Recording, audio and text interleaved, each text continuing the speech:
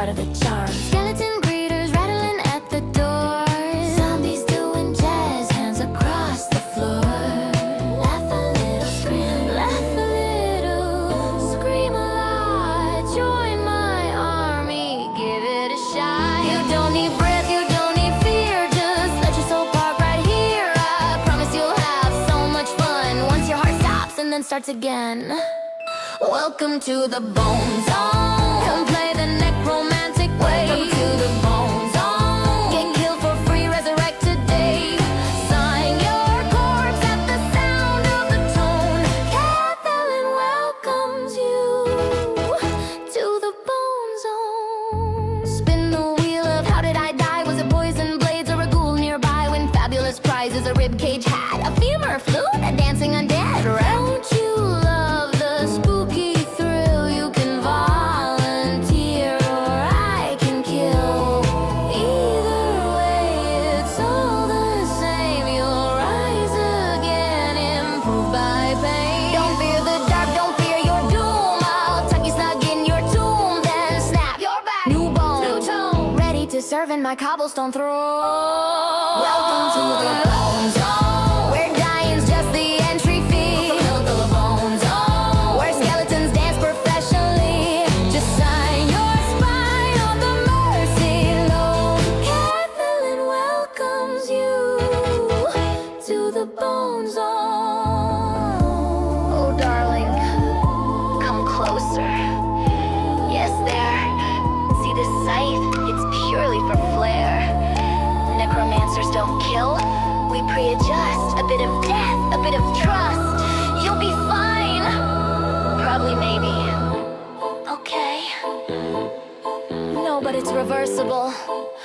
Probably.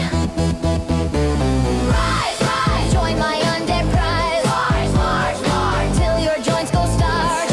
Serve in eternal bone reserve. When calls, obey the tone. Come on down to the Bone Zone. Welcome to the Bone Zone. You'll laugh, you'll scream, you'll moan. Welcome to the Bone Zone. Your corpse has never felt this at home. Once you're dead, you'll never be alone. Kathleen claims you in the Bone Zone. One little death and you're good as new. If you survive, take home a skull or two. Thanks for visiting, scream again soon. The Bone Zone's open under every moon.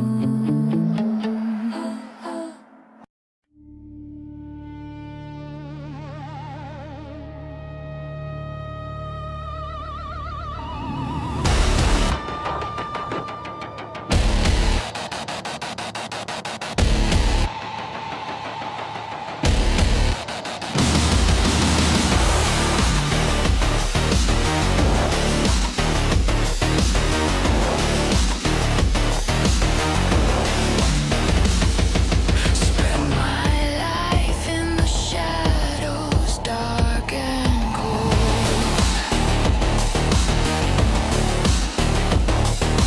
Questioning, screaming, no answers told.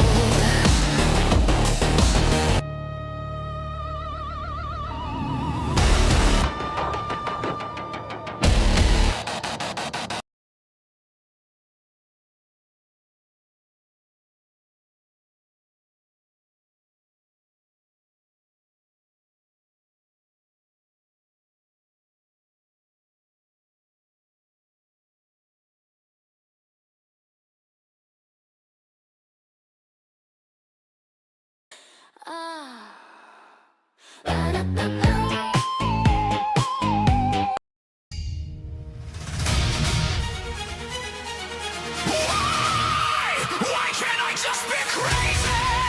Why do I have to be right? Take your meds!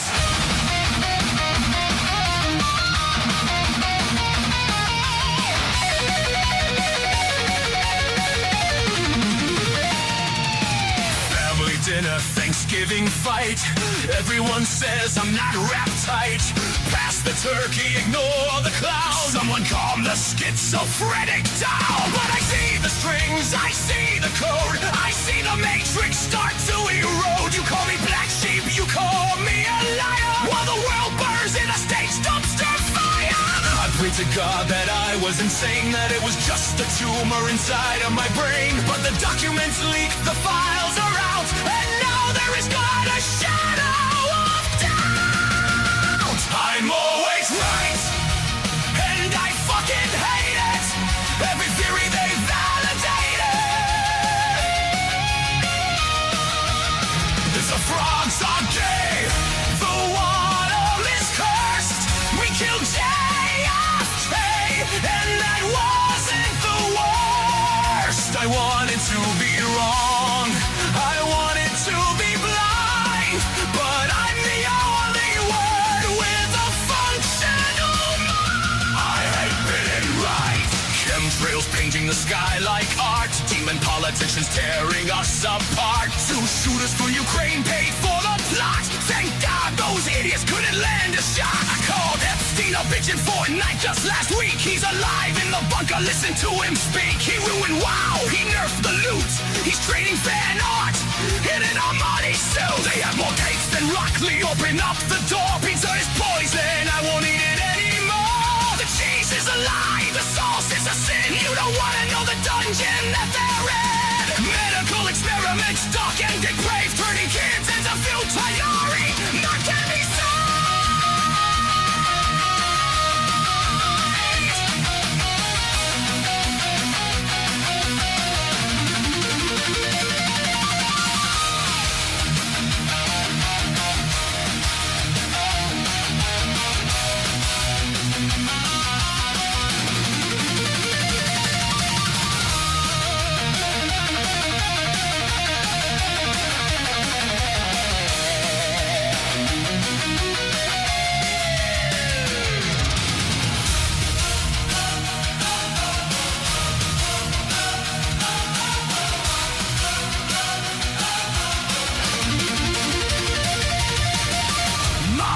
And bow like peas and carrots on a plate.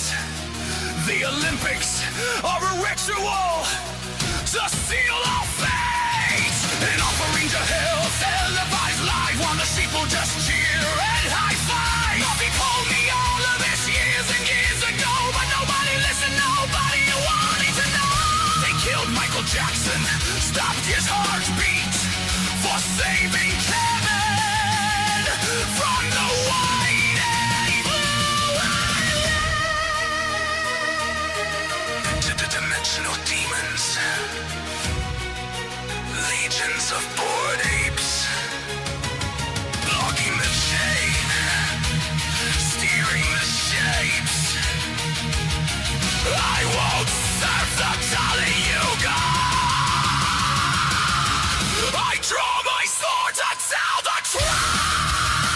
I'm always right, and I fucking hate it. Every theory they validated. The frogs are gay, the water is cursed. We killed JFK, and that wasn't the worst. I wanted to be wronged, I wanted to be blind, but I'm the only one with a functional mind. Bury the gold in the backyard, next to the boneyard. Stay away from my clothes.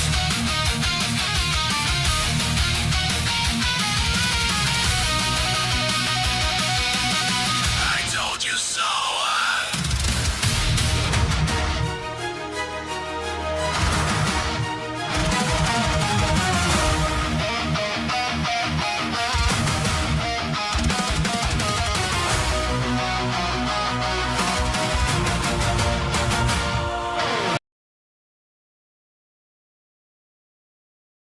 What is up, people? What is up? Nightowl, late but back with another glorious day of streaming.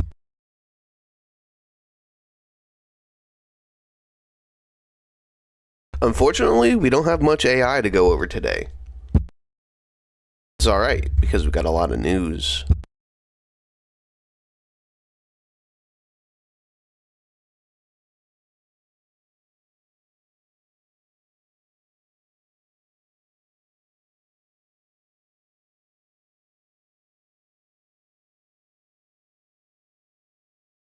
Do you need like a certain style of cult, or do you just want like my normal style?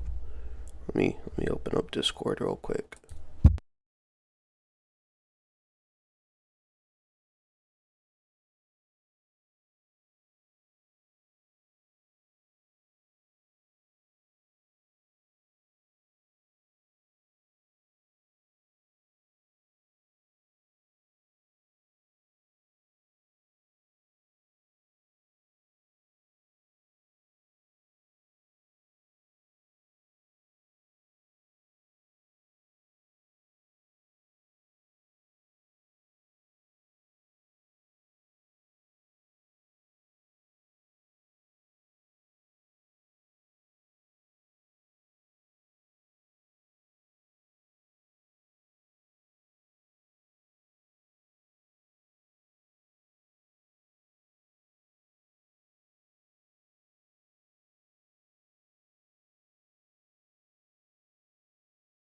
Oh man, I need to like not do this shit when I'm like fresh waking up. I was spacing out. I just forgot I was on stream, guys. I'm fucking cooked.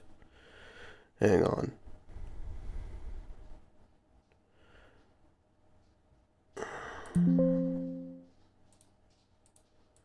See what this man Akno says.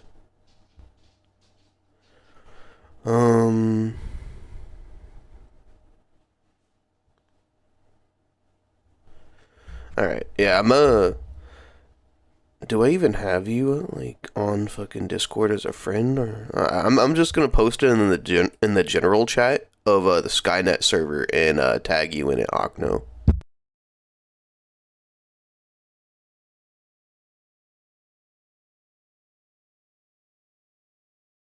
As soon as I find it, for some reason my my fucking file surfer just fucking skips like 2 lines, so I have to sit here and like just fucking search for shit. I'm also like retarded too, so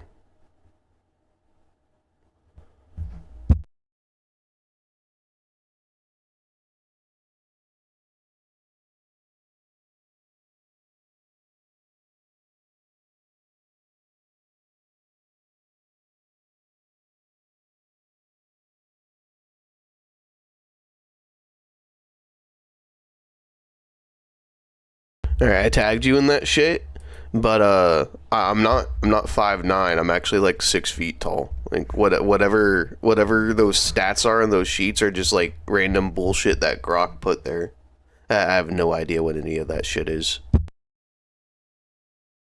The design on those sheets is correct.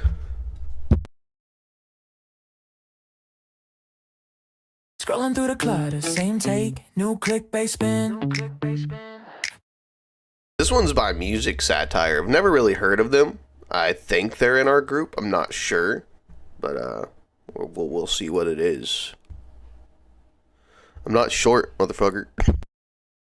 Classic grade you need on thumbnails, yeah, I'm bored again. Chat log feels like landfill, copy paste the same old spin. Then I see that avatar laughing and I dive right in. Hey, I slop in the feed again, but the VTubers win, VTubers win. Twitch sucks, I'm switching stations. Give me scuff, give me soul, give me chaos and rotation. Hey, slop in the feed again, but the VTubers win, VTubers win. Twitch sucks, yeah, I'm tuning now to a rig, to a lap, to a real fake crowd. Corporate clown with a checklist, can't script what we call fun. But a doodle face with a broken mic got me cry laughing at one. You can chase that perfect metric, Elon flying through the sea of growth. Ski Bros crew dropping lyrical bombs, pushing Suno through the lines non-stop, keeping up with all our digital lives unlocked. Hey, swap in the feed again, but the VTubers win, VTubers win. Twitch sucks, I'm switching stations. Give me scope, give me soul, give me chaos and rotate. I slop in the feed again, but the VTubers win, VTubers win. Twitch sucks, yeah, I'm tuning now to a rig, to a laugh, to a real fake crowd.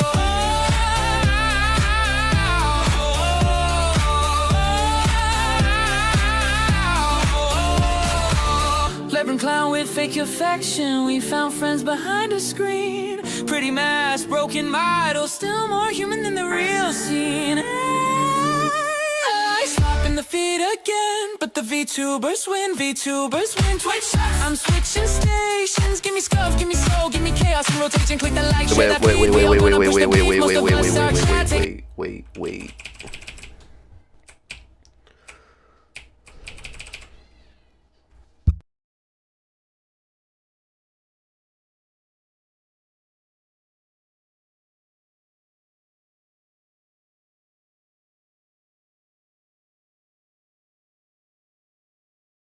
I'm switching stations. Give me scuff, give me soul, give me chaos. Scene. I slap in the feet.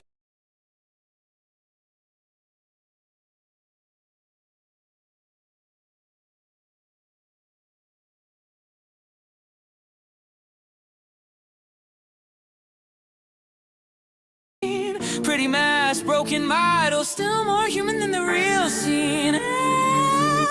I slap in the feet again, but the VTubers win, VTubers win. Twitch shots, I'm switching. Thought that might have been me. I'm not sure. Can't really tell. I thought that was gonna be a reference to the fucking AMV that I made with the Konosuba opening. I got excited for a second.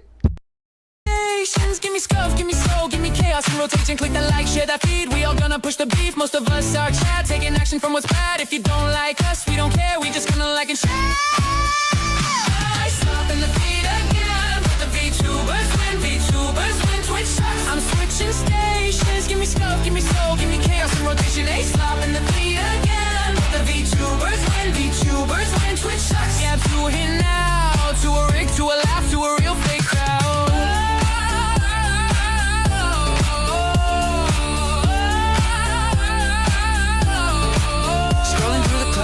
Same take, new clickbait spin. Konosuba is an anime. It's a really goofy, chaotic anime, but it's fun. A lot of people like it. Classic rage and eat on thumbnails, yeah, I'm bored again. Chat log feels like landfill, copy paste the same old spin. Then I see that avatar laughing and I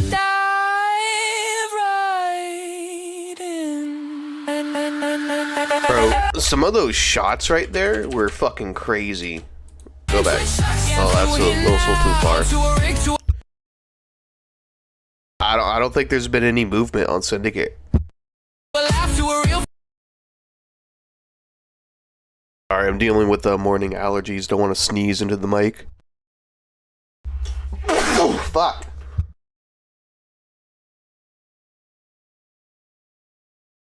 Did it anyway.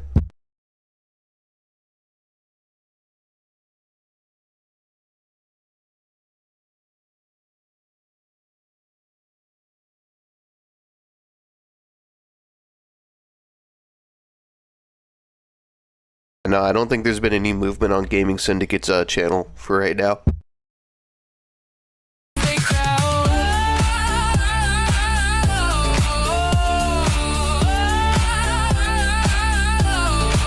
Scrolling through the clutter, same take, new clickbait spin. Classic rage and eat on thumbnails, yeah, I'm bored again. Chat log feels like landfill, copy paste the same old spin. Then I see that avatar laughing and I These underwater shots of Duck and Itami are fucking crazy. I slap in the feet again, but the VTubers win, she VTubers shivered. win. Was that? I'm switching stations, give me scuff, give me.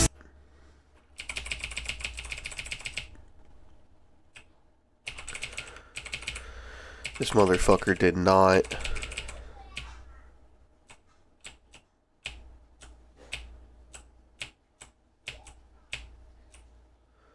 Damn, brother, we got toes. Alright. VTubers win, VTubers win. Twitch sucks, I'm switching stations. Give me scuff, give me soul, give me chaos and rotation. A slap in the feet again, but the VTubers win, VTubers win. Twitch sucks, yeah, I'm tuning now to a rig, to a laugh, to a real fake crowd.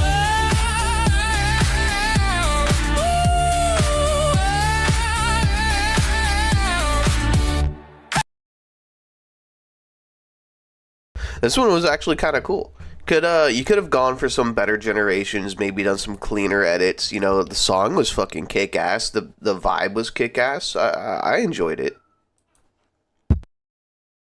That's Music Satire, everybody. Go ahead and like, share, subscribe to their shit. They are definitely up and coming.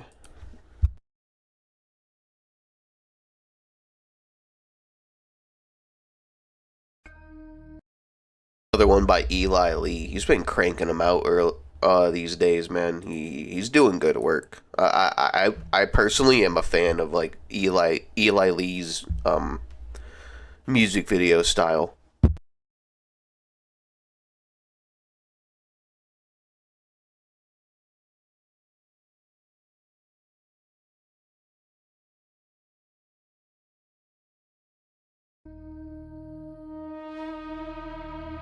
I was gonna dead ass. I was gonna clip the feet, bro, and just troll Shiver with it the whole time.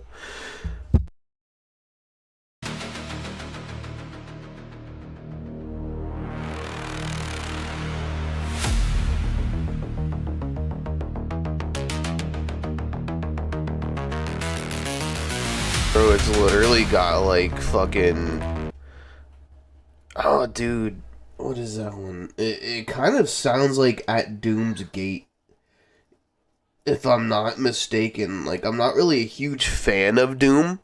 I know some of the tracks because, like, I genuinely, like, rock out to, like, some Doom music. But, like, this opening sounds like the beginning of, like, At Doom's Gate.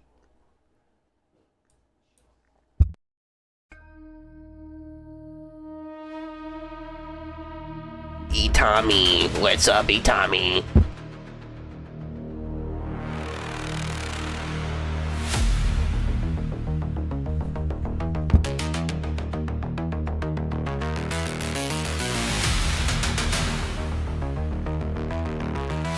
Crazy, or does that not sound like the beginning to At Doom's Gate? I'm retarded. It's probably not exactly the same.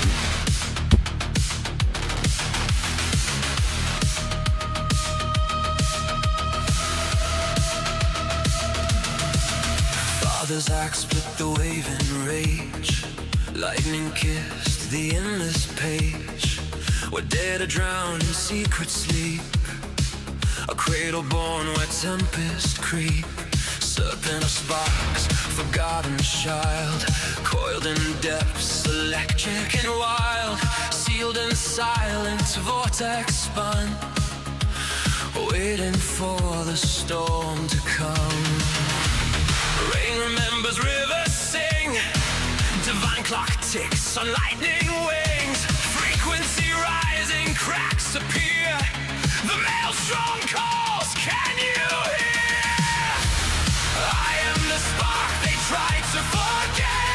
Leviathan rising, no regrets. Resonant thunder in my veins ignite. Electric eel awakens through the endless night.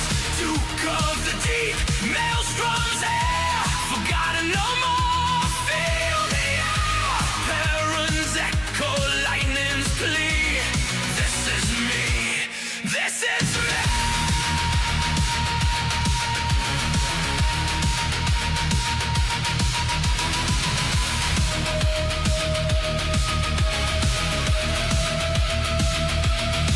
Static rain on fiber veins. The river swirls in electric chains. Every stream a thunder call. Charging shadows, breaking walls. Satellites flicker like cold runes.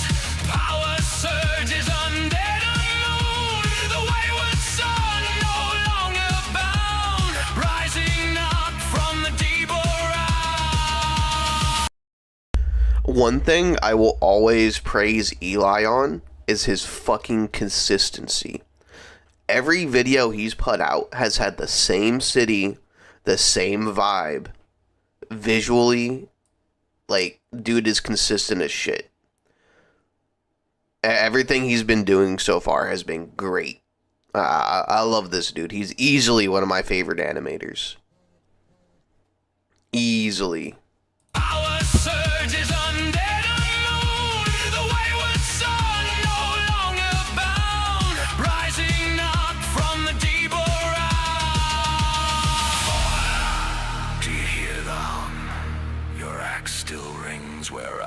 running from. I swam through cold, through storm, through pain, just to sing her name again. But the sea is answering back in every crack, in every... And one thing, it's a personal narrative here. Like, he had some cameos in his first couple videos. This one's all about him and his character and like his own temperament. That's really cool too. I haven't really seen a whole lot of people do like a I don't want to call it like a self-glazing, but like a personal video, you know, like not a whole lot of people just do like their own like music video like this. I could be speaking a little soon and there could just be like a slew of fucking cameos here at the end. But like so far this video has been all about him and his internal storm. It's great. Track, I'm not lost, I'm the red light, the frequency that never dies. I am the spark they try to forget, the violet rising, no regrets. Resonant thunder in my veins ignite, tequila awakens through the endless night. Duke of the deep, maelstrom's hair, forgotten no more, seal the air. Perum's echo, lightning's plea, this is only the beginning of me.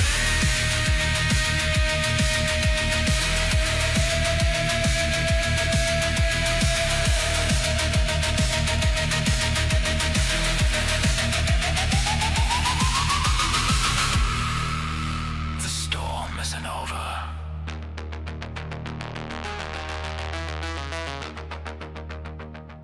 It's just getting started.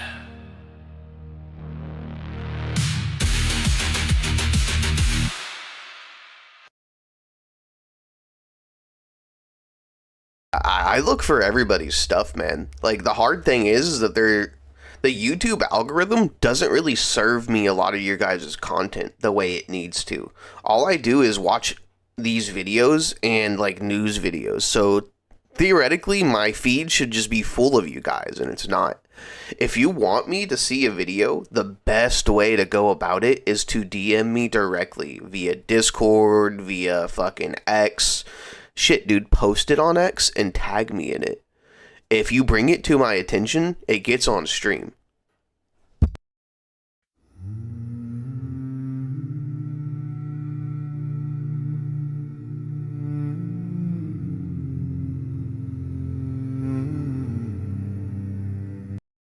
The cameos are a good way for everybody to kind of get to know each other and find each other, but the cameos can't be everything. There has to be like a hardcore focus on like artistic drive, right?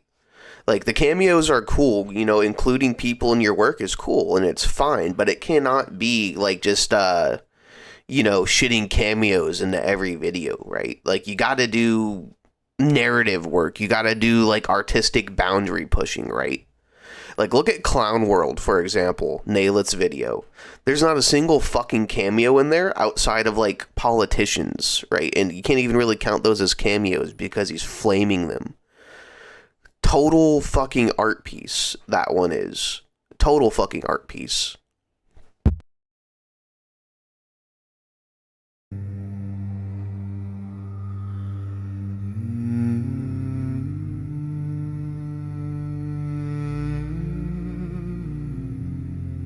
Dude, the thing is, I haven't even seen that. Like, I remembered you made it, and, like, I just haven't added it to the playlist. That fucking reminds me. Let me go on my other fucking internet tab.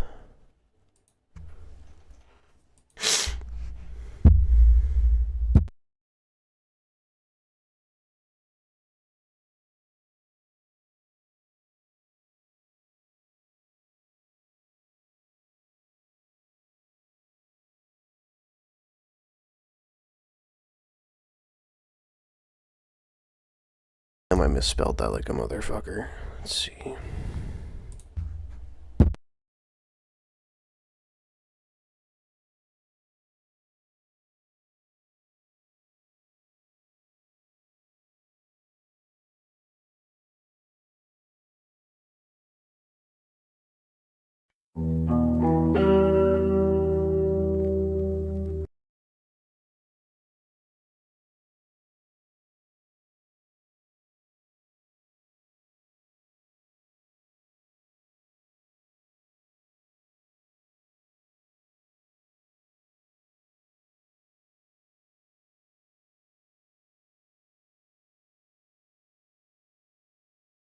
All right. We're gonna watch Glasspool's video, his song. This is apparently about the campfire. I'm not too sure about it. I'm gonna go like grab another cup of coffee real quick, and I'll be back. By the way, Jared, I can still hear it. I have my earbuds in. I can still hear Hush it. of the night, where the darkness clings tight, I linger in shadows out of sight. They gather round the bonfire, faces aglow, laughter like sparks in the embers' warm flow.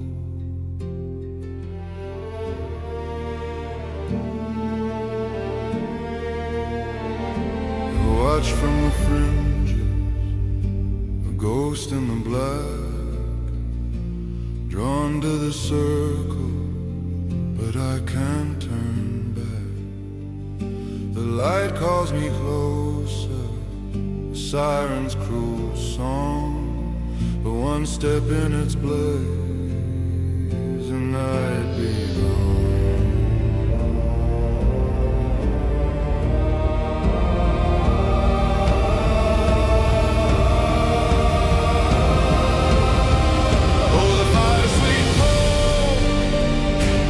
Burns in my soul, the warmth of their world, a story untold. I ache to be near, to feel the heat's kiss, but the light would devour me. Nothing but this, forever alone, on the edge of the globe, watching their joy in the cold. I know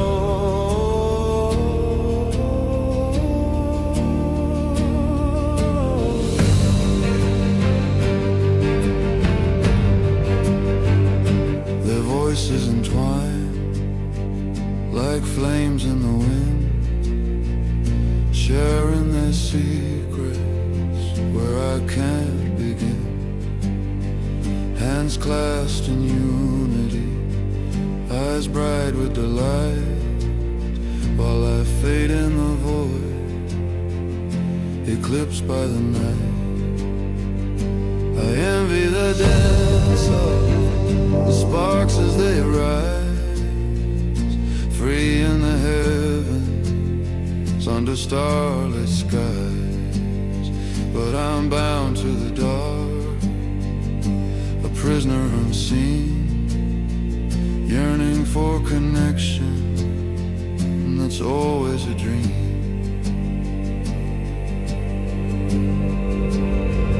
Oh, the fire sweet glow, it burns. Now, Jared, do you actually consider yourself an outsider? Yeah, honestly, just food for thought, man, because I don't think anybody in the Skynet considers you an outsider. In my soul, the warmth of their world, a story untold. I ache to be near, to feel the heat's kiss, but the light would devour me. Leave nothing but this, forever alone, on the edge of the globe. I mean, at the very, very solid least, dude, I don't consider you an outsider. You're like literally one of my OGs, bro. Like, you were one of my first commenters before like any of this shit fucking happened, bro. Jared Glasspool is literally the OG member of the Owlery. He was like one of the first, along with like Gaming Syndicate and Feeble. Like, it was him, Gaming Syndicate, and Feeble that like fucking pulled me out of my shell. Like, fucking, you're far from a fucking outsider, nigga.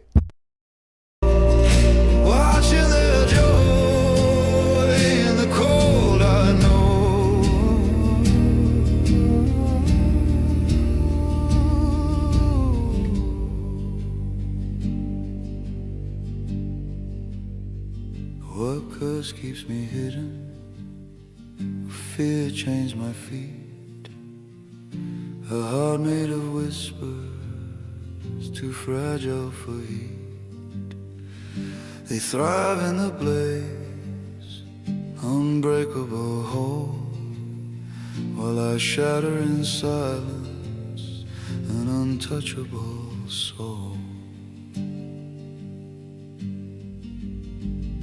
And as the flames die and the crowd drifts away, I'm left with the ashes of another lost day.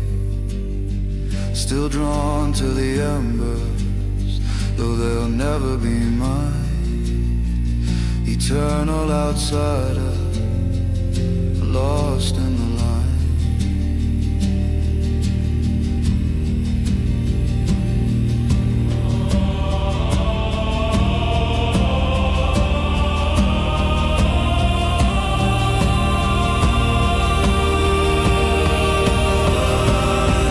Oh, the fire sweet.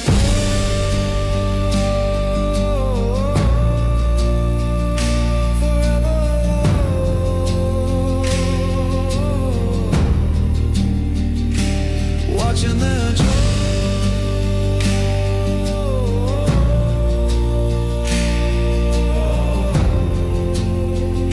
in the cold, I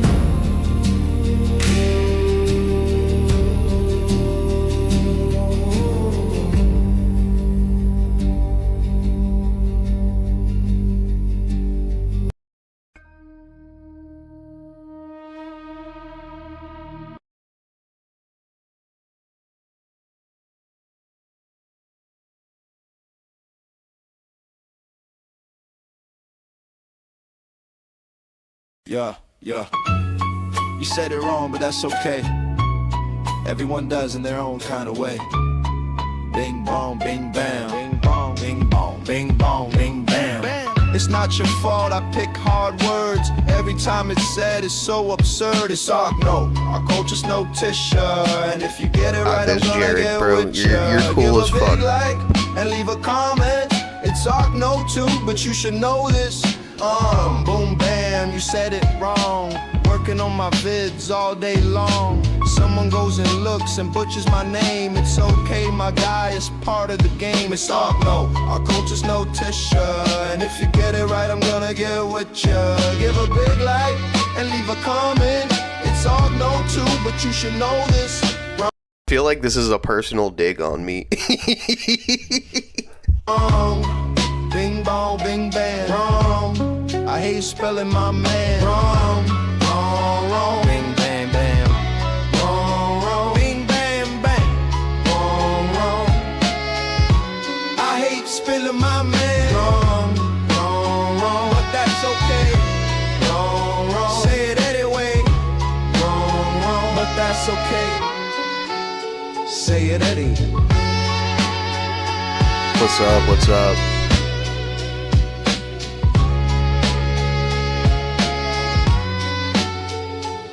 It's all no, our culture's no tissue. And if you get it right, I'm gonna get it. No, I get it. I was just making a joke. Like and leave a comment. It's all no too, but you should know this. Oh no. Oh no. Oh no. Oh, you made yourself a Funko Pop too. Bang bang bang. There just has to be like a little bit more to your videos than just like, here's a bunch of cameos.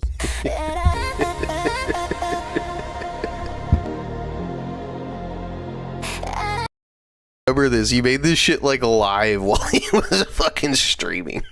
Just fucking off a whim.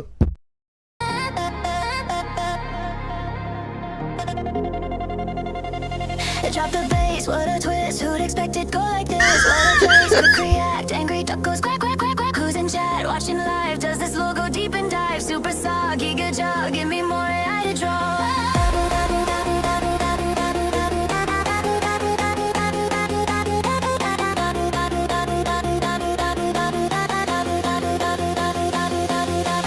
Wow, wow, what a twist. You're a meme supremacist. Hold up, wait out the gate. Deep joke to appreciate. Wow, wow, hold up now. Wondering where, why, and how. Come right back, what was that? Someone said a joke in chat.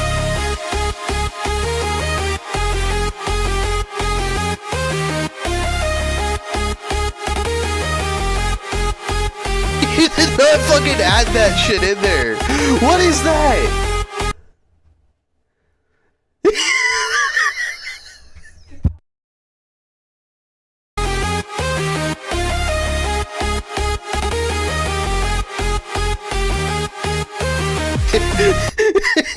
It's that fucking gross, don't go in there.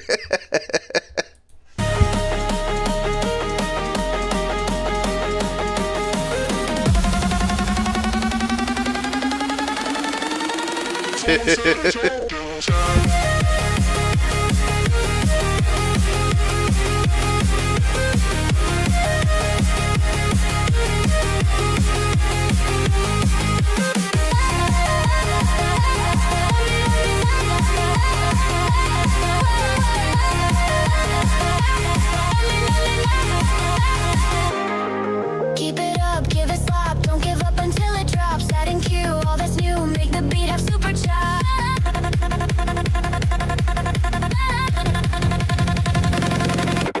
Wow, wow, what a twist, you're a me supremacist. Hold up, wait out the gate, deep joke to appreciate. Wow, wow, hold up now, wondering where, why, and how. Come right back, what was that? Someone said a joke and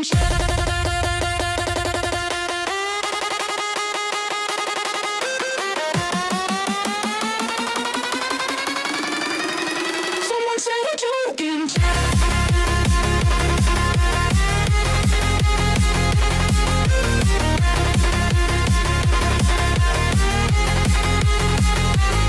Mind your fucking business.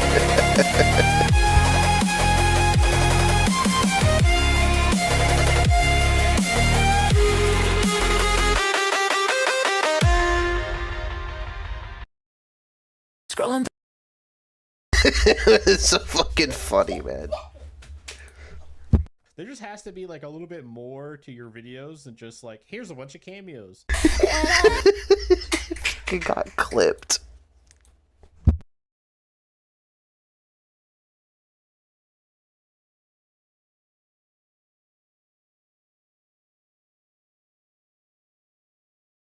Here's the next one by Depths Walker.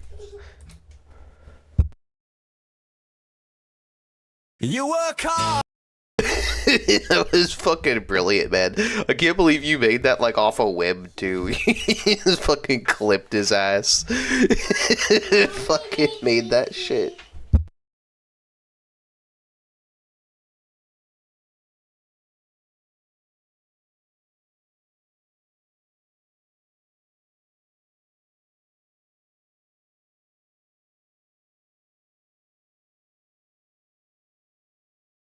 And build with skill, make some friends with time to you work hard and build with skill, make some friends with time to kill, make the sacrifices, buy the right devices, then some jealous soul or an outright troll just plows on through like a wrecking crew. I hate that it's true, a bolt from the blue. What doesn't kill you makes you stronger. Yeah, cheers for that pearl of wisdom, mate. Sometimes it's just a pain that lingers longer. Sky a bear that you want to agitate. I say spare the platitudes. And the know-it-all stares. We got a round in the fridge. Get a couple of chairs. Your worst opponent is your self-indulgent sorrow. So pour another, we'll get through tomorrow. They bicker for clout, so pour another.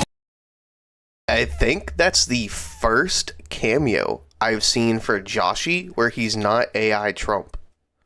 That's fucking incredible. We'll get through tomorrow. They bicker for clout to assume the worst. Read your every action like you are cursed. Cries of too quiet, too much talk. Probably mad while self-inserting in the situation. Looking oh so sad they build their straw man castles on quicksand lies. Then act surprised when the whole thing slides. But you've got your crew, no Trying to kill everybody over here? Nah, I know that's not me. Like shit. need to explain. We see through the noise, we ignore the rain. It's almost funny how they miss the point. Thinking one cheap shot means you're leaving the joint.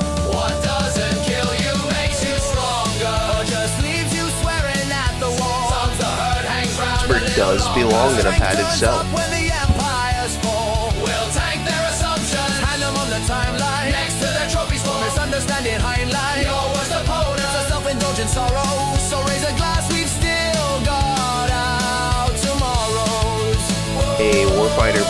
mention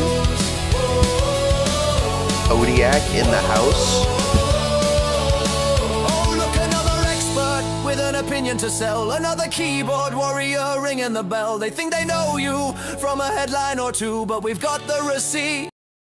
It's the fucking advanced GG mogul from that other video. And we got you! No grand speech. Love all the nods to like other people's videos in this one. She's no grand last stand, just a stand at our back and a helping hand. That's a real magic of the quiet kind, the sort that truly steadies your mind. We all have days where we see little hope, cold and lonely, feel like a dope. There are times where we see everything escalate. No matter how hard you work, it comes in late. Take a moment to breathe, don't let the anger seed. Share a meme, crack a joke, laugh so hard you nearly choke. There's so many vids and clips that the internet ships. You Bro, can never watch it all. what the fuck is that? What is that? What doesn't kill you makes you stronger. Alright, maybe it's half true after Well, all. the pain might linger, but it won't last longer. Then the nights we catch you before you fall. We'll mark the records till our sides split wide. To say this song reminds me of something that would come out in like the early 2000s, kind of along like Blink 182, Sum 41 type shit. I like it. I like shit like this. This is like the shit that I grew up on. Turn the thunder into something to deride. Your worst opponents are self-indulgent sorrows, but with a slot here, you've won your tomorrow. And you got everybody looking like cute as fuck in this frame. It's a very cute frame.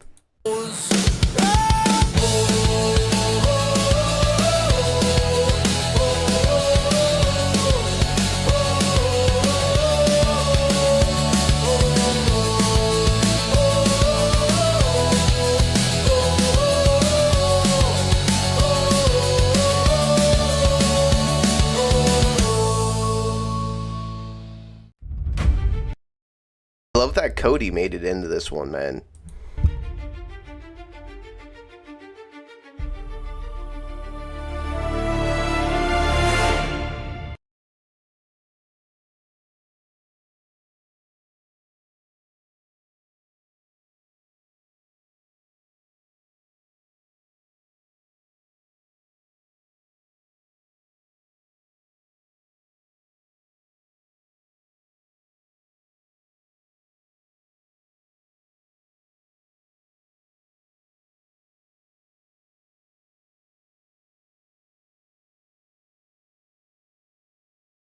That shit's great. I loved it.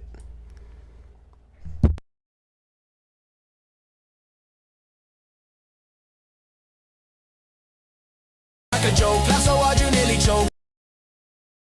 Talk about this one though. You and me, we're gonna have a personal chat about this. First and foremost, I fucking hate Gundam. Well, not hate. I'm not like overtly fucking hostile toward Gundam. I'm just not the biggest fan of fucking mecha anime in general, right? Like I've really only watched and liked 3 mecha anime in my entire life, right? And that's Big O, Gurren Lagann, and Darling in the Franxx. And Darling in the Franxx sent me into a depressive spiral to the point where I would never watch another fucking mecha anime again. So to have me in a room full of Gundam is absolutely blasphemous. It's not even about the owl and the fucking shit, bro. Like, I would just clean that up. That's no big deal. The fucking Gundam, bro. God damn the Gundam. Exactly, like, you got me in a room full of all of my ops here. There's so many vids and clips that the internet ships. You could never watch it all. So At least it's biblically accurate, though, with the fucking eye bags. you work hard and build with skill. Make some friends with It time was to a kill. secondary Make watch. the sacrifices, buy the right devices. Then some jealous soul. I've seen Iron-Blooded Orphans, and I've also seen Witch of Mercury. People are like, oh, you just want the fucked up mecha anime. Like, you just want Neon Genesis in all of your fucking mecha anime. And I was like, kinda, yeah, it kinda set a high bar. control, just plows on through like a wrecking crew. I hate that it's true. A bolt from the Because I said I've only liked 3 mecha anime in my life doesn't mean I haven't watched any others other than those 3 that I mentioned. Witch of Mercury is, it's definitely a fucking ride. You thought Iron-Blooded Orphans was a fucking, like a mentionable, Gundam installment? Like, I think you would like The Witch of Mercury, too. blue. What doesn't kill you makes you stronger. Yeah, cheers for that pearl of wisdom. Would Power Rangers count as a mecha? I mean, I know it's not a mecha anime, but like it's kind of like the same premise, right? It's like just a bunch of fucking dudes and a big robot at some point. Like, would that not fall under the mecha anime umbrella if it were animated? It's essentially like Voltron. Sometimes it's just a pain that lingers longer. A sky affair that you want to agitate. I say spare the platitudes and the know-it-all stares. We got around in the fridge and a couple of chairs. Your worst opponent is your self-indulgent sorrow. So pour another, we'll get through tomorrow.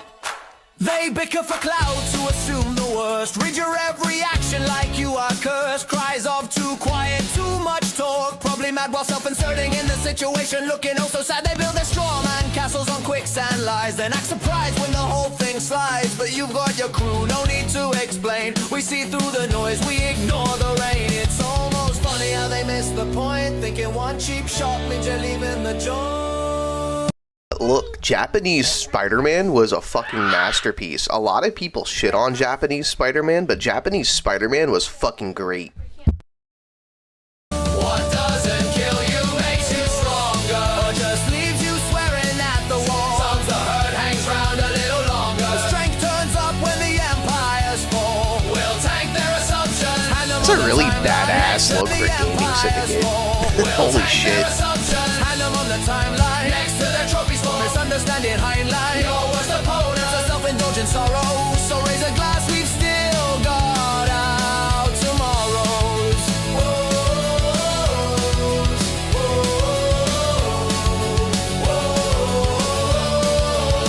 Oh, look, another expert with an opinion to sell. Another keyboard warrior ringing the bell. They think they know you from a headline or two, but we've got the receipts. Mecha is like my least favorite genre, bro. Like, it really is. Like, giant robots are cool at all. You know, like giant robots fighting like some sort of kaiju, like that's cool at all. It's just not my favorite fucking setting or trope, if you want to call it that, in anime. I like.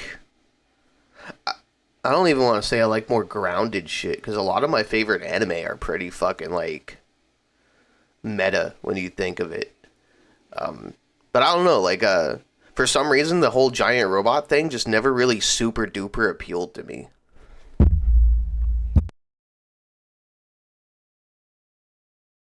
Man, you can't apply sarcasm to text.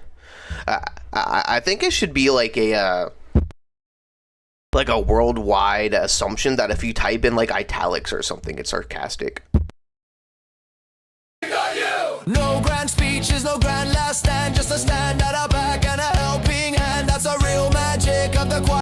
I think everybody's like first anime is like incidentally like kind of like a mecha anime, unless they're like one of those kids that watch like WB Kids or 4Kids TV and like watch like Pokemon and Yu-Gi-Oh and Digimon and shit like that on Saturday mornings. Which, you know, arguably I'm one of those kids, but like it definitely wasn't like my first anime. Dude, like,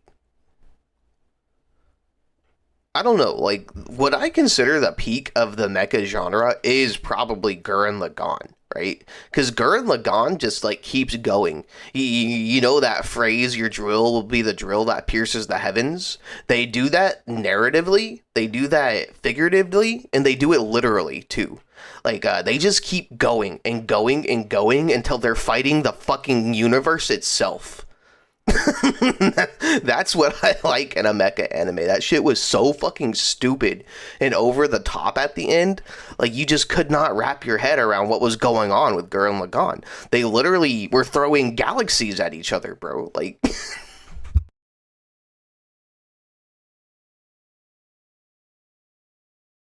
kind, the sort that truly steadies your mind. We all have days where we see little hope. Geezer, that's what you're for, man. You're supposed to teach the younger generation about these things. Cold and lonely, feel like a dope. There are times where we see everything escalate. No matter how hard you work, it comes in late. Take a moment to breathe, don't let the anger seep. Share a meme, crack a joke. Laugh so hard you nearly choke. There's so many vids and clips that they...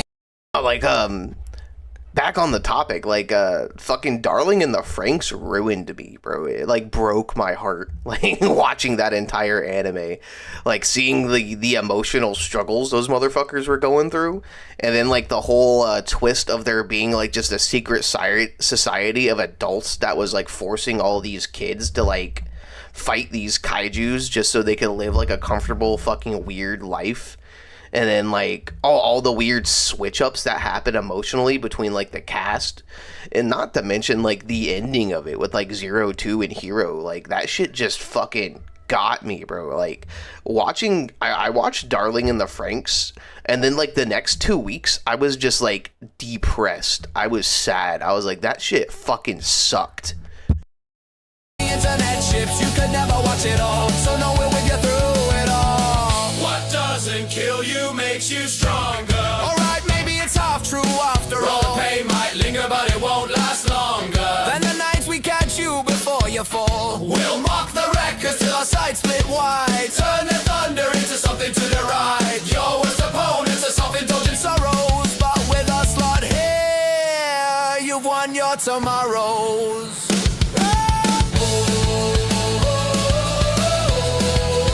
I couldn't make it to the pizza party because I was too busy cleaning up the fucking owl.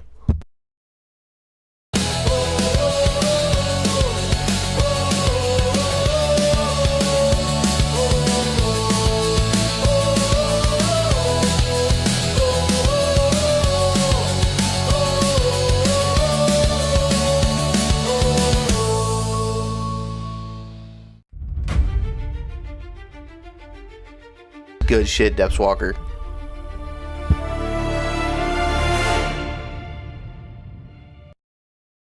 This is a big thing that we're doing. It's about fraud, having to do with all the fraud that's taking place in our country. And we have people that are extremely brilliant and just very talented. For sure, those were really cool shots of like the party and the pictures. I liked it. To give a little description of what we're signing. They're going after.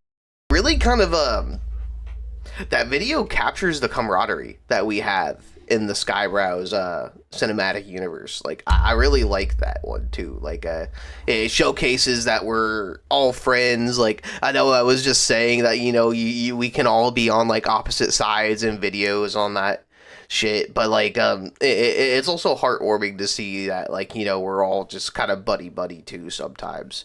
That was a good video, Depths Walker. Really good video. For fraud? Yeah. Then I'll ask JD to speak. Finally. Yes, sir.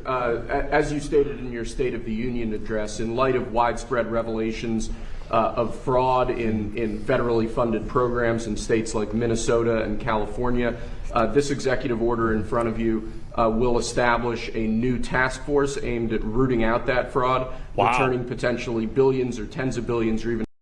I don't know, man. This is all performative. I feel like we have enough video evidence already and enough, like, actual fucking evidence to, like, just start making arrests.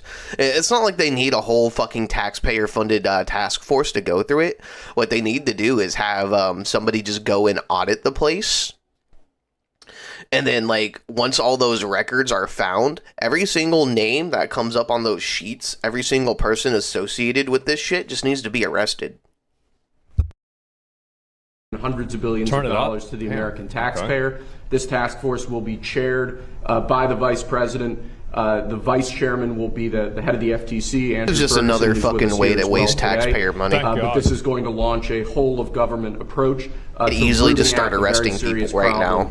of fraud in federally funded programs around the country. Great. Did Vance As an lose weight? example, you know, I feel you've like been you seeing lost it. weight. He does look like he lost a lot of fucking weight. But no, like, literally, like, there's just so much information out on it already. Like, I feel like they could get away with arresting Tim Waltz and Ilhan Omar right now. Like, I genuinely think they could. And seeing it pretty big in Minnesota, $19 Maybe I've just seen him in billion. memes too much. But that's only for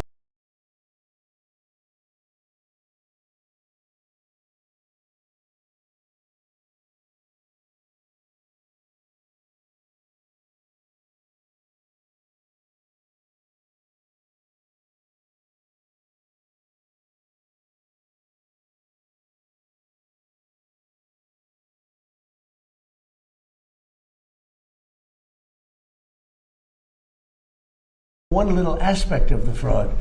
Damn, I It's was $19 muted the billion. whole fucking time, and I was just raging. Shit, dude. Yeah, like, you know, you think Ilhan Omar, literally the fucking Somali princess. That's what she is. She is a Somali pirate princess. She is Somalian royalty. She is top brass for these fucking third world brownoids, right? And then, like, she comes over here, gets put in the office, and then all of a sudden all these other fucking Somalis come over and start fraudulating the system, and like she just doesn't know about it. That's bullshit, bro. She told all these people to come do it. She covered up for them. And then Tim Waltz, he's just a fucking lapdog of the blues, bro. Like he's just gonna do whatever he's fucking told, right? He's just a fucking bitch. So like they both know they're both complicit. They're at the top. There's no way they can't not be held responsible. They should be the first arrests, and then everybody else under them, everybody that's on the papers, like the filing papers, should be arrested and charged in the same way. And California, as they say, is 10 times worse than other states. Probably more than that. This is not a... It's all of them, too. Republican It's Democrat. literally every single politician. And I feel like that should be like the benchmark, right? When you go into like Congress or like Senate and you audit all of their finances and see that they have a huge jump in finances between one year and another, they're doing something fucking illegal, right? They're either being handed a bunch of money to turn a blind eye to something, or they're making money off of whatever's happening. Either way, they're making a whole bunch of money that they really shouldn't be making, because the congressional and Senate salary is like shit. Like, what is it, like $100K a year? That's comfortable, man. That's very fucking comfortable. You do not need more money living off of $100K a year. That's the thing, is they'll make all this money and then they'll vote to raise their own pay rates, and then they won't do shit for the American people. Oh, they're robbing us blind. Like, it's fucking ridiculous. I personally, I think the whole fucking thing just needs to be burnt down and rebuilt. Thing. This is wherever it's taking place. Yeah, of course. It seems that it's Obviously. usually in blue states.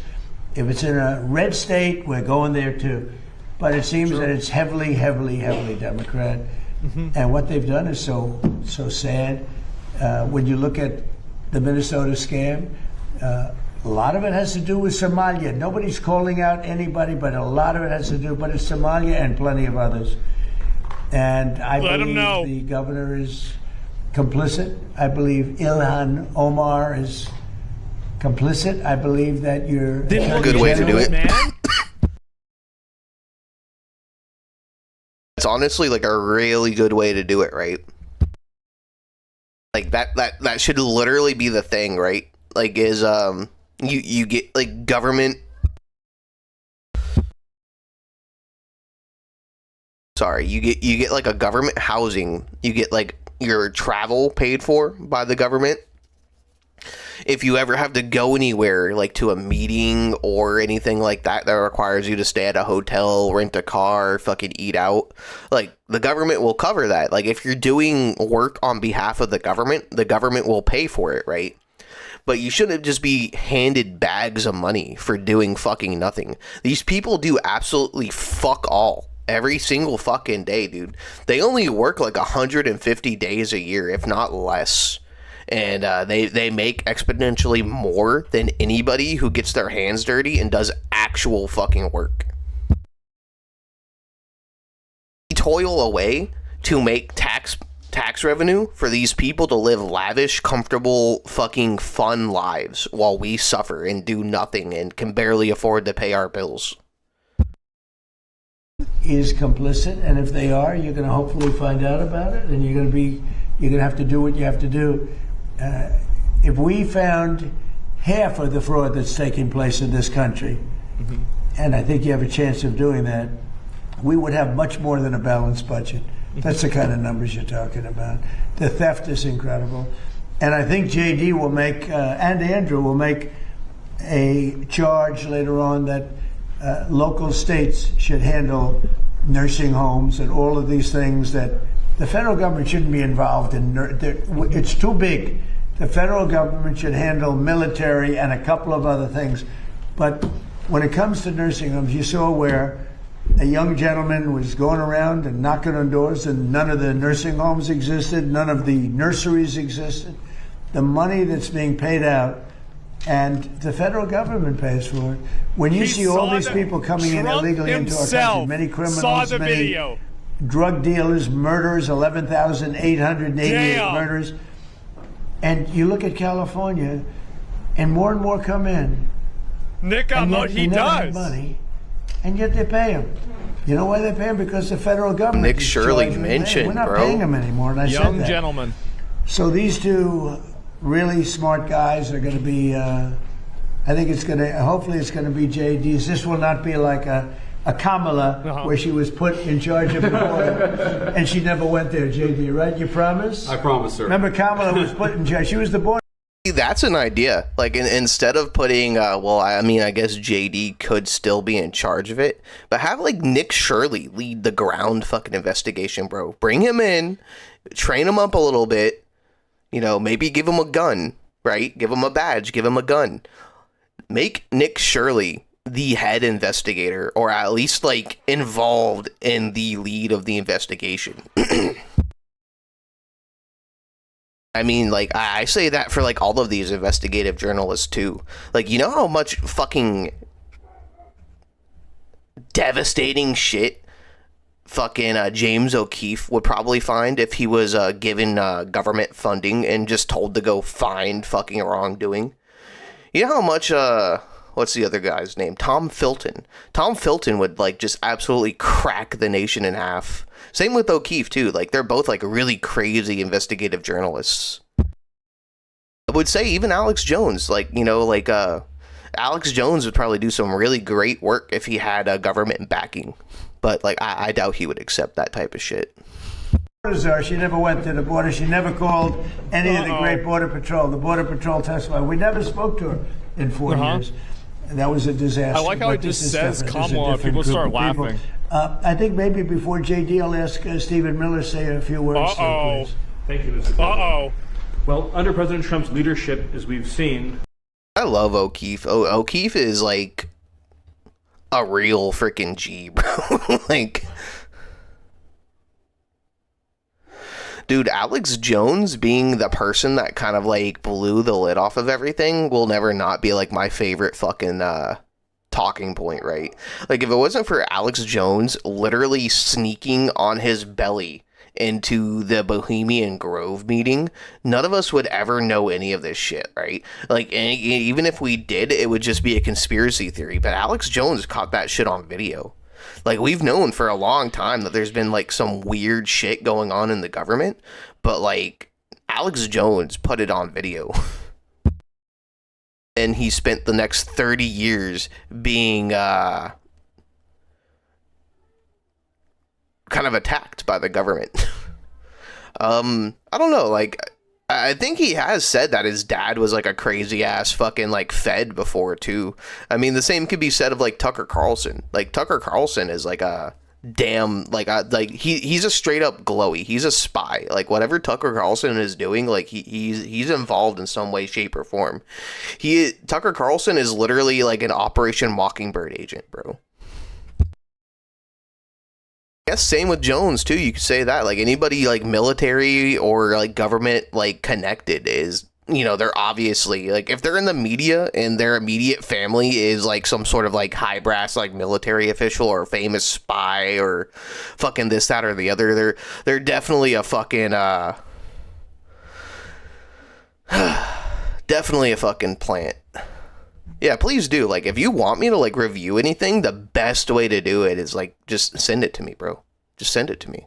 Like, I will not be mad at any one of you for coming into my DMs. Like, I don't care. DMs are open.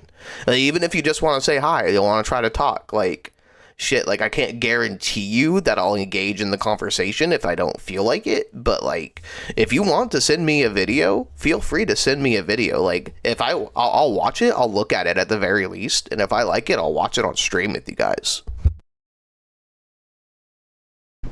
The illegal flow across the southern border was stopped completely. But what we found since President Trump came into office is that the Democrats have set up a system to funnel hundreds of billions and ultimately trillions of dollars to migrants that are in our country, oftentimes from places like Somalia. So as an example, ICE recently asked a group of illegal immigrants that were in detention whether or not they were receiving Medicaid. Half of them raised their hands and volunteered that they were on Medicaid. Just volunteered that. These aren't the ones who are hiding it, right? They also asked illegal aliens how they paid their medical bills, and they said that if they don't have Medicaid, they go to hospitals, they get free care there, and they bill it to the taxpayers. So they aren't paying for any of their own health care in this country. This is one example.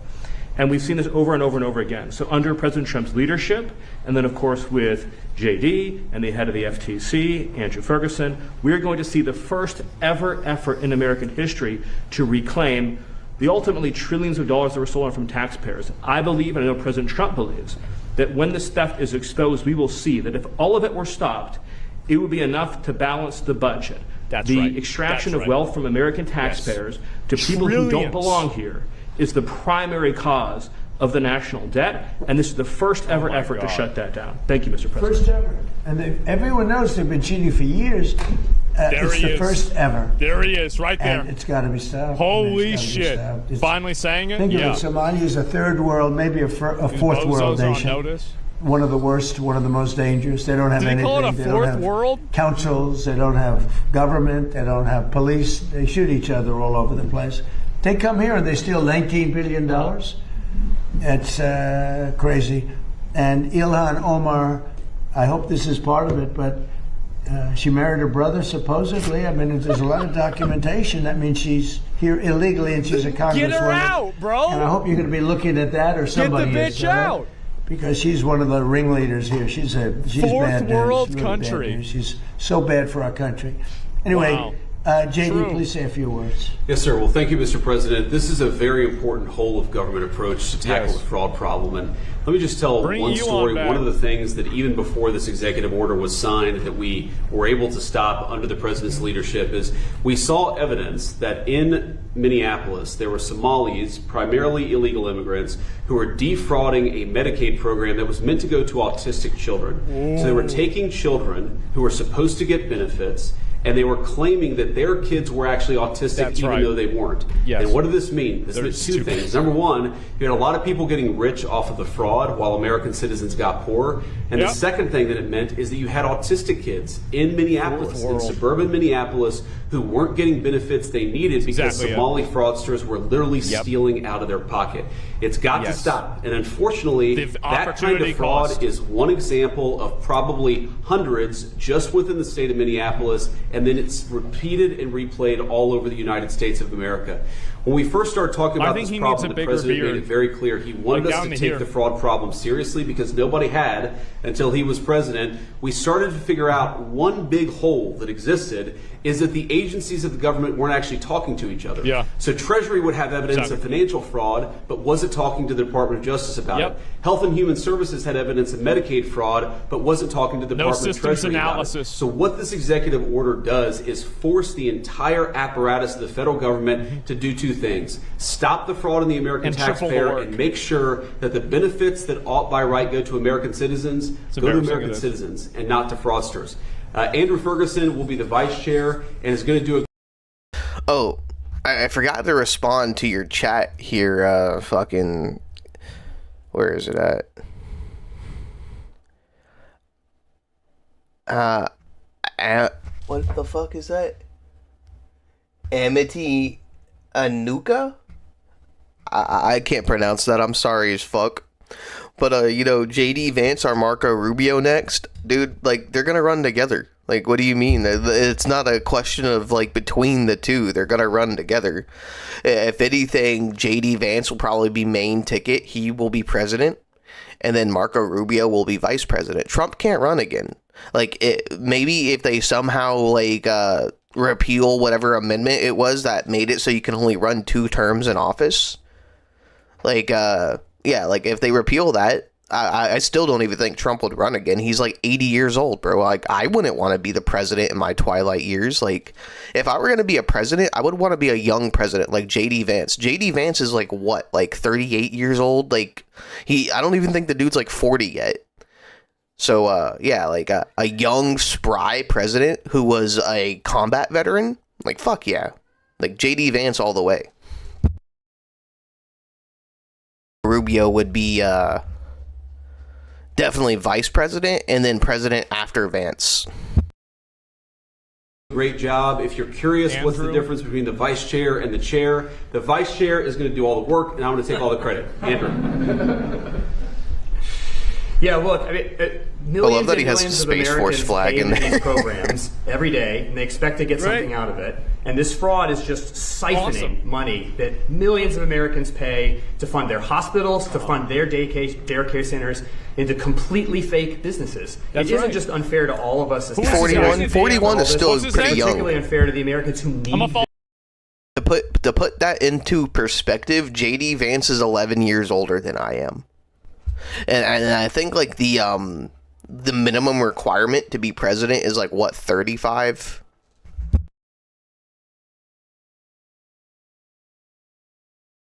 On Twitter and watch this money leave their hospital, leave their school system, and go out to fraud. And that is why this effort is so important. And I think we've just begun really looking at this, but I think that one of the things we're going to find is that in a lot of these agencies, the previous administration was pretty lax about existing anti-fraud controls, and we're going to expose that too. Yeah, true. I would take the word pretty out. I would change it with no, he's not 30 years old. Unbelievably lax. Yeah. They weren't.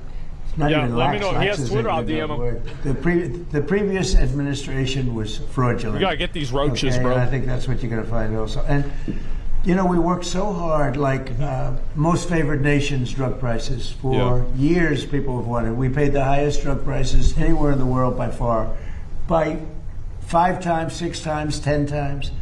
More than London would be paying in New York. That's more so than any city in Europe was paying than our cities. We would have a pill that would sell for $10 in Munich.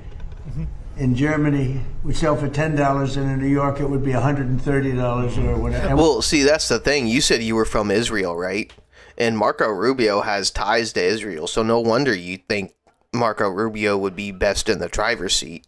Nothing against you, nothing against Israel. I mean, like, but yeah, of course you would think Marco Rubio would be better in the driver's seat than, like, an actual, like, red-blooded American. We worked so hard. It's live, yes, live. And we pulled it off. It's called Most Favored Nations. So now we went from, by far, the most...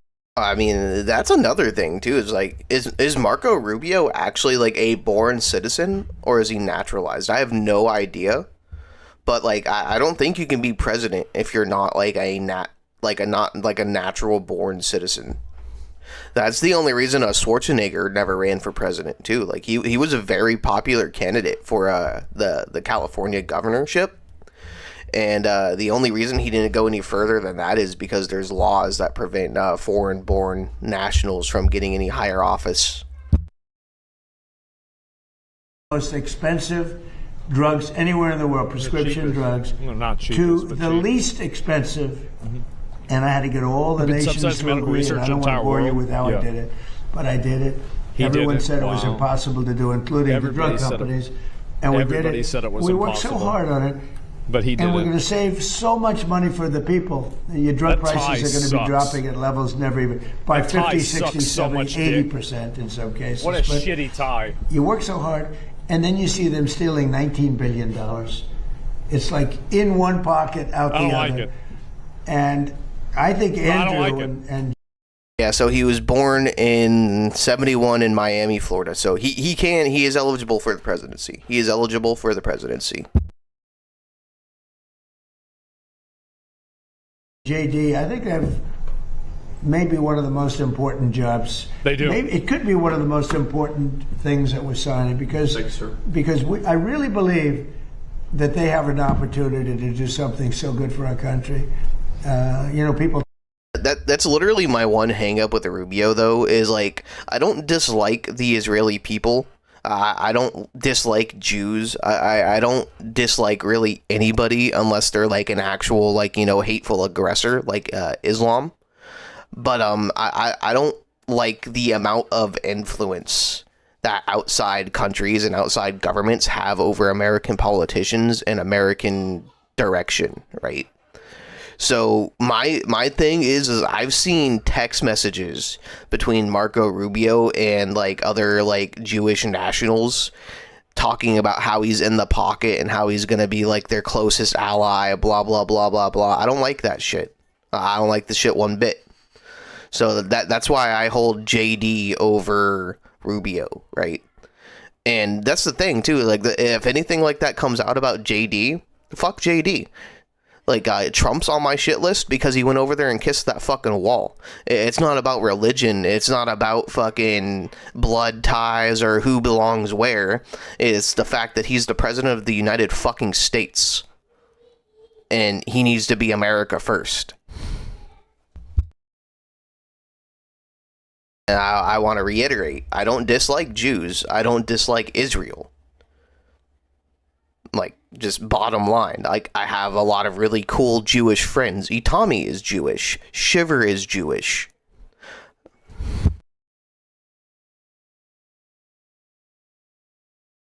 I have a really good bit of Jewish friends. I have a lot of professional Jewish ties, too. I worked for a Holocaust museum. I was really well respected in this Holocaust museum. And a lot of the people that ran the Holocaust museum thought the same way that I did too, which was fucking hilarious. Talk about balancing budgets. You can't balance a budget when people are stealing $19 billion and Palantir is that fucking like internet safety fucking company, right? Like, I have no idea what the fuck Palantir is. Nobody's ever heard of anything like it. Yeah. We had, I guess, in the same state, you went autism, where 4 or 5 years ago they spent $1 million, and now it's like almost 400 million in just a few years. Well, damn, those kids is retarded. Didn't go up like that, and even the 1 million was probably a fraud. But it went from 1 million to almost 400 million in just a few years. These are crooked people. I'll have to look into them. I've heard people drop the name before, but I don't know exactly what it is they do. Horrible. Wow. And, I was elected with JD, Make America Great Again. I've heard of that. And we can't have. I know people threw a big fit about Rumble partnering with Palantir.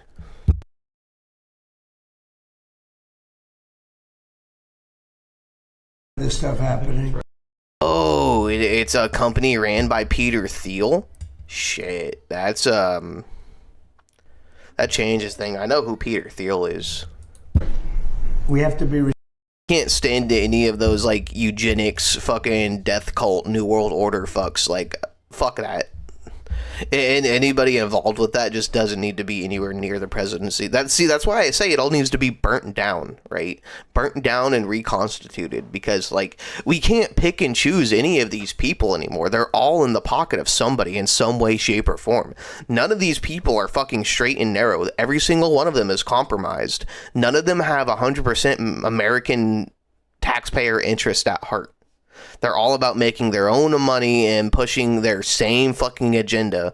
They're all on the same fucking team of the almighty fucking dollar.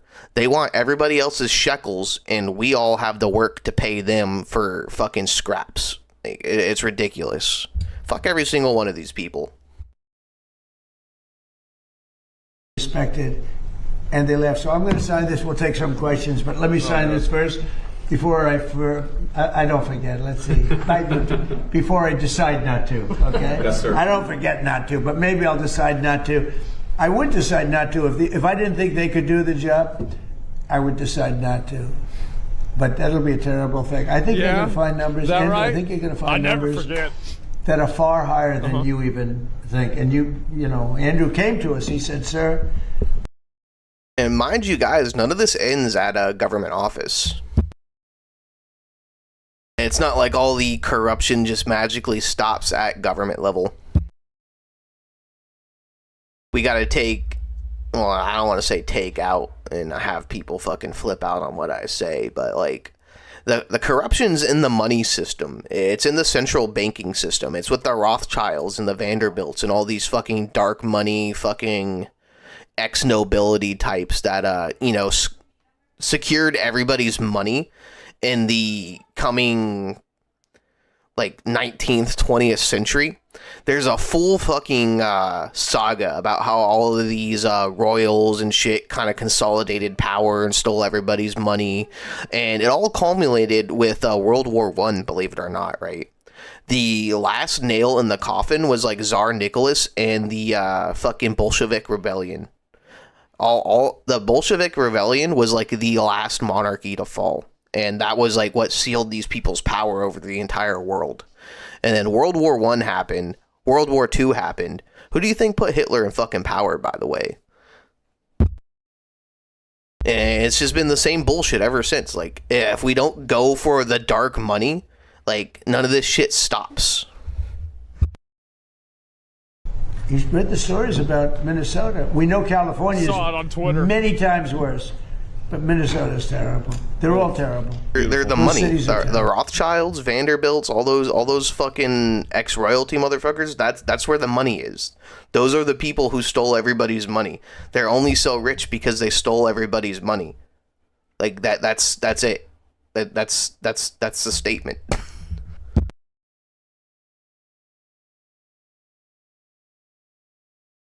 New York is terrible. Show his age. He is almost 80. What's going on in Chicago, Illinois, with that slob of a governor is terrible. And the kind of money we're talking Fatty? about I remember Fatty. is just country changing. It's country changing money. It's having a deficit to having a really profitable country where you can lower your taxes substantially. That's his name, just Fatty. And I think that's everybody knows who it is. To do. And I think you two guys are the right guys. If you guys can't do it, we've got a problem. Well, they let me. I can do it. I'll do it. Be easy. So I'll sign, and then we'll take some nice questions from our wonderful media. I love how that's a joke. Great, finally. Okay. Good one. Be right back. I hear the kids squawking. Good one. Here you go. Fucking stupid idiot. Very JD. important. That's a big deal. We've been working on this very long. Right? Yes, See, sir. right? Will? Yes, sir. Andrew, do you have a question? Yes, Mr. President. You said during your State of the Union that this type of fraud, the corruption, is the type of thing that can shred the fabric of a nation. He's right. Why do you suppose then that leaders in recent memory haven't looked at the systemic amount of fraud that's been taking place? And because they're crooked. Yeah. They make money. It's true. Simple. They gain power. They use it for power. Exactly. Like with the Somalians, they vote in a block. Yep. 100%. There it is. They make a deal Racial with the block Somalians. voting. They all vote because they're on a gravy Free train. money. See, he's been watching the stream. It's coming. It's money first. Yep. Power second. A lot of people say power first now. I think it's power money first, but okay. Power second. Did you ever see where like Mercedes? People come over from Somalia. They have no money, and now they're buying Mercedes-Benz cars. Okay, it's more cash goes out of the Minnesota airport than any other place in the world. Why is that? Where's it We're going? going to find it. And Minnesota's really bad. The governor's corrupt. The attorney general is totally corrupt. Just like the New York State attorney general, Letitia Go arrest James. him then. Go She's arrest a him. Go highly fucking arrest him. Trying to sue person. Valve. Bragg, the DA, is a corrupt person. They're all corrupt. These Yeah. are corrupt people. I got to take a piss. And we got too many of them in our country. And we have to expose them. and we have to catch them. And if these two guys can't, these are high IQ people. I've always liked high IQ. These are high IQ people. If they don't do it, we're going to go a long way, fellas, to find somebody else that's going to. We have no choice. If honestly, and they may not do a good job. If they don't do a good job, thank you, sir. No, it's possible. If they don't do a good job, the country's sort of in trouble. Yes, go ahead. Thank you, sir. 2 questions for the And I think they're going to do a great job. Go ahead. First, Mr. Vice President, Democrats are already calling you the fraud czar. What's your reaction to that title? And then second, given I like your it. past skepticism, Have a good day, Jared, man. Stay safe. are you Have fun. completely on board with the current war in Iran?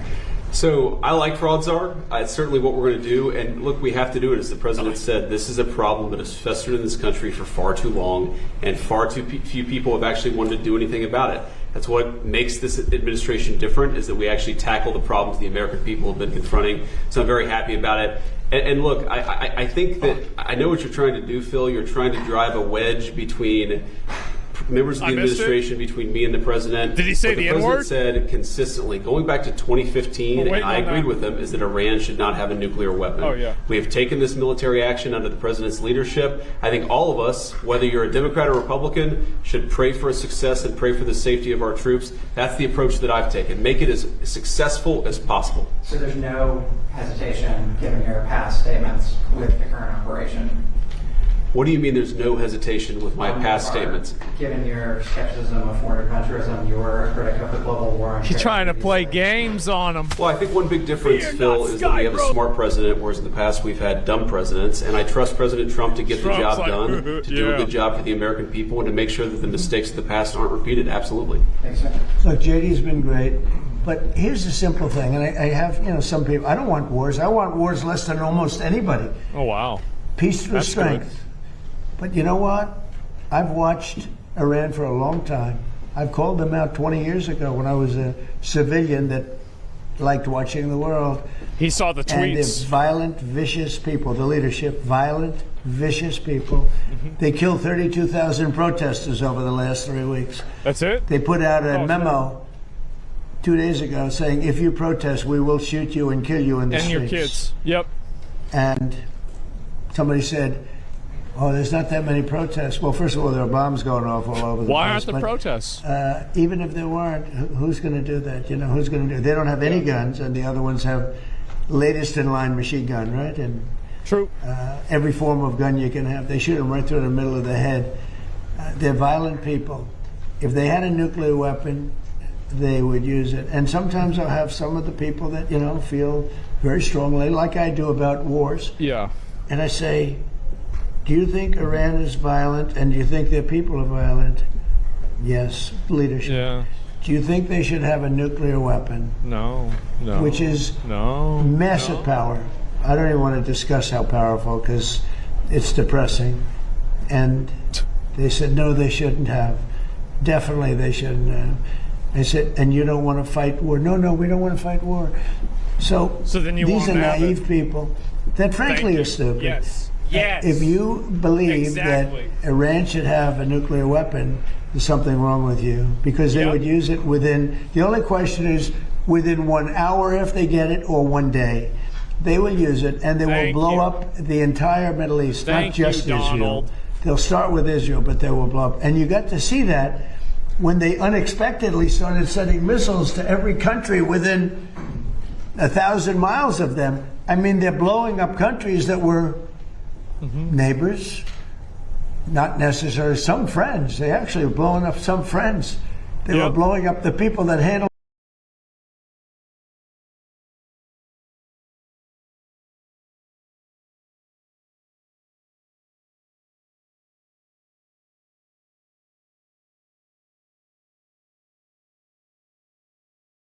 And I just think this decision to go to war is just a total betrayal of the American people. I think it's treacherous. I think it's horrible. I think it's shameful. I think it's evil. So you think Trump is an evil traitor? By the way, nothing against Trump. Oh. But clearly this war with Iran, which is a foreign nation, is being motivated by Chabad Lubavitch, which is a Jewish organization. And these Hasidic Jews are clearly very powerful and influential, and they're controlling our government and getting us into war. You're blaming them? And by the way, nothing against Chabad. What? I think it's possible to call out the wrongdoings of people without being like anti those people. I don't think pointing out the fact that like Jewish people might do some wrong things, I don't think it makes you entirely anti-Jewish or anti-Semitic. I think it just means you're pointing out that a certain group of people are doing a certain doing a certain handful of things, right? Like I don't think there's anything wrong with that. But you just said all that stuff. It's clear that Ben Shapiro, who is Jewish, hates this country. He's anti-American. Because he's Jewish? By the way, nothing against Jewish people. Uh-huh. And nothing against Ben Shapiro. What about what you just said? And I just think that Christian Zionists are some of the worst people, actually, like the worst people. Like, I hate them. They're shameful. They're disgusting. And by the way, nothing against Christian Zionists. Sounds pretty against. But I do think Israel as a country should be condemned. It's been murdering people, just murdering people left and right. It's a murderous regime. It's a disgusting regime. And by the way, not against Israel. Really? Like at all. Well, you know who is against Israel existentially is Hamas and Iran. Well, from what I understand, Hamas is a political organization, but I don't know if that's true. Yes, you do. And by the way, not for Hamas. You sure? And as far as World War II goes, I mean, I know we're told we won World War II, but I mean, I think we need to look at who the real chief villains were in that story. I mean, Hitler was a complex person. I think there's things you could admire about him. And by the way, not for Hitler. What about Churchill? Shut up, don't say I'm not for Hitler. All right, Tucker, why do you blatantly lie so much? By the way, not against lying. Oh, all right, that makes sense. It's one of I do it all the time. I do it every day, and I'm sure. The one thing that does unnerve me about Tucker Carlson, though, is I feel his laugh is very fake and very forced. It is honestly like a really spot-on impression, dude. I think that's just funny. Sure I will again. Right. I love it. You love lying? No, I hate it. Really? See? Oh, you got me again. So you're always lying. Yeah. And I just think this decision to go to war is just a total betrayal of the American people. I think it's their accounts. Big mistake. They're sending thousands of missiles into countries that didn't expect to be in the war. Yep. Because they wanted to take over the Middle East.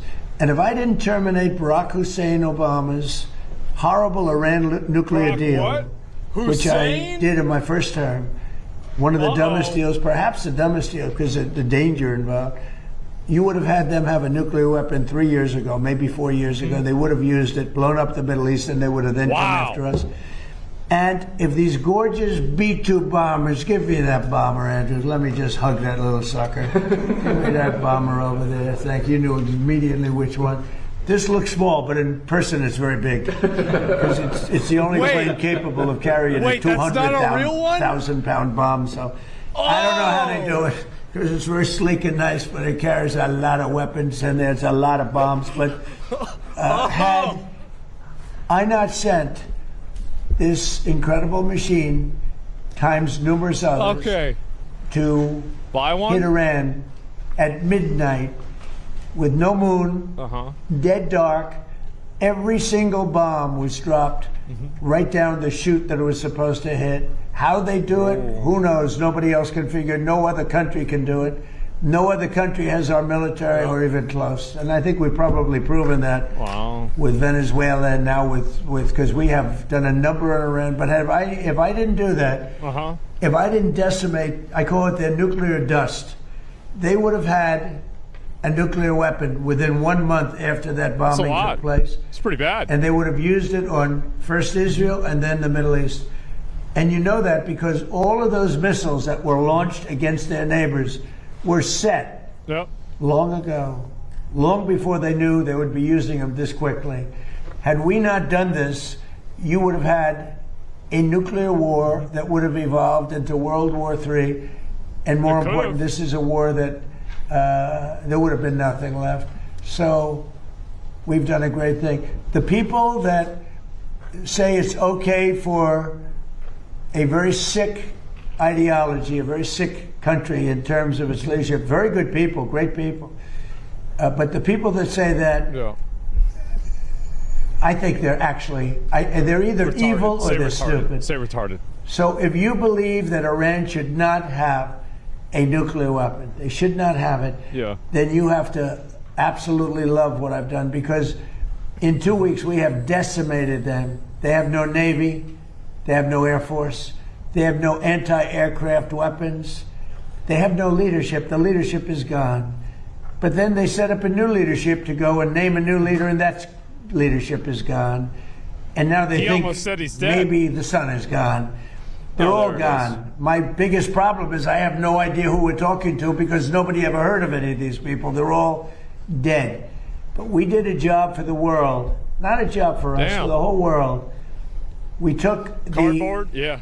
worst country in 50 years and maybe longer from the ideological standpoint, a country that wanted to blow up the world, a country that is sick, and it has a religious fervor. And when you add religion, you know, people don't realize more people died in religious wars than every other war put together. And that's what you would have had here. And it was Damn, a terrible Donald thing. with the I'm fedora very tank. proud of what we did. And I think JD Damn. understands better than most. If you give Iran a I didn't nuclear expect weapon, that. at least a very substantial part of the world would be blown up. And it'll be used almost immediately, yes. Thank you, Mr. President. You don't mind if I keep this here, do you? Isn't that a beautiful thing? You know, I used to look at it, and I said, it's a piece of art, but how can it be effective? Yeah. It's so stealth. Think of it, Peter. 1 a.m, it flies in, and they say, sir, they're in Iranian airspace. And I say, oh, and I'm watching it from the Situation Room with a couple of other very smart people, including some good generals, real generals, not television generals. Yeah. And all of a sudden you see that dive, they start diving, and you see him 30,000, 20,000. Boy, I said, that was a lot. They went down fast to aim it. And they know they're coming. I've heard their I've heard their new Ayatollah is fucking pretty much dead, right? Like, dude's just comatose, missing limbs. And they're smart. And they never saw him. And they're firing a little bit, but they don't know what they're firing at because they can't see a thing. And then you hear the biggest explosions that anybody's ever heard. Those are the biggest bombs. Yeah. Outside of nuclear, those are the biggest bombs. I don't know, man, but And like you say, also, what you know, like you can bluster all you want to, but I mean, there's kind of like the same things coming from both sides, right? Like one party's all like, yeah, the Ayatollah's dead. They have no leadership. And then the other side is like, well, Bibi Netanyahu's dead. We bombed his house. Like, you know, his wife, and the fucking defense ministry are all gone. And I mean, like, it doesn't help that they keep releasing AI generated videos of Bibi, right? Like, fuck. Who knows, man? The fog of war is stupid, dummy thick. These people are honest.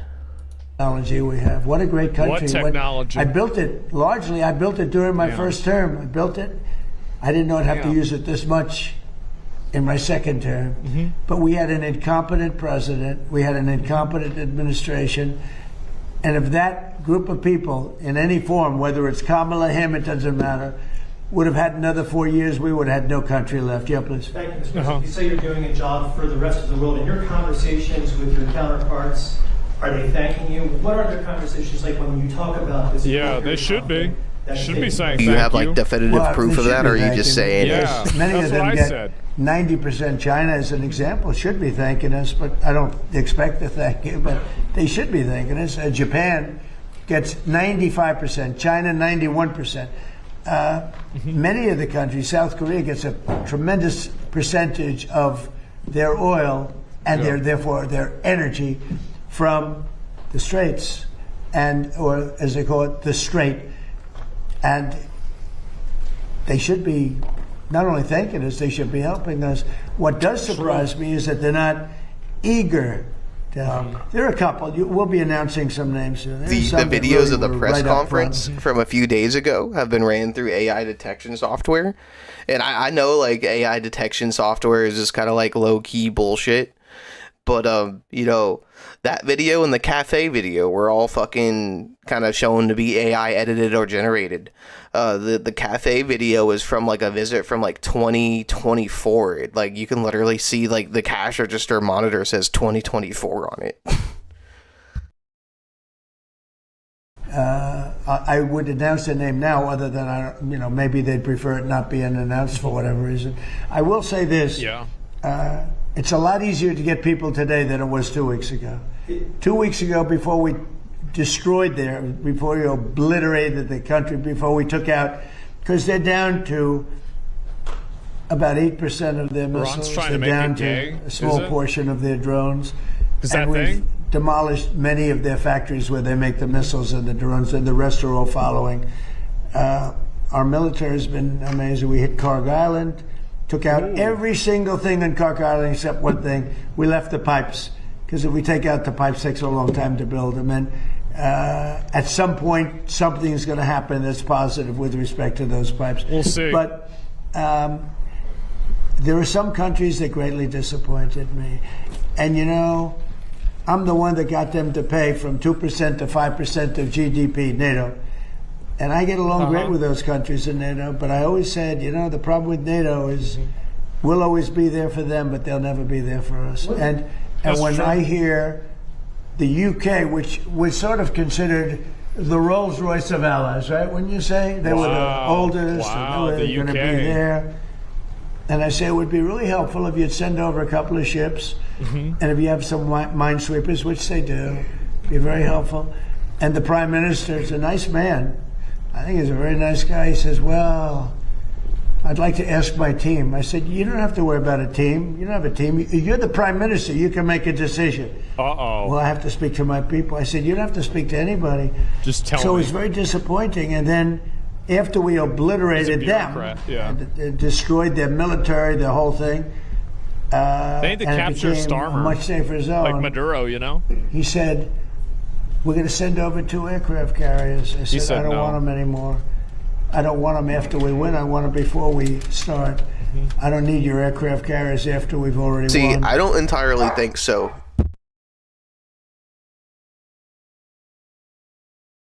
I think the announcement of Bibi Netanyahu's death and like the actual scope and scale of some of the slip-ups that's been going on with the dome defense in Israel, because I mean, like, let's be honest, a missile hit the fucking Temple Mount, right? Like there's no denying that. Like the Iron Dome has not really been hitting 100% of its targets.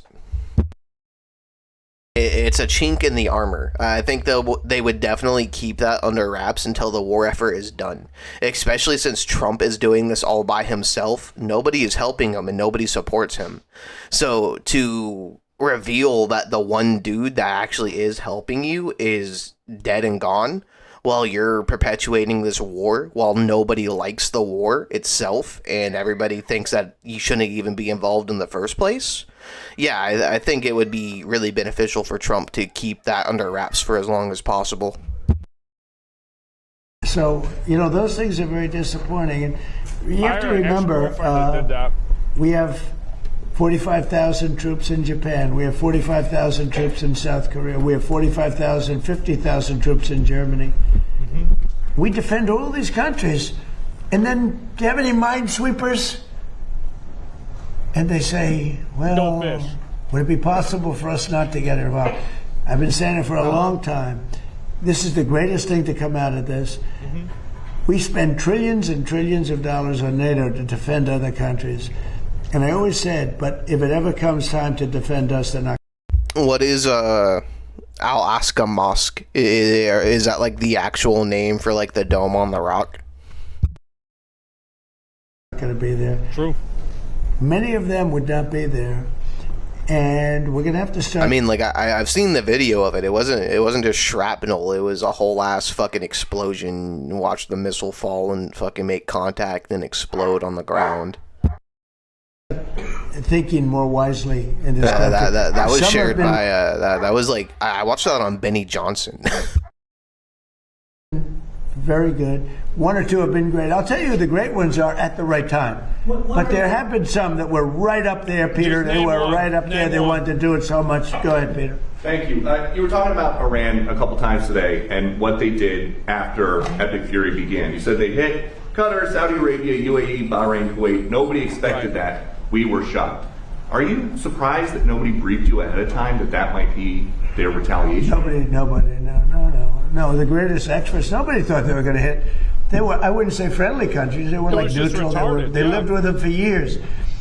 Peter, they were going to take over the Middle East. They were going to knock out Israel with their nuclear weapon. But after we knocked out their nuclear potential weapon, they started building missiles, thousands and thousands of missiles. And they were going to do it with missiles while they developed. These are sick people. While they developed nuclear, somehow they were going to start at a different site because that site was, you saw the site, the mountain. They were going to go into a certain area, which we know exactly where it is, and they were going to do that. And it's incredible what we've done. I tell you, the job we've done. Wow. You know, if I didn't terminate Barack how you doing, Penny? Iran nuclear deal. I would have popped in on Frost Runner for a minute, but I woke up like really fucking late. I was like an hour late starting my stream. I woke up at like 10:57, looked at my phone, and I was like, shit. And, you know, just hopped up, made some coffee, turned on my PC.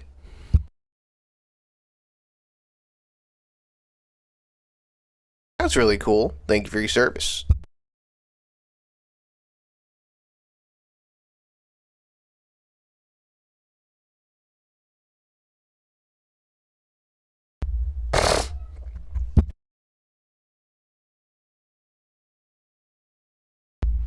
No worries, Penny. No worries. I love to have you just for a little bit. Israel would be gone. It would be incinerated. And probably the Middle East likewise. And remember, they have all of those missiles. And I heard they were sending missiles to UAE. I said, that's strange. You know, UAE is like the banker for Iran. They're like the banker. Qatar, their neighbors, they got along okay. Saudi Arabia. All of a sudden, Kuwait is getting hit. Bahrain is getting. All these countries are getting hit. Why? There was no expert that would say that was going to happen. It's not a question of like, gee, should you have known? And if we did know, big deal. I mean, we have to do what we have to do. But we hit them so hard like nobody's ever been hit. We hit them very hard. And we've extinguished most of their missiles. We've extinguished most of their drones. We've extinguished most of the places where the missiles and the drones are built. We've fully extinguished 2 layers of leadership and probably a third, if you believe some stories. So we only have one thing. They have a little choke point, and they've used it very well for years, but it doesn't work. But I think this, if some of these countries that we've been good to for years, and maybe more important than that, some of these countries that get 90% and 95% of their energy from Hormuz. True. Strait. Hormuz, a famous, wonderful, beautiful place, but you wouldn't want to be necessarily sailing a boat there right now. I would not. Okay, you know why? Not because of them, because of us. Because we've taken out their entire Navy. We've taken out every one of their drones. They call it a drone layer, a mine layer. There's specific boats that are meant to put mines on. How would you like to have a nation that has 22 boats where their sole function, they're very different looking boats. You wouldn't want one for your family. They're not pretty. Their sole function is to lift a mine into the water and drop it a certain number of feet down. That's all they do. But they had 22 of them. We've taken out all of them. But you can probably drop them off other boats. So we don't even know. By the way, we don't know that any mines have even been dropped. But the thought that they would scares people that have billion-dollar ships. Boats, yeah. It's an expensive boat. Thank you, President Trump. I'd like to ask the Vice President about his plans to go after possible fraud in California and New York. Of course, about Minnesota. Where that? President Trump, first could I ask you, you said earlier today that the new Supreme Leader, Nightowl, maybe You don't know if he's dead or alive. There are a couple interesting reports about him today. There's one report that he just narrowly escaped death in the first air Gay. Talk about him being gay. There's another report that he may actually be gay despite leading a theocracy that hangs gay people. How do you determine what's true, and do you have an assessment of this? Is he Well, so far gay? nobody knows. If you look at his father, he used to give talks a lot, Is he talking gay about or death not? to America. He'd say death to America all the He time. would. When they say death He likes to saying America, that. you should believe them, because that's what Yeah. they would have. If they had a Yeah. nuclear weapon, they would have Yes. used it. Yes. But they never had the chance. I never gave them the chance to use it. And other presidents should have done. I spoke to one of the former presidents who I actually like. I actually speak to some. I do like some people. It'd be shocking. And Who, he Bill said, I Clinton? wish I did what you did. Bill? Could have done it. Other presidents, Was it somebody Bill? should have done it. 47 years this went on. They call Iran the bully of the Middle East. And you could have never had the Abraham Accords. You could never have had peace Yeah. in the Middle East. Now you're going to have peace. You could never do it with the dark cloud of a nuclear The Iran. Ayatollah? The gay But Ayatollah? Iran is a shell Damn, of not itself. the It's no Ayatollah? longer a bully. It's the one that gets bullied. It's a bully that got beat up. We beat the crap out of them. Damn. And they deserve that. Fuck 'em. You know, when you see Fuck a 'em. soldier walking down the street without his arms or being helped down the Who street paid because for he's that got bomb? no legs, That's right. or his face is blown to smithereens Yeah, with no who legs paid and for no the arms, bomb? those two, no legs, no arms, Gay and a Ayatollah. face that got racked. That was done by roadside bombs. That's the favorite weapon of Soleimani, who I killed Oh, yeah. in my first administration. They blew up the boat. General Soleimani. Had I not killed him, that was the beginning of their downfall, because had he beginning not of the gone, end. it's possible that we would not be this far advanced in destroying Iran, because he was a really good general. He was a vicious, horrible man, but he was a brilliant general. Yeah. And he was looking to Yeah. knock out 5 of our military bases at one time. What and an the man asshole. that died with him What a was dickhead. the same, his counterpart in Iraq. And they were working together. And they got hit real hard. Uh-huh. And if that didn't happen, we would have had a problem. But maybe more importantly than that, he was really the mastermind behind it. And they never found somebody to replace him in terms of the genius. I knocked him out, and that was a big step, knocking him out. But if we didn't get rid of the Obama deal, I terminated it against the wishes of my then Secretary of State. He was no Marco. Against the wishes He of was no Marco? a lot of people at the time. You remember that, Peter? A lot of people. Had I not terminated, remember that, Stephen? You remember? They were all going, Oh, this yes. is not... That deal was a disaster. That was a road to a nuclear weapon. They would have had it 3 years ago, and it would have been used, I would say, 2 to 3 years ago, Maybe. and it Who would have been knows? used in What the was Middle the East. question? And by the way, Why after were they you the were best finished president? that, they were coming over here. Yeah. They never got a chance to do it. I just want to ask you about something very Why were interesting. you that right said about twice everything? today, that you talked to another former president Yeah, I about did. the Iran strikes. I did. Was it George W. Bush? No, Was it Bill Clinton? I don't want to say. I don't want to say. Because Fuck. Barack Obama. a member of a party, they have Trump derangement syndrome. Oh my Somebody that God. happens to like me, and I like It was Bill Clinton. that person who's a smart person. But that person said, Oh my God. It was. I wish I did it. I mean, maybe it was But I Obama. don't want to get into I don't want to get Maybe. him into trouble. Maybe, hey, That would be you know funny what? if it was Obama. I think you probably know. You know, it's interesting. I think you And probably maybe he'd know. be proud. And I could even ask him that. Would you like me to reveal your name to Peter at Fox? Well, at least you have high ratings. Your ratings are through the roof, Peter. If it was Obama, that'd be funny. Congratulations. Can I ask you another question about the war? If Iran, as you say, totally obliterated, got the missiles, got the first 2 rounds of leadership, Air Force gone, Navy gone, can we wrap this war up this week? This week? Yeah, sure. Will we? Wait, I he don't just think so, says, but yeah, it'll be sure, soon. we can Won't be wrap the long. war up this week. And we're going to have a much safer world when it's Just out of wrapped up. nowhere. It'll be wrapped Yeah, up sure. soon. Sure. We're going to have a war much What's up, safer Kurakimi? world. I had an obligation to Yeah. do this. I didn't want to. I call it an excursion. I didn't want to make this journey. We had the highest stock market in history. excursion. We had low gas prices. Everything was good. Yeah, I mean, and get I it know down exactly. before I know Crimson what- Desert. Yeah, They're going true. to do it. And people are going to raise the price of oil. I think it was good. Obama. But I know that. But that's a very small Obama thing knew a lot compared to about bombing. allowing them to have. You want He to did see the that a stock lot. market go down? Start letting them hit you with nukes. Yeah. Okay. I think I said it this morning. I think it's a very small price to pay. And frankly, I thought it was going to go down much more, if you want to know the truth. I assumed that it was going to go down much more, only because people don't understand to a large, it's a big chess game at a very high level. It's a very high level chess, the highest.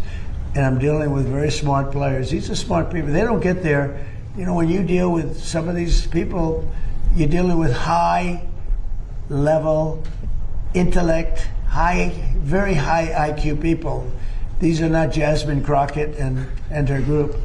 These are smart people. These are really smart people, and violent people, and vicious people, and some very nice people. And some are very nice but violent. They turn violent. But you know what? If I didn't do what I did, we would have been hit. Number one, Women? Yeah. very important, was the termination of Obama's horrible deal, and number two, this beautiful plane hitting them 8 months ago, whatever it was, and taking out their nuclear capacity. That totally threw them for a loop. If they had that What do you bomb mean, at you either people? time, 5 years ago or 7 months ago, if they had that bomb would have been used almost immediately. Mr. President, two questions on domestic policy, bringing it close to home. First of all, the Save America Act, what are you expecting this week when this vote takes place in the U.S. Senate? Will the Vice President's vote be I think it's necessary? imperative that it gets done. I'm not sure it is, you know.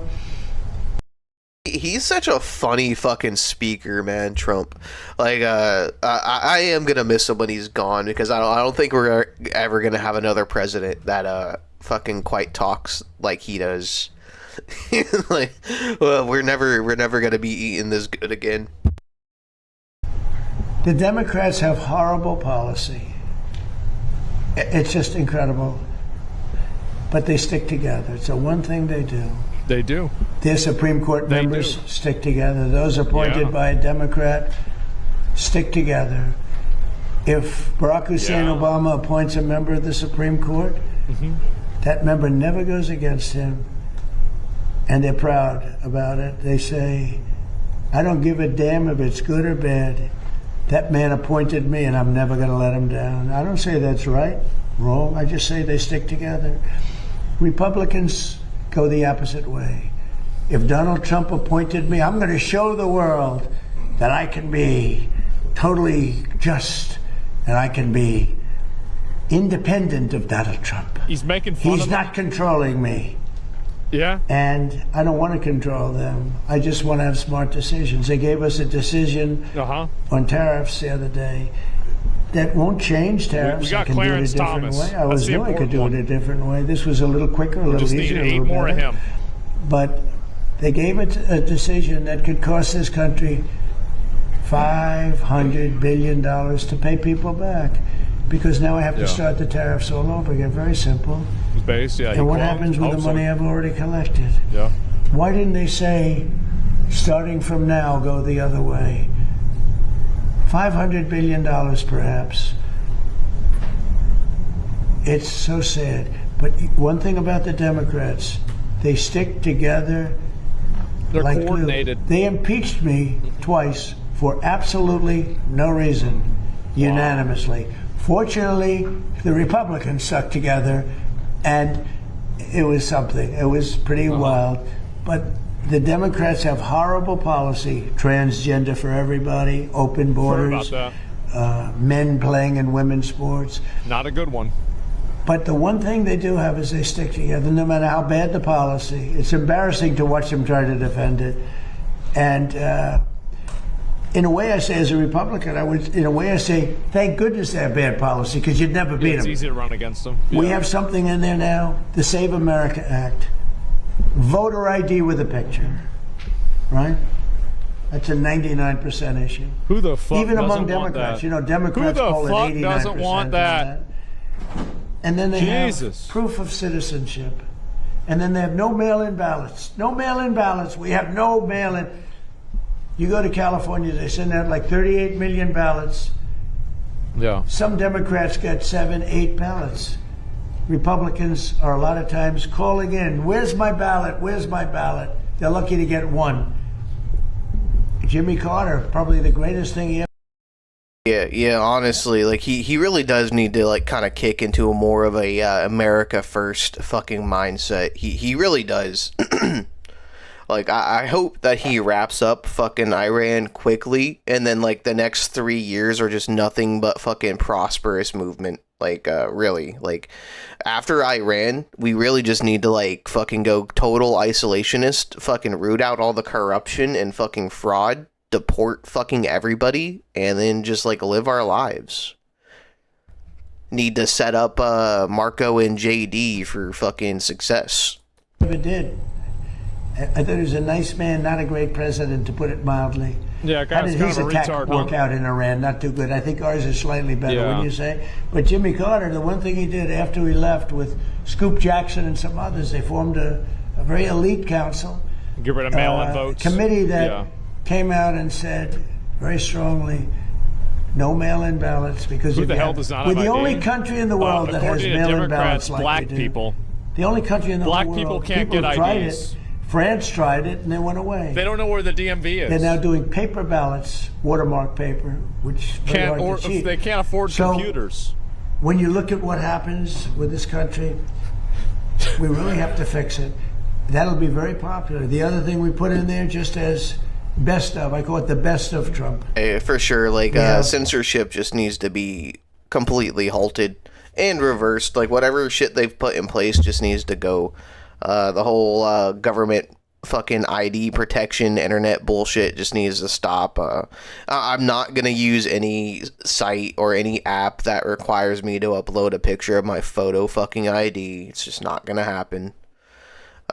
Shit, that's really it, man. Like the shit needs to stop. The three things I, call it just the said. best of Trump. Right? But then I added on no men playing in women's sports, and I added in no transgender surgery, the mutilation of our children. Who would do this? We have no mutilation of our. It would be funny if he just went around yoinking world leaders and just like appropriating their country for American imperialism, but I don't think that's the route we're gonna take. Our children. Who would do this? No transgender. I think they say that's an 80% issue. I think they're 99% issues, but Who whether the they're fuck? 80% Yeah. or 99%. The problem is we have a couple of Republicans. They shouldn't be allowed. They they're shouldn't be horrible allowed to. people. Yeah. And they're willing Yeah, to fuck vote 'em. against anything. And we have all the Democrats who vote against it. So I think it hurts the Democrats to vote against it, because I'm going to instruct all the Republicans to say that What was the question? so-and-so by that the way? they're running against voted against the saving of our children from transgender mutilation, right? That's What was pretty the unpopular. question? They want men and women's sports. That's pretty Who unpopular. the hell knows? They want voter ID, but the Democrats don't. The SAVE Act. Everybody that's right. wants voter ID. Everybody wants proof of citizenship. Is this the SAVE Act and right most here? people don't want mail-in voting because they know it's a fraud. Touches too many hands. I mean, the postman gets it, this one gets it, that one. Yeah. So these are all issues that are in the 90s to 100. I would say some are virtually 100%. And the interesting thing is they're that way not only with the Republicans. I'm not talking about leadership. I'm talking about just a minute. They're that way also, most importantly, with the people. The people of our country want voter ID. The people of our country want proof of citizenship. And that includes 88%, 89% of Democrats. And I think the Republicans, Eric Schmidt, Rick Scott, Tim Scott, I speak to so many of them, they all want it. I hope John Thune can get it across the line. He's trying. I mean, he told me this morning, I spoke to him, he's trying. I think it'll be a very, very bad thing for our country if they don't. We're just asking for basic things. Think of it. You can't have voter ID. Do you know in California, if you ask a person to show their identification, they have the right to put you in jail. If you're an official and you say, may I please see your identification, you're subject to going to jail. That's how crazy it's gotten with a low IQ person, you know, because Gavin Newsom has admitted that he has learning disabilities. What? Honestly, I'm all for people with learning disabilities, but not for my president. I think the president should not have learning disabilities, okay? Talk about Gavin? And I know it's highly controversial to say such a horrible thing. President of the United States. Oh man, I forgot what I was gonna say. Shit.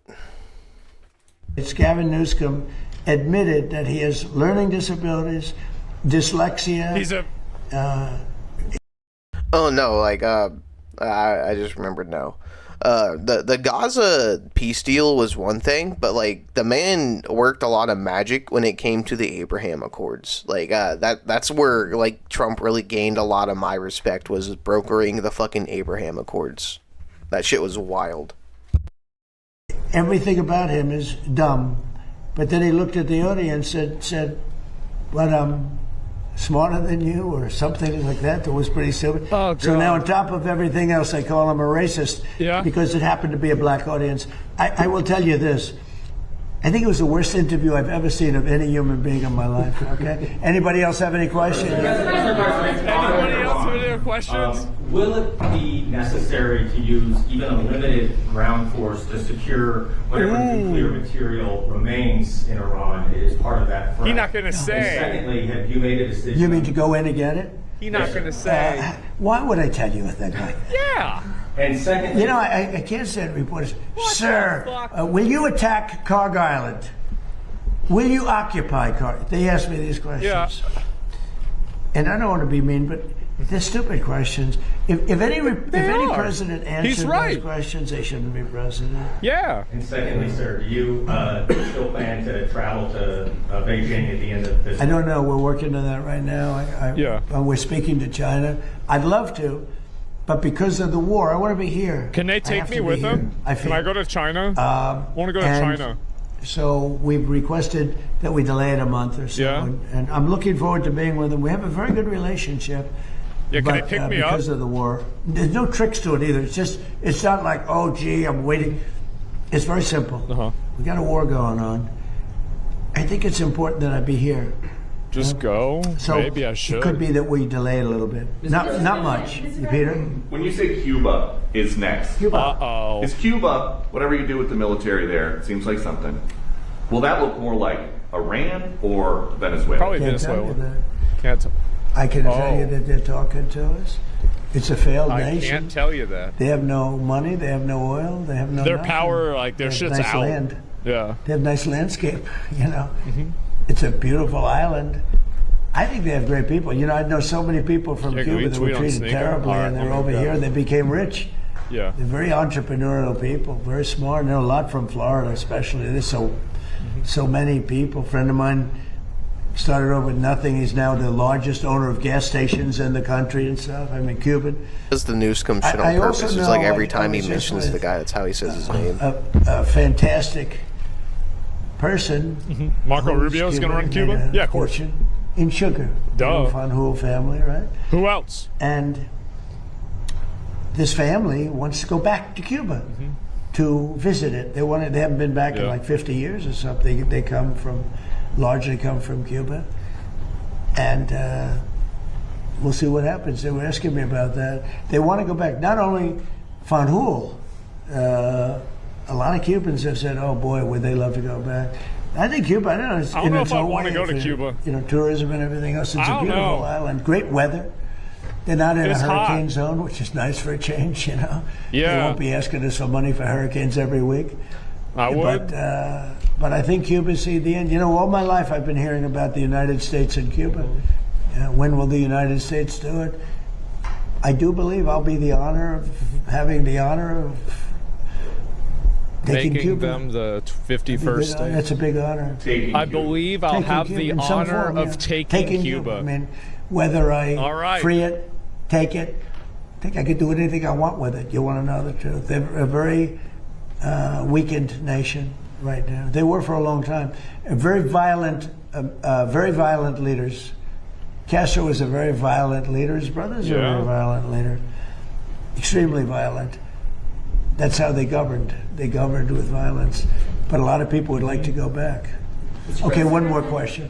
Quick question on fraud for Vice President Vance. Yeah. Mr. Vice President, you announced a couple of weeks ago in the EEOB that the administration would be halting Medicaid payments to Minnesota until the state decided to take pervasive steps to root out fraud. Do you have an update to that specific situation? Do you think that could be a model moving forward for the Cut off the task force for fraud. states that won't cooperate? Where's all the women? Yeah, by the way, there's no women there either at all. I just noticed that. So to try to figure that situation out. No wonder Yeah, this I mean, I press think there are conference has two been so obvious good. tools that we have to stop the fraud I didn't that's even happening notice.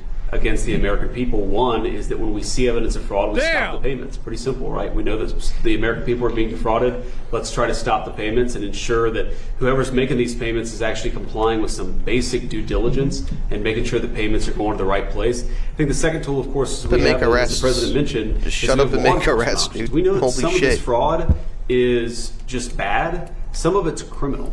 We know that people are intentionally trying to defraud the American people. It's not fucking just criminal. What do you Minnesota, it's all mean? across the country. Some of it's criminal. It's all fucking criminal. Yes, sir. So we this is one of the reasons why DOJ is such an important part of this, is because we have to make sure that where we see criminal conduct, we actually prosecute it. And the president's talked about this a lot in the past. I don't need to repeat it, but it's worth noting that so many times when we find people engaged in really, really bad conduct, the local judge or the local grand jury tries to stop it. One of the cool things about what we're doing is we're trying to take some innovative steps to ensure that when we find criminal fraud, we can actually prosecute it all the way to the end. Mr. President, She wanted one question. She's over here. Oh, no. And you guys are over there. Where's your main camera? Is it this one? Which one is the main camera? There's one. No. All right. Fun's over, guys. Mr. President, Mary Barrett with Daily Wire, not CNN. We just wanted to ask about DHS, still not funded, but we reported earlier today that 80% of the primary task force that focuses on investigating terrorism is working without pay. So should that impact Democrats' decision to The fund Democrats aren't paying. The Democrats, we have a deal. They just said we're not going to pay. We're not going to do anything. And Not it's the terrible. CNN. The Okay. Democrats are terrible. You know, it'd be nice to get along, but for years this has been going on. Not just with me. For years it's been going on. Different ideology, but also different tactics. Here we are. We're fighting big battles with a very tough enemy and winning nicely. No, she's And all right. We're not allowed She's to all have right. security in our country. It's crazy. Not so the bad. Democrats don't want to pay. These are bad people. These are not people that love our country. I can tell you that. No, Very they sick love people. their country. Thank you very much, everybody. Thank you. Thank you, sir. Thank you guys. Thank you, Thank you, Ma'am. That was a good one. I'm gonna be honest, like that was a pretty good one. I like that one. What do y'all think about that? That was good. Yeah, bro. Like, he let him know. I wanted to thank you. Well, I was just hoping to prevent war. No, Tucker, you helped me start one. 3 weeks ago, on February 28th, 2026, the world changed forever when the Ayatollah Khomeini, the supreme leader of Iran, a theocratic dictator who ruled the country with an iron fist for 37 years, was killed in his bunker along with an enormous number of Iranian high command. They should have never been meeting in one spot. Seems very dangerous at the height of the war. And the Ayatollah had become increasingly reclusive. He lived inside of a bunker that's so deep underground that the elevator took 5 minutes to reach it, making the opportunity to strike and kill the Have a good Ayatollah one, Penny. Sorry, I was a very, little quiet. very Just been rare. absorbing information. How did this happen, though, that the Ayatollah was in a vulnerable position with so many high-ranking leaders of the country, where an armada of Israeli bombs, bunker-busting bombs, could land on this site, striking the facilities and ensuring total structural failure, including the Khomeini's compound, which was the most affected in the strikes? Well, obviously the CIA had something to do with it, right? Tracking the location and patterns of Khomeini and the leadership of Iran. But then again, why did they feel so compelled to all meet at the same time and in a place that was above ground, or at least susceptible to bunker busting bombs. I mean, you don't have bombs that go through the center of the earth. If you're in a compound that takes 5 minutes just to go down an elevator shaft, then boy, you are pretty safe, even from modern technology. So how'd they actually get them? And why did they feel so emboldened to meet in this location? Well, there's a lot of speculations. There's some very cool videos online. It's very cool reporting as to what was actually going on the ground. But I want to cover something really quickly as it pertains to Tucker Carlson and his announcement that he's being spied on by the CIA, and he's being spied on because he was in touch with Iranians before the war broke out, or perhaps right up to the point of the Ayatollah's killing. Did President Trump engage in one of the greatest counter-intel ops in human history by taking a meeting with Tucker and then knowing that that meeting would be a signal to the Iranians that it was safe and that nobody was going to do anything to them? Even breaking now, like seconds ago, Iran's new supreme leader, Mojtaba Khomeini, survived the strikes that killed his father. Most didn't, because he'd gone outside to do something. The thing is, it's not just Tucker Carlson. It's like the Iranian regime is just straight up fucking propagandizing it. All of the news on this shit is really propaganda. Like, it doesn't matter where it comes from. There's Israeli propaganda, there's Iranian propaganda, there's American propaganda, there's fucking neutral propaganda, there's fucking anti-propaganda. It doesn't fucking matter. Everything's fake and gay. Before the missile struck the residence, newly disclosed audio reveals. So you can hear this. He was outside. He was heading upstairs when the buildings were struck by a missile. Okay. So again, this was intended to wipe out the entire bloodline. And it all but succeeded. Apparently, the new Iranian supreme leader is unconscious in the hospital, missing a couple missing legs and limbs or something to that effect. Yeah. Anyway, many people are saying that what happened here, and of course, Tucker Carlson releasing this weekend, 25 million views, 31,000 reposts, 140,000 likes, saying the CIA has been reading his text and he's expecting to be charged with a crime for communicating with the Iranians. And we've covered this. And please, you feel free and go watch the video yourself and listen to the explanation.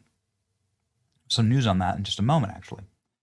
But what many people speculate, and what I guess can't ever or won't be proven, at least immediately, is that Tucker, who admits here that he was communicating with the Iranians, and what does that mean? That means communicating with Iranian government. And what is the Iranian government? Well, the Iranian government is the Ayatollah. He is the supreme leader.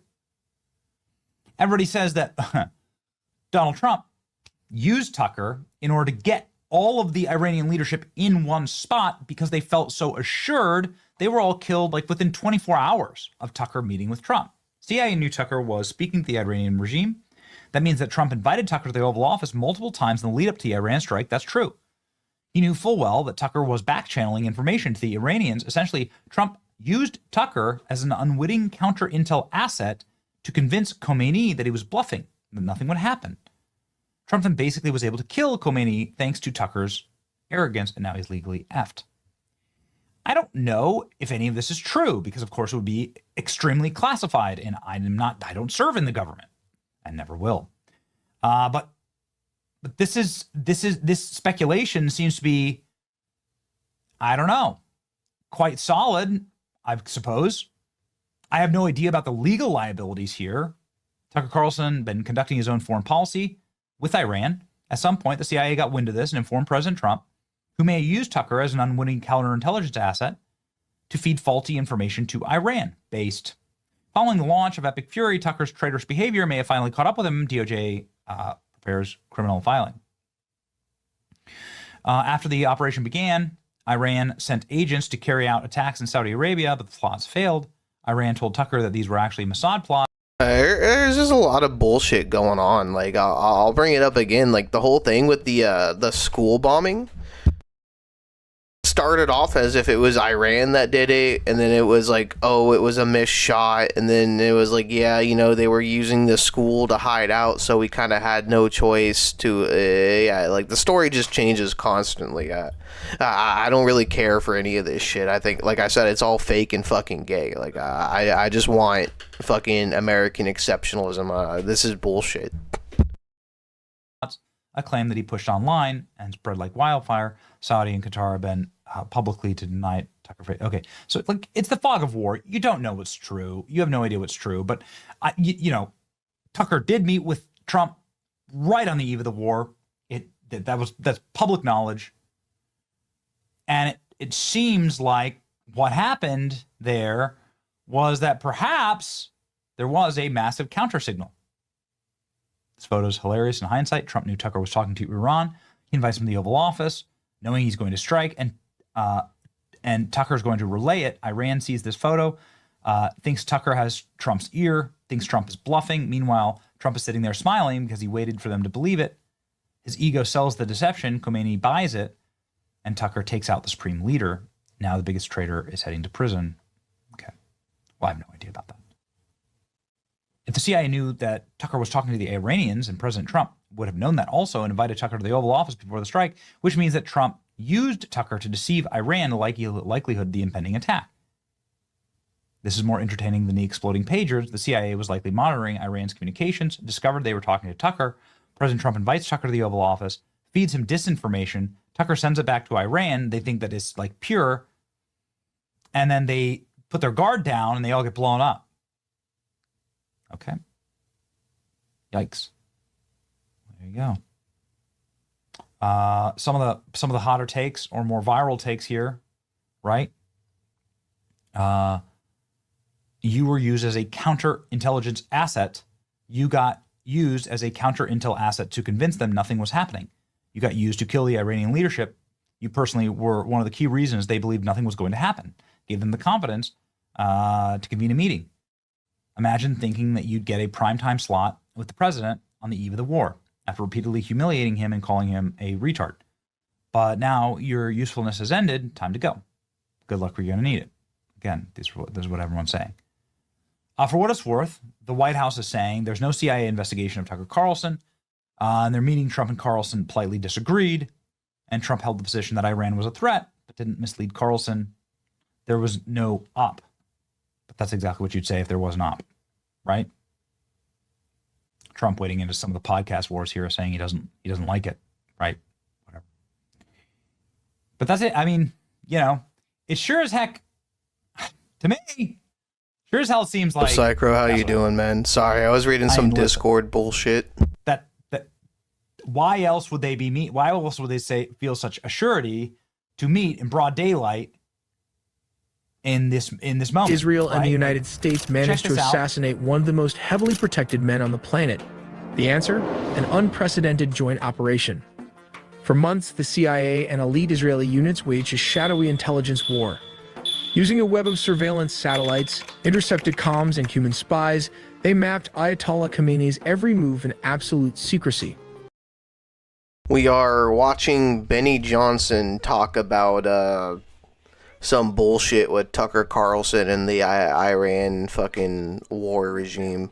It's probably not something you'd be interested in since you're like really interested in removing yourself from politics, but it's definitely some dumb shit.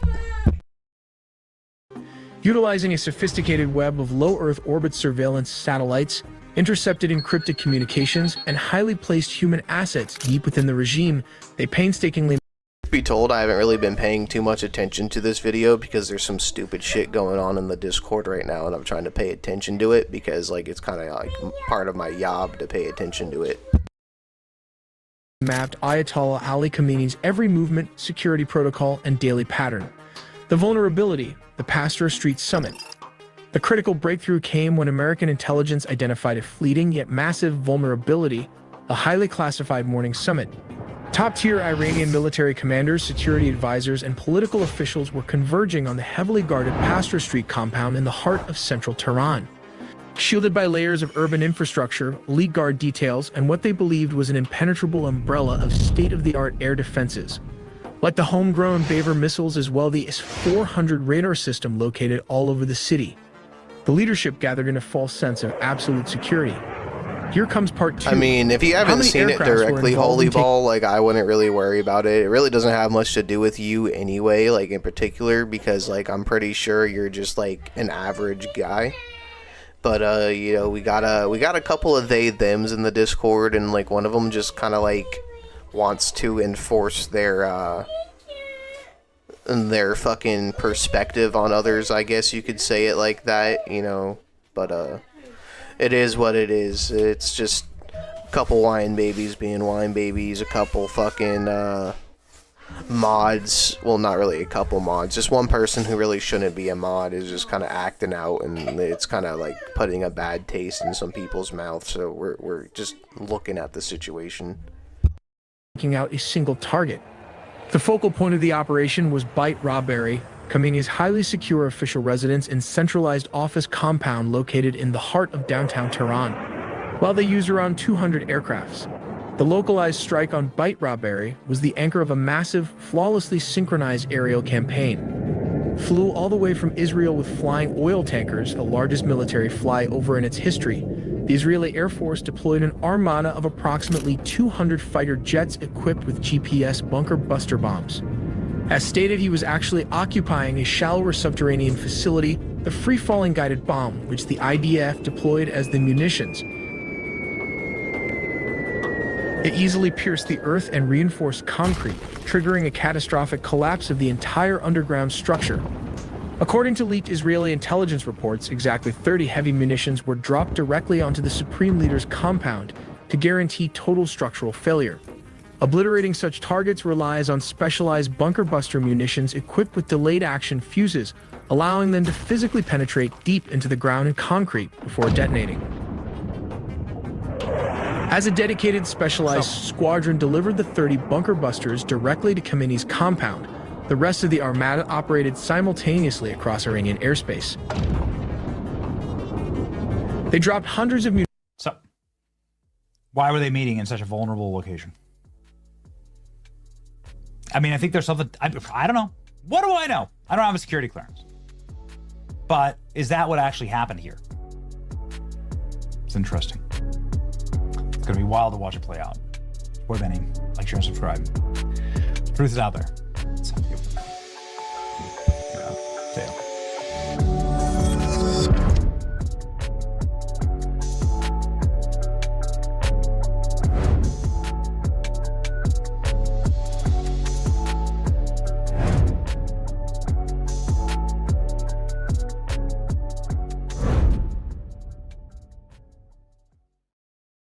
Well, if these are the headlines I'm watching right now, who needs an Obi-Wan Season 2 for crying out loud? Imagine if this was the headline. Luke Skywalker 3D animation coming 2026. Just imagine the possibilities of a Grandmaster Luke Skywalker in 3D animation for the first time, by the way. It could be a mirror version of the Clone Wars series that we had, but something really fresh and new. We don't know anything about this timeline and how things would shape up. So this gives you a whole lot of leeway where you could have a lot of stories told and interchangeable characters, of course, which is the whole basis, the whole foundation of the Clone Wars series is centered around a lot of characters, multiple characters. You could replace the clones with... The whole trick to the news is not to just blindly trust what people tell you, right? You watch, you absorb, and then you independently verify. You either go and like match sources, or you find like a secondary opinion. You watch the opposing side's take, and you kind of like come to like some sort of a conclusion on your own. You don't just watch the news and be like, oh, okay, that's it. You fucking do your own little bit of legwork on top of watching the news. Something else, maybe with Rebel soldiers. There's a lot of things you could do, but there are big super characters as well. And Luke making his debut in 3D animated form. I mean, I made this thumb. What I said last time, man, like, Star Wars would probably very much benefit from a, just total freaking reboot. thumbnail, so I don't think It's if it's good or not, but I think it represents exactly what I'm clown thinking. himself, But I think the most intriguing the big story red nose. in this new series, if they make it with Luke and in this timeline, I think it would serve the movie that is coming, and also it would serve the Abeloth storyline. I think the Abeloth thing would be really grand and really weird and kind of experimental, kind of great. I think that's the version where Star Wars could be headed. Well, believe it or not, in the old legend stories, there is a way as to Luke Skywalker devising a plan to confront and maybe even kill Abeloth. That's what we're going to talk about in this video. What can we expect from the canonized Abeloth, and how will the galaxy confront her? There are two great, powerful The Tao is entities now in at the 50K. galaxy You don't have as to worry. we know it. First of all, it's the Bendu. It is such an influential entity that it's said it's an absolute balance within the Force. He has a dominance over the Force and his distinct method to harness it. It is very different from any Jedi or Sith that you can encounter. Even Thrawn tried to reason with this creature and it couldn't. It outsmarted Thrawn in a second and made him look like a fool. It disappeared before him, so much so that Thrawn was intrigued. I believe The this fucking is the moment Bendu where did make Thrawn starts look to take the retarded. Force very seriously. So talking about Abeloth, what could defeat it, we have a couple of questions that we need answering. First of all, I want to take your mind at ease and talk about the question of, could the Bendu actually defeat Abeloth? So with that in mind, Abeloth of course carved her reputation in legends after she emerged again to threaten the galaxy, only to be thwarted by a peak powerful Luke Skywalker. I believe that if we compare the canon Luke right now and the Legends Luke at this time around the New Republic era, Legends Luke was a bit more powerful, I think, but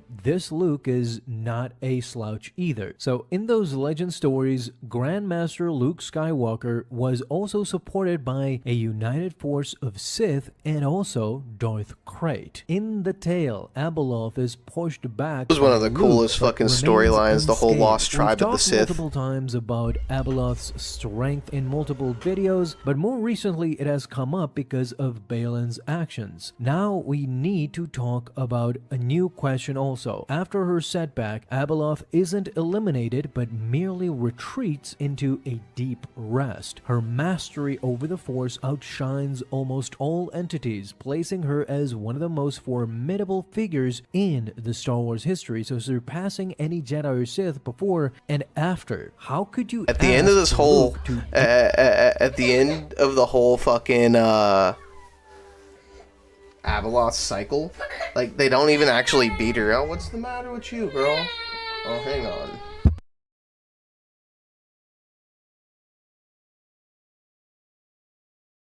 deal with such a great creature? Now, because the Bendu is a Force manifestation sorta, the Bendu could not eliminate Abeloth, and the problem with all of this is even so that Abeloth is not a mortal. She is, in fact, an immortal being. This is what Luke and Legends came to find out really quickly, and this was the biggest problem, similar to the Mortis gods. So the question is, what endows Abeloth with such vast power, and why is she only held back by her incarceration, by her imprisonment, as we see perhaps in canon on Peridia? You see, I think only by connecting the past, the present, and the future, meaning the legends and the canon material, can we get to a very interesting answer, something that might help us along the way of what can we expect in season 2 of Ahsoka. You see, the foundation of Abeloth's might is intertwined with her origins, believe it or not. We've talked a lot previously.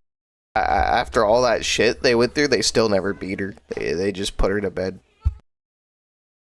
About Abeloth's origins, how she came to be who she was, but in order to encapsulate everything, essentially what you need to know is that she was talked about in Keelik folklore. Abeloth was initially referred to as the Servant, with her genuine name becoming a sort of a mastery. The servant unexpectedly found herself on the primordial verdant planet of the Ones of Mortis. Once the gods came into the Mortis realm and everything fit into place, the servant was the one who was integrated with them. So she essentially adopted the role of the mother. She orchestrated the son and the daughter harmoniously. She worked with them. She was the one who was able to bring them together, something that the father could not do, as a matter of fact. So this was one of her greatest strengths. However, this tranquility, of course, was short-lived as the servant's human nature became readily apparent and we saw her age. So she yearned for perpetual companionship with her newfound family, with the Ones. So she approached the font of power and the pool of knowledge, potent force nexuses of shadow and illumination, both of the each side. In her thinking, she thought that by combining the two,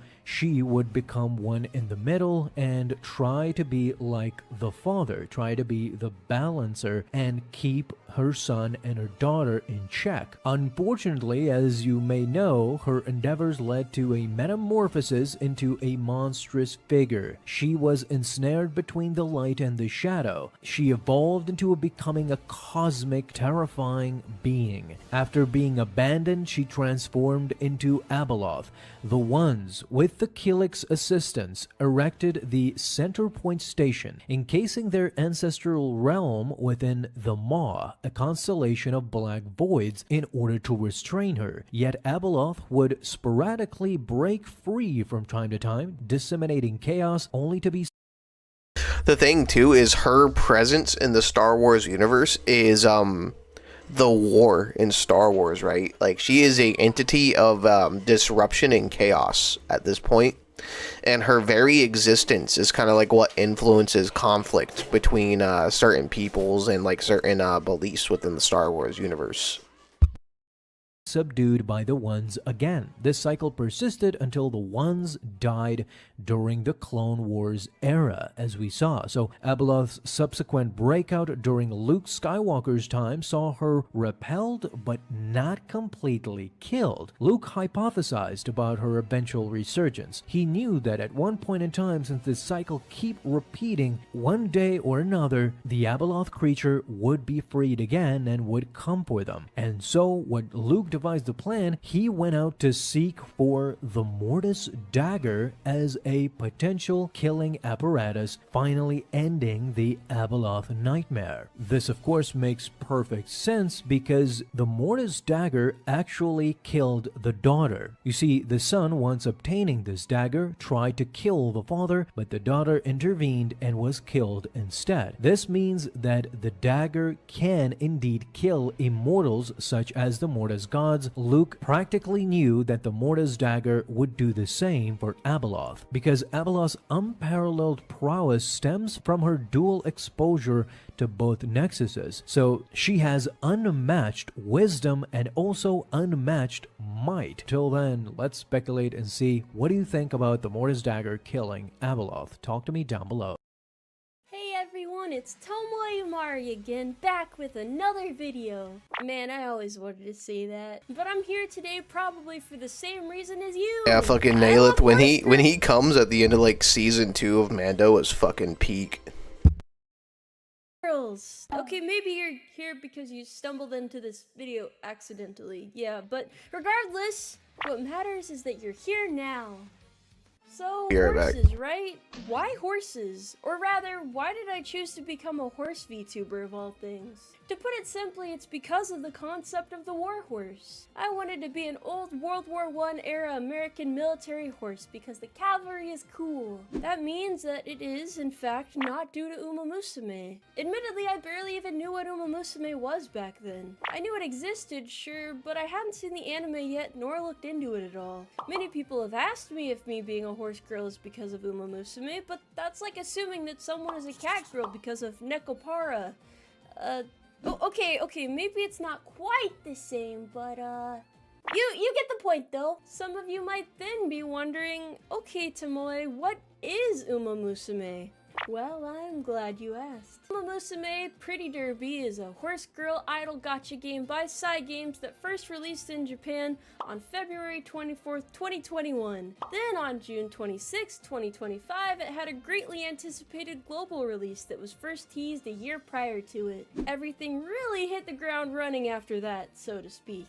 No pun intended. In one of those egg before the chicken moments, because of the game's delayed development, which pushed back its original intended release date of late 2018, Season 1 of the anime released well before the game, with the first episode airing back in April of 2018. So, despite being produced with the intention of promoting the game, Season 2 of the anime was already airing by the time of the game's release in Japan. But luckily they had a lot of eagerly awaiting fans by then thanks to it, so honestly it worked out pretty well overall. To offer you a quick timeline just to make sure we're all on the same page, the series was first announced as a mobile game in... See, this is Tomoe, and she's talking about Uma Musume, bro. This has my interest greatly. 2016. The first manga produced for the series started in 2017, the anime began in 2018, the game released in Japan in 2021, and the global version came out in 2025. It all makes sense now, right? Anyways, the global version ended up being a big hit, more so than anyone could have possibly anticipated. With its success, naturally there were many new people that showed up in my stream chat asking me if I was an Uma Musume, requesting that I play the game, which I already was, so this was hardly an issue, and of course asking me when I was going to be added to the game. Some even call me an Uma Musume VTuber now, rather than a horse VTuber. Things ended up she's so great. I love her. So, as a joke, I decided at the time to make a petition to Cygames to have That needs to happen. It really needs to happen. Since this is the internet and many don't understand satire very well, many of the longtime fans of the series took it personally and were super mad at me. I released a statement afterwards to explain that it was a joke and not one I'd be apologizing for, then kinda just left it at that. Everyone moved on afterwards and everything was more or less okay. Even though people got mad at her, I totally support it. Look, like I have been interested in Uma Musume since like the very beginning. They released all these like teaser trailers and like other things for it like way back in the day. I think it was like 2016 they released the whole like Yuri on Ice fucking Uma Musume music video with I think it was like Uma Pyoi Denetsu, like the fucking like the Uma Musume song besides like Make Debut, and it was gay as fuck. It was so gay and so bad that the game developers and the owners of like all the horses involved were like threatening to like just like not go any further with the project because like all the teaser shit was just mad gay and nobody liked it. But I thought it was fucking hilarious, dude. I was like, this is peak anime right here. This is just the whole thing is fucking peak, right? And, you know, arguably, they fixed it, and they made the property better, like, for the official release. But I've always, like, thought this shit was, like, the funniest, like, cutest shit in the world. Like, ever since the fucking beginning, man. And I totally supported Tomoe Amari, like, actually cameoing in the game. I thought that shit would be even funnier. Reason that I can never be a part of the game. It's actually pretty simple. The game is meant to honor the legacy of real Japanese racehorses and share their stories with the world. I understand that people will probably always joke around about me joining the game, but it doesn't bother me at all, so it's a-okay. You can't win them all, you know? Just know that it's never actually going to happen. Not in a million, trillion years.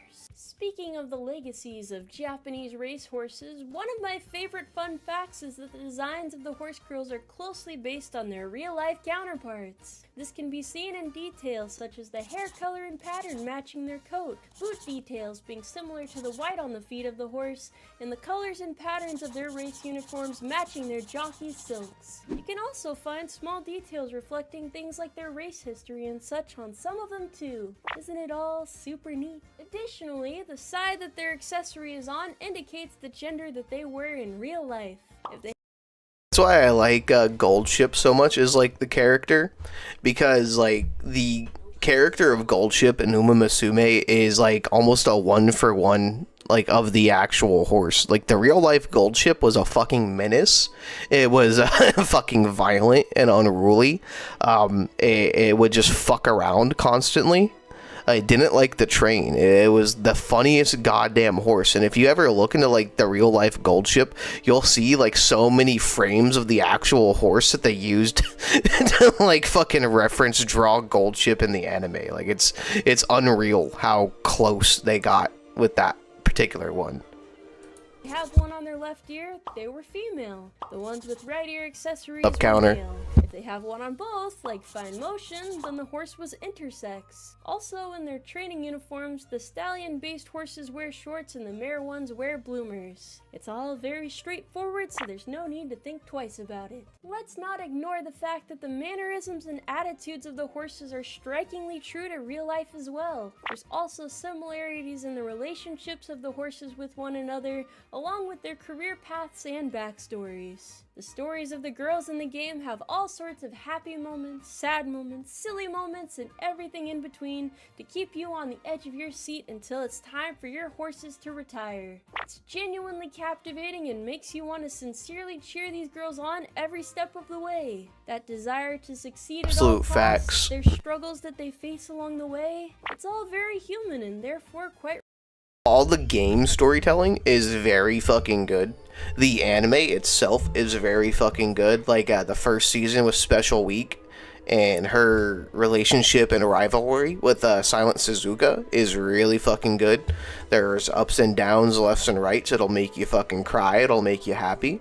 Sometimes the shit sucks. Season 2 with Tokai Tio is really hard to fucking watch because it's like it's really sad. Like, the whole thing just kind of like fucking sucks to watch. I don't remember a whole lot of season 3. Didn't really pay too much of attention to it.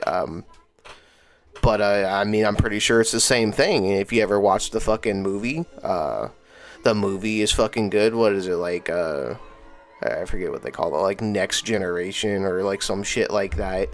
The whole thing with like Agnes Tachyon is like fucking so well animated and so good. And fucking Cinderella Grey is actually like a really good anime. I actually bought Amazon Prime TV just so I can watch Cinderella Grey. Like, shit's good.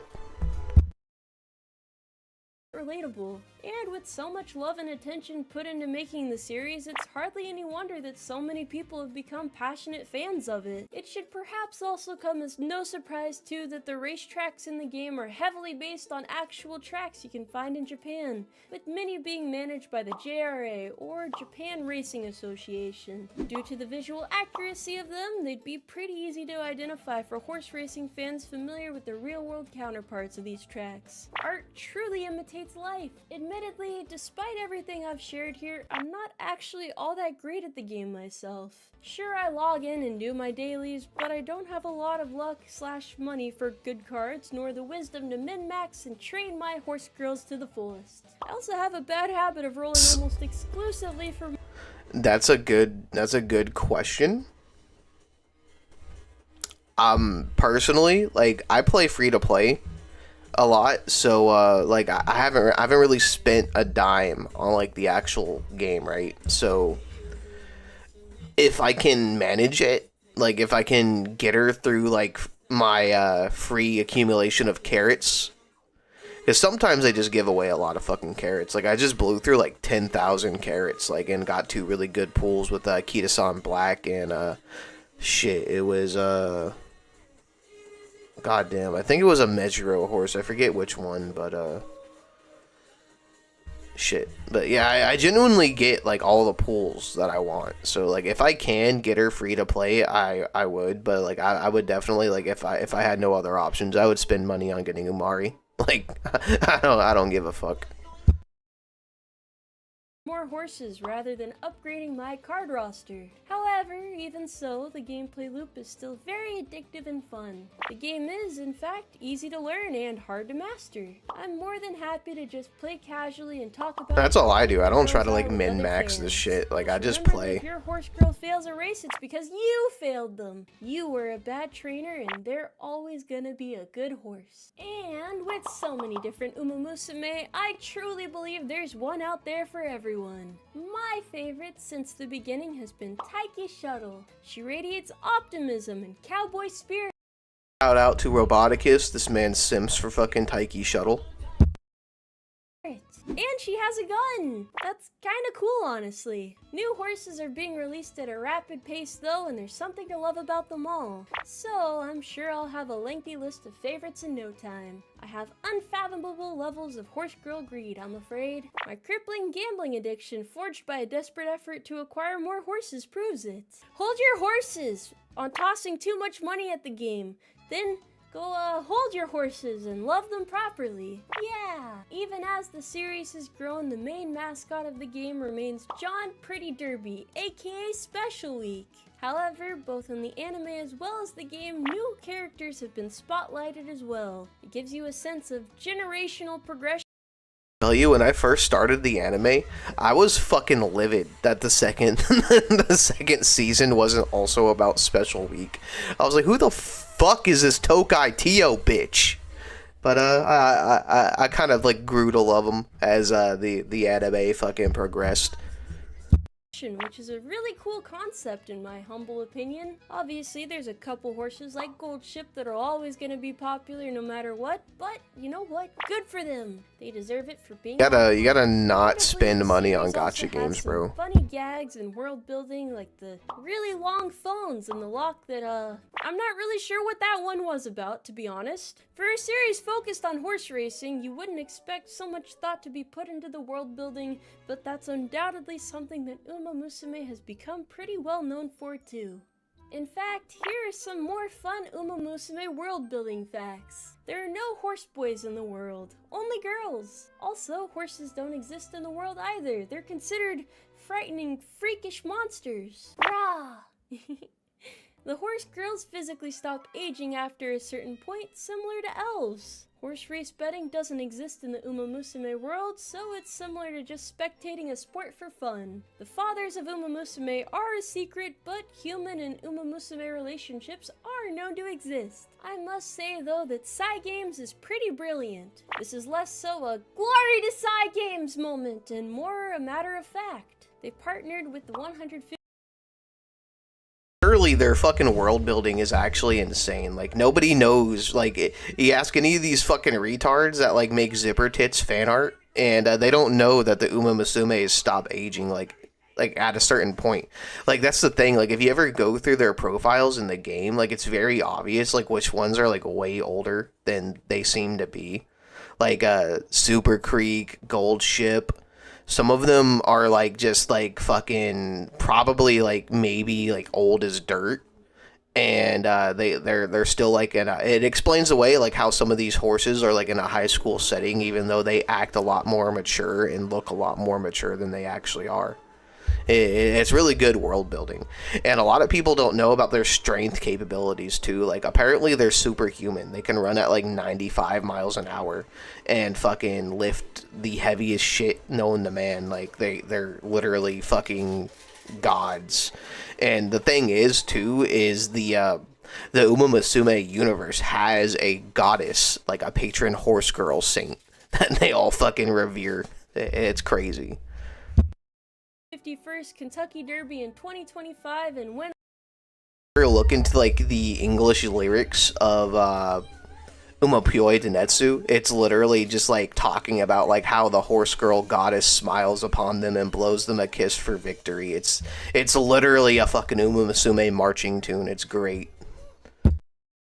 On to sponsor other events such as the Breeders' Cup and American Oaks. These events help. Oh man, deep inside, I think there's a cute horse girl in all of us. And directly supported the horse racing industry in America. If you ask me, that's incredibly cool. They definitely thought out of the box in terms of spreading the global influence of the series. With the explosive growth of the fandom, there's also been a lot more Uma Musume presence at conventions too. You'll find cosplays and merch of the girls as far as the eye can see, and it's truly a sight to behold. I mean, there's even trainers there too. Wow! Dumb shit now, Ocno. Appreciation is at an all-time high, and it's been great seeing everyone have fun with it.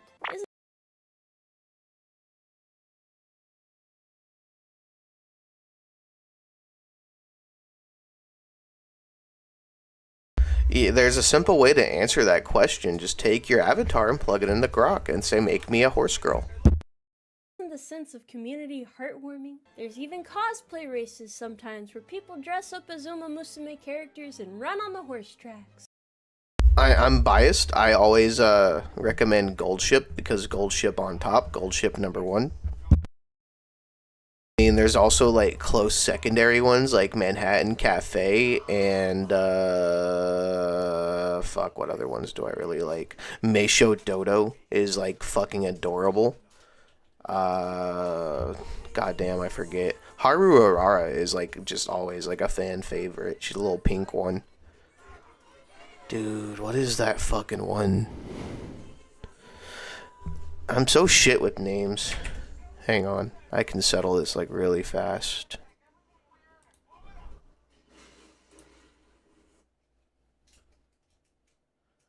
Where's that?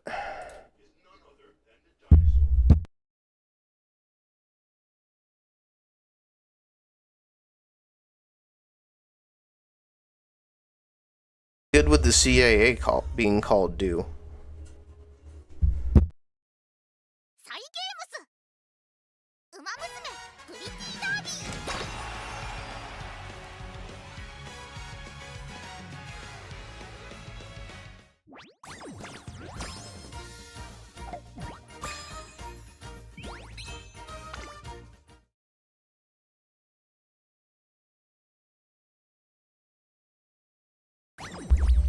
Scarlet is like a really good character. I like their I like their goofy ass relationship. As much as like I hate on the Yuri tards, like that's like the one like Uma x Uma relationship that I think is fucking hilarious is Vodka and Scarlet. I would kill to like have that canon because it's just fucking hilarious.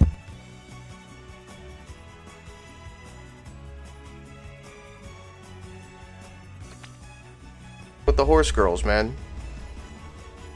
Which one is the free one? Yeah, here we go.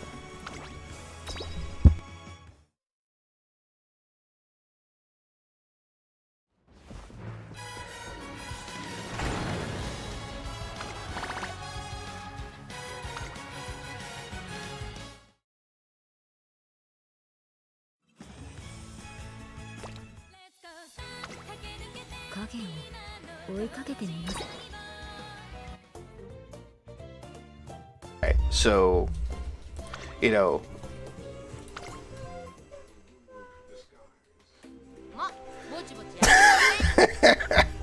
fucking Centaur. This is Gold Ship. Gold Ship's the fucking best. I love a Gold Ship.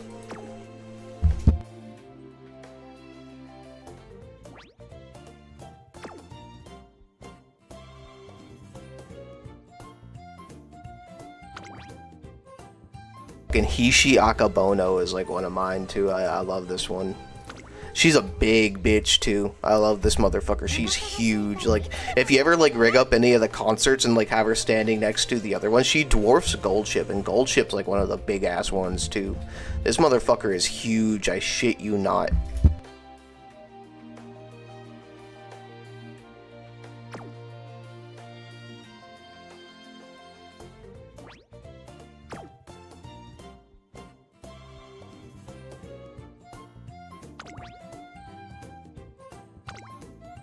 Super Creek is also one that I like highly recommend because like look at her, bro. Look, fucking how could you not like that?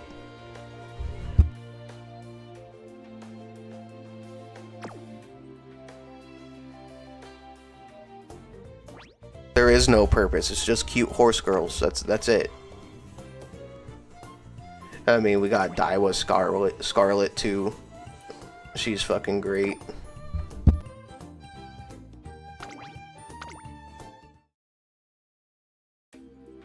Yeah, Scarlet's great too.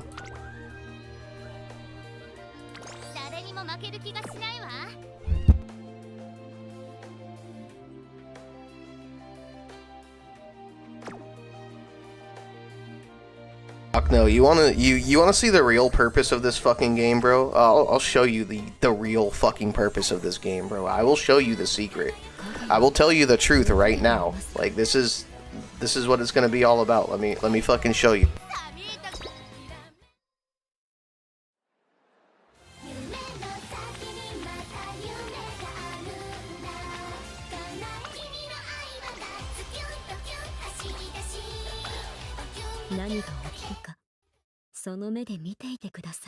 You're about to witness the full glory and the truth of Uma Musume right here.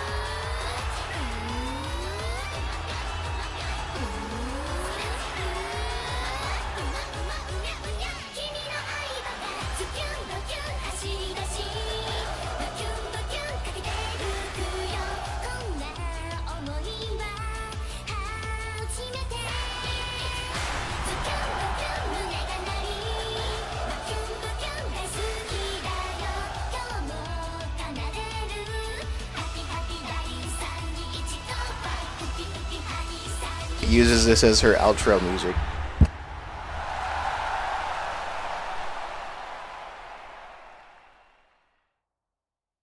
You know what we call that, Octo? We call that peak. That's what peak looks like.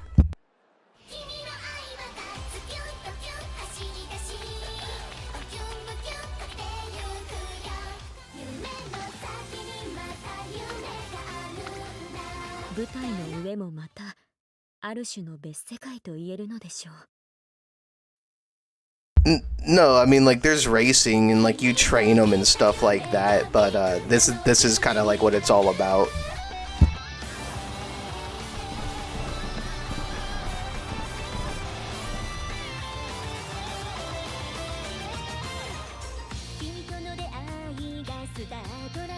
We need to do like an idol concert. That shit would be funny as fuck.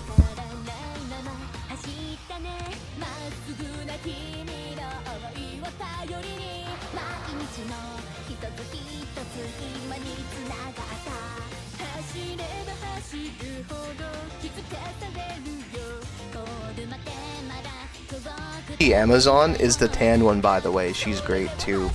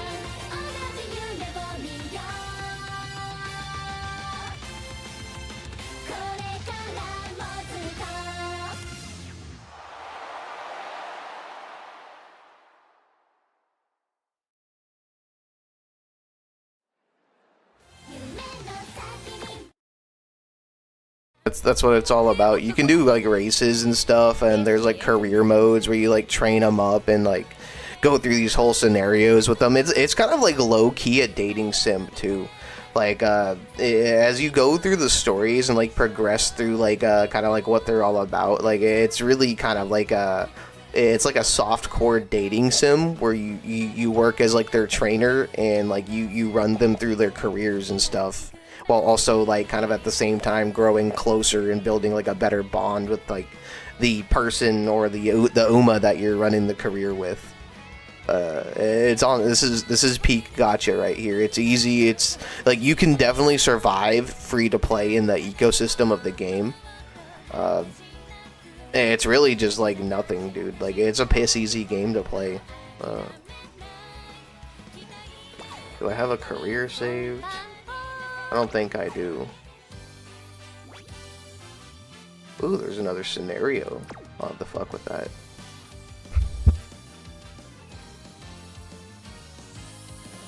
Maybe some other time I'll like actually get down with the get down and like play through a career mode on stream. I want to get through the video that I was watching though. If you ask me, that's some next level dedication to your craft. In the first place, if you really think about it, the concept of the game is pretty ingenious. Both horse racing and idol culture are big in Japan, so when you combine the two, I guess it only makes sense that it ended up being a big hit. Besides that, the songs are incredibly catchy and it's hard not to love them. Winning first place means being able to put your horse center stage in the concert to celebrate a job well done. Everything draws you in more and more so that you're invested in the journey and success of your horse girls. It's absolutely brilliant. Amazing, even. If you want to get into this game but you're worried because it's a gacha game, don't be. It's pretty free-to-play friendly in the sense that you don't need the best cards to succeed, and every horse girl is good and can be upgraded.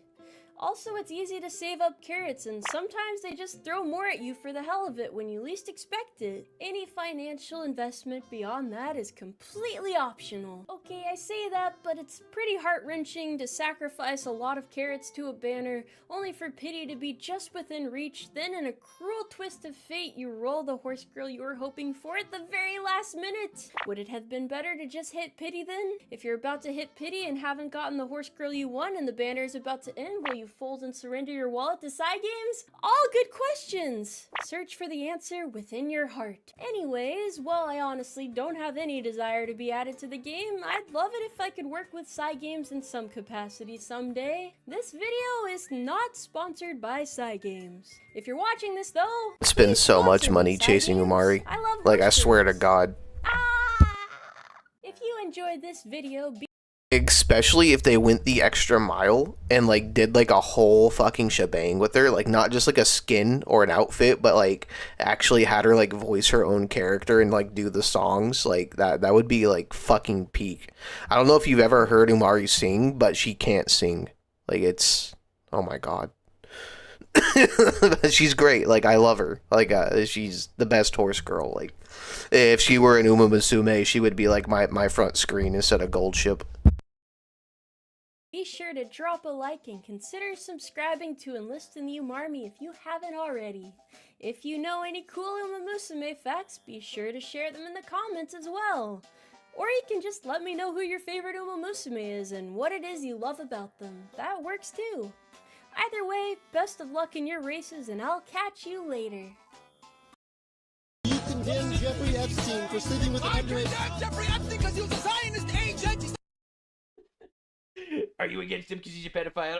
Actually, he was a Zionist. With children? Do you condemn Muhammad for marrying a 6-year-old? She had her period. In Islam, when a woman has her period, then she was 6 years old. And you could marry her. She was 6 years old. You actually could marry, in Islam, you could marry children under 6. You just can't rape them until they're 9. Married her at 6 years. Yeah, it's over, bro. It's over, bro. Get out of here. It's like everything. That whole beginning part's literally like. Normies are waking up. I think this is. I don't know why his fucking editor would have that music in there, because like that whole part, that whole audio part's just gonna get like fucking copyright struck and have to get edited out. That's gonna fucking suck. Craziest shit ever, because the normies are starting to wake up and realize, wait a second. maybe Islam isn't really like a feminist religion. Women could go to school, women could work, women could go outside without wearing the outfit. You're talking about Iran? Iran, yeah, Iran. So women don't work or go to school there? Check your facts, Caleb. Work You and go to think school. they have the same freedoms they had before it became a theocratic regime? Well, by freedom, what is your definite? That women can go out naked or what? Naked? How about just not saying. wearing... Without a headscarf, you know, they won't assassinate you and kill you. Did you know that Ayatollah Khamenei has a famous quote? Had a famous quote. He's dead now. He's rotting in hell. He's rotting in shit, actually. It's I've checked. I've checked with the with the other Islamists. They all tell me that he's in heaven, which means he's really burning. Anyone that you know, you have to understand, it's kind of clown world out there. Now for the twist of a lifetime, bro. Famous quote from Khamenei: if you're gonna execute a woman, make sure you rape her before executing her, because you don't want her to go to heaven as a virgin. Not exaggerating. It's a real quote from the guy. All right, so that guy wearing the outfit without getting beaten and they locked get up. beaten and locked up if they don't. Yes, they literally do. Morality police, yes. Oh, okay. What? Yes. I love how they all do this. They all fucking do this. It's unbelievable. Again, this is not an anti-Muslim thing I'm talking about, but when you are going to come here... They marry 9-year-old girls. No way. What are we even doing? Like, they marry 9-year-old girls. Beating your wife is legal in Iran. It's not only legal, it's endorsed. All right, you actually are supposed to beat your wife in Islam. I'm not even exaggerating. If you don't do it, it means you're not a good husband. I'm sorry, this conversation is derailed out of the gate. Usually it derails a little further. And say it's the most feminist? That goes against everything that everyone can see with their eyes right now in all countries. In Saudi Arabia, they just got the right to drive a couple years ago. Did you know that in Afghanistan, they just literally said that women are not allowed to get an education? It's a new law. They're also bringing slavery back. You know that they take sex slaves in Islamic countries? Like, I'm sorry, today, not in like 1400, all right? Today, they're still taking sex slaves in Islamic countries, all right? If you find a minority, if you find someone that's a non-Muslim, you take them as a sex slave. All right, this isn't fear-mongering. This is literally the law. City has a new nightmare. A literal couple of years ago.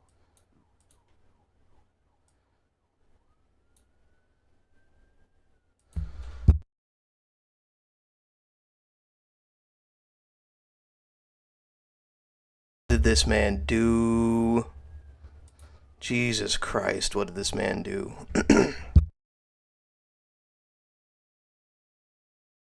Man, I was not planning on having to do a whole damn reaction right now. Alright, fuck it, let's get it. How's it going, everybody? It's your boy Nightowl. Our boy Skybrows just shadow dropped a fucking 9-minute video. Ah, fuck me. Alright, let's go. Let's fucking go. City has a new nightmare. Whatever it is, it's getting closer. You can't fight what's coming.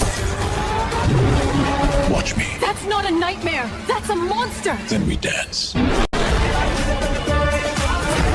The city is about to fall. Then we bring it down on our terms. Whatever that thing is, it didn't come alone. You don't understand. This is the end. Not while I'm still dancing. Bollywood-zilla. The city is a heartbeat. And tonight, it will stop. You think you can dance with destiny? We don't run, we rise.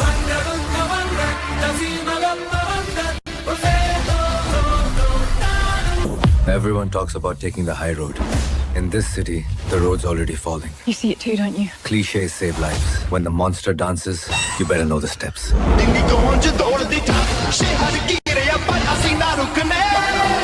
The city doesn't need a hero. It needs a miracle. Miracles cost extra. Then do What the something fuck impossible. is this, That's bro? my Is it just like a specialty. series Looks of like the world is fucking about to change its tune. Bollywood trailers? Time to dance, big guy.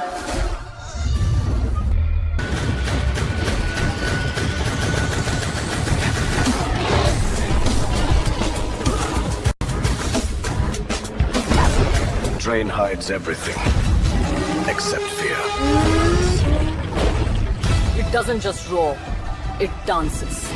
Some storms dance. Drop the beat, monster! Sometimes the storm isn't weather. It's a choice. Something big is breathing in our streets. The beat always wins.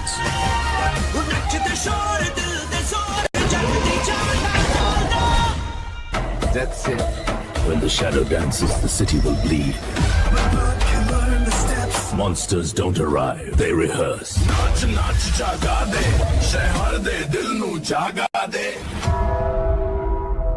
Something's coming. You feel it too? Yeah. That's not an earthquake. It's a footstep. Then we run? No. I feel like this is gonna be a long ass setup for something really fucking stupid at the end. But either way, like the one kind of I don't want to sit here and like critique Skybrows, but like something's going on with his like audio. It's like doing like really weird cuts. I'm not sure if he's like making it like really kind of like goofy and like the thing is like Bollywood films are like notoriously like shitty, right? Like I think that's like what he's trying to capture. Like I think he's like really going like full ham on just the hilarity of fucking Bollywood production. We move in rhythm. They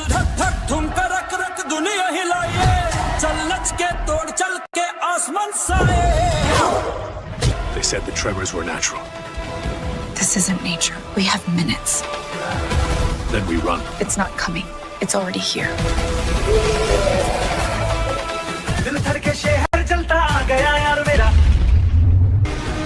They said it was an earthquake. It's not. It's coming. You can't kill a myth with bullets. Watch me.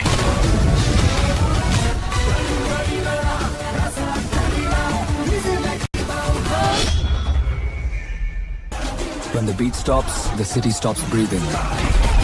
You hear that bass? It's footsteps. Might be. I thought the release of Sea Dance got held back by Disney. Like I thought.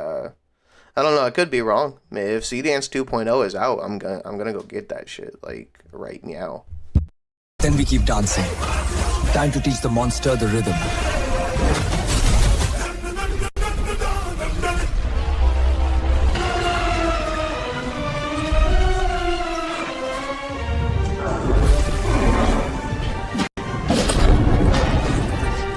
Something big is coming. I can feel it. If insurance covers magic. What even makes that sound? A mountain with a heartbeat? You can't fight a myth. It dances back. Then I'll lead.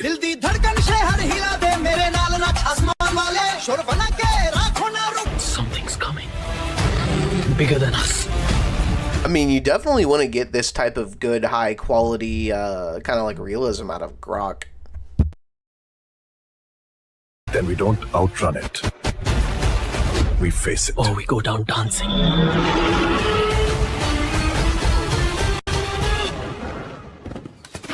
Some monsters don't just roar, they groove. Yeah, like, look, he's definitely experimenting, right? He's got this big-ass Godzilla in the background, right? He's got all these dancing, moving characters on screen. He's got people doing flips and fighting in the foreground. This is definite fucking experimentation. God damn.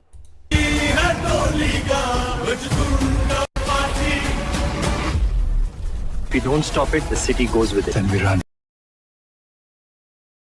This is like the equivalent of watching Goku take off his weighted clothing, right? This is like the Rock Lee dropping his fucking ankle weights moment.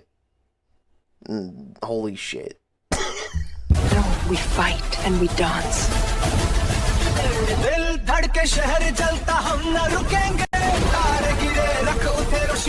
Something's coming. Not something, someone. It's bigger than any of us imagined. Time to dance.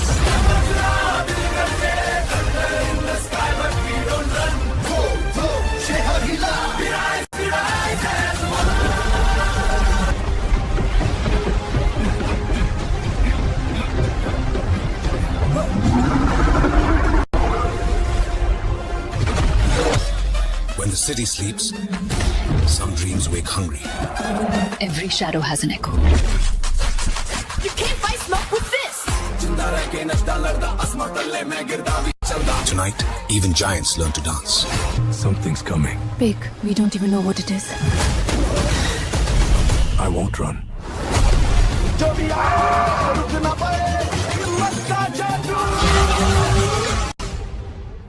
You can't fight a mountain! Watch me. It's not a mountain.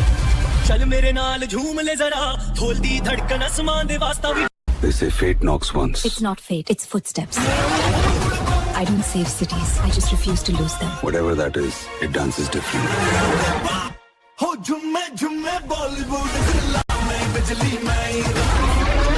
I can feel it coming. This isn't weather. It's something else.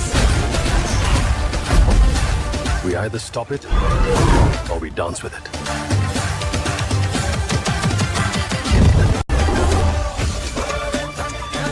People think destiny walks. Tonight, it stomps. You cannot run a shadow this big. Then I'll teach it the steps. Whatever's coming doesn't care about gravity. Then we teach it to dance. मार दी बिजली राह ना रोक के दर नू तोड़ के मुंह छड़ के शौक के नाच के साथ तू तोहफा बन जा बॉलीवुड जिला नू नचाउणा आ City's heartbeat. About to flatline. Let's rewrite gravity. Do it.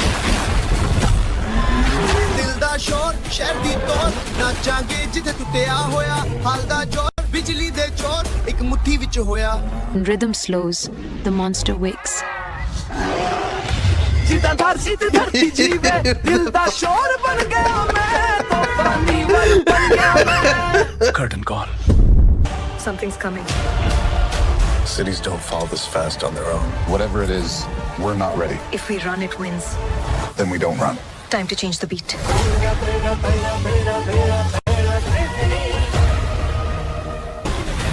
When shadows dance, we run.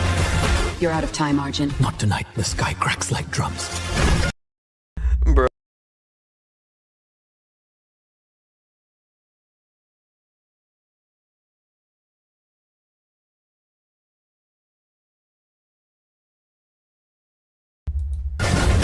It's not the end until we sing. You feel that? City's heartbeat is slowing. Time to wake it up. That's not an earthquake. It's a rehearsal.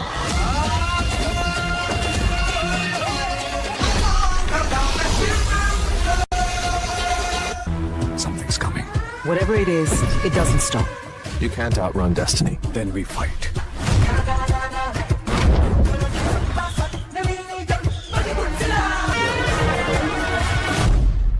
This city doesn't sleep, it waits.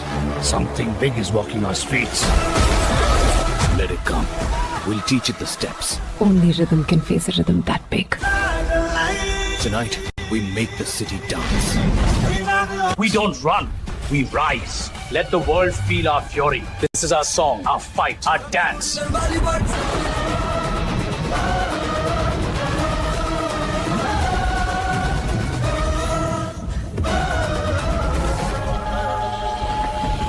Dance with me, monster.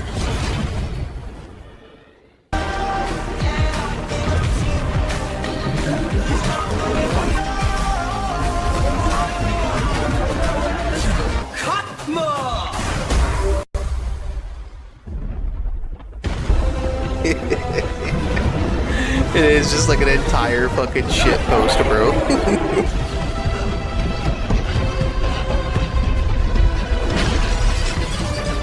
Sora 2. Seen a city hold its breath? Tonight, it's choking. Something huge is walking toward us. It was a myth. Now he's trending. the cliche they were waiting for and I still have one dance left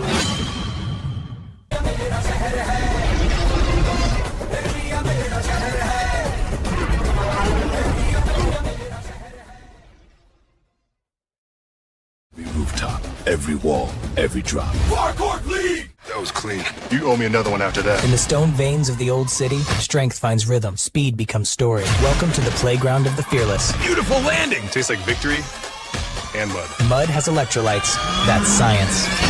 The rooftops of the old world. Slick stone, cold rain, and the fiercest athletes alive. Nice splash, Braidling. Beat your time next run, Tusky. They vault, they slide, they fly. Hope you brought extra socks. Socks are for elves. Every drop of mud, every scarred brick, owned. Don't blink, human. You blinked. You slipped on purpose. Yeah, style points. I'm still beating you. We'll see. Parkour! In the ruins of the old world, speed is survival, style is respect. Parkour clean, beasts of balance. 3, 2, 1. Don't blink. We are not getting the mud deposit back. Worth it. In the city of stone and steel, the ground is lava. And orcs don't touch lava. Parkour! They fly, they flip, they break the rule book and probably the roof. Chasing points, glory, and the perfect landing. Parkour! Ha! Thought I was gonna eat it back there. You move like smoke. Keep it up. Water break. Coming in. In the alleys where the rooftops close like jaws, only the fearless fly. Power, precision, playfulness. They call it Park Orcs. I'll steal one mid-flip. Watch. This is wild.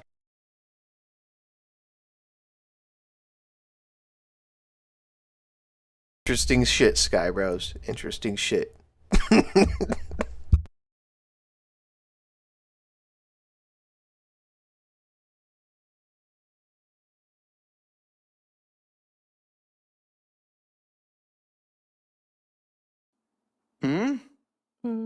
You would be beat in Iran if you took the scarf off. No, I mean... What, you get beat in San Diego? Is that... No, you don't get beat. You go to jail and sometimes get executed.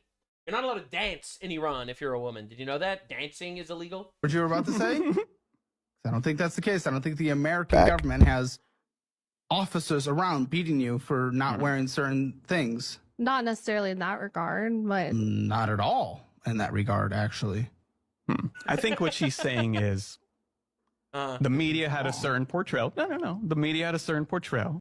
I can't believe the media is convincing you that Iran is mean to women when, you know, they marry them when they're 9 and they execute them when they wear their hair out in public. What was that portrayal? And then she met me, what you're saying right now.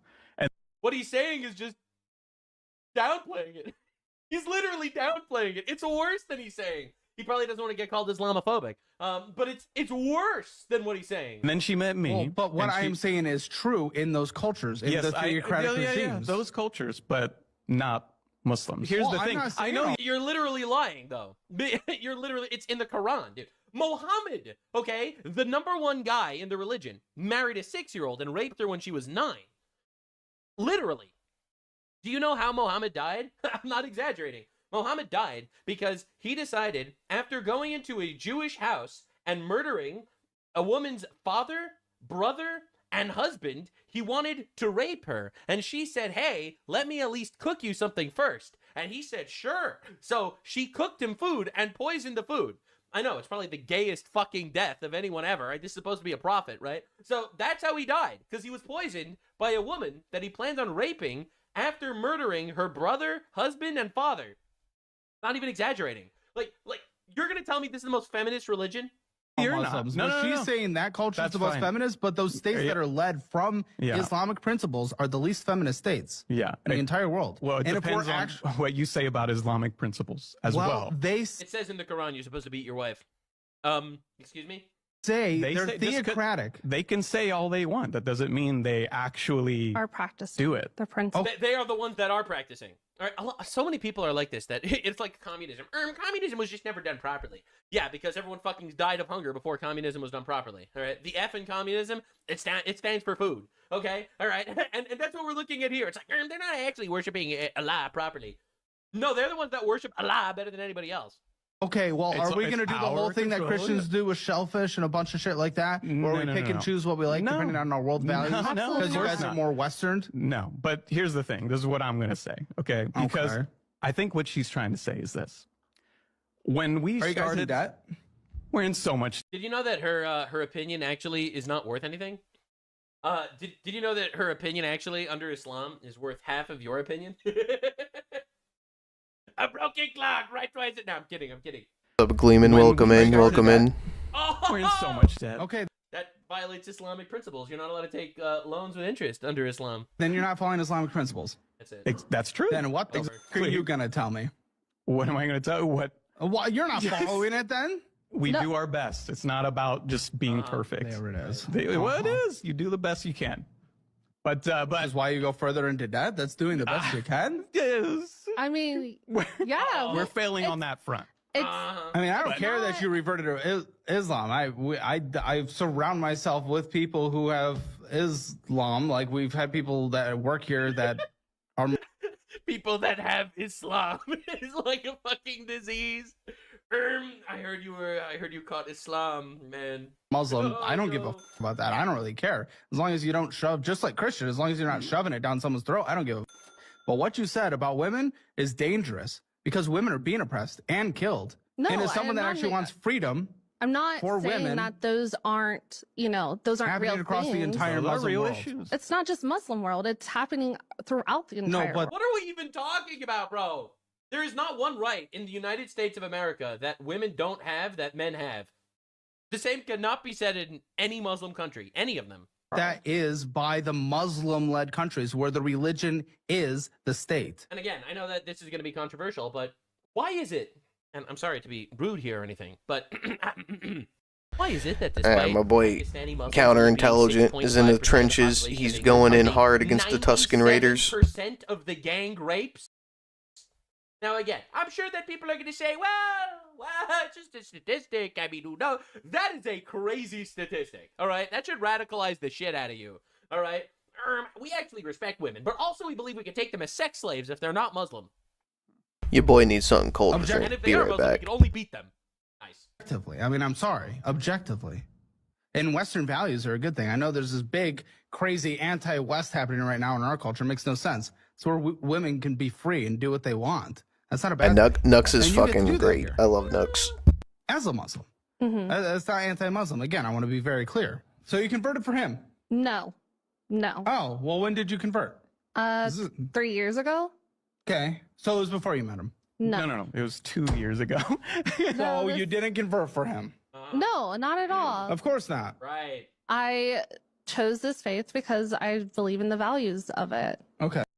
All right. Anyway. And They keyed her into this shit. Now she's never going to be able to leave because, again, according to Islam, if you try to leave, they kill you. It's so wild watching people in the West literally close their eyes to this and making believe that, of course they could assimilate with Western values. They have the same values. Yes, of course, Islam is a feminist religion. My guy, we're radical Islam, 3 meters. Moderate Islam, 5 meters. Okay, I kid. This is Canada. All right, get ready. This is someone explaining that there are hundreds of Islamic terrorists in Canada. There have always been conflicts abroad, and rarely have we seen them spill into our streets the way that we have since this Liberal government has been in power. We now know from the Iranian community right across the country, from many others, that there are hundreds of IRGC agents presently on Canadian soil using... Why? Why? Well, we don't deport anybody and we let anybody in. Well, that's why. All right. So they have hundreds. IRGC is the Islamic terror organization that's running Iran right now.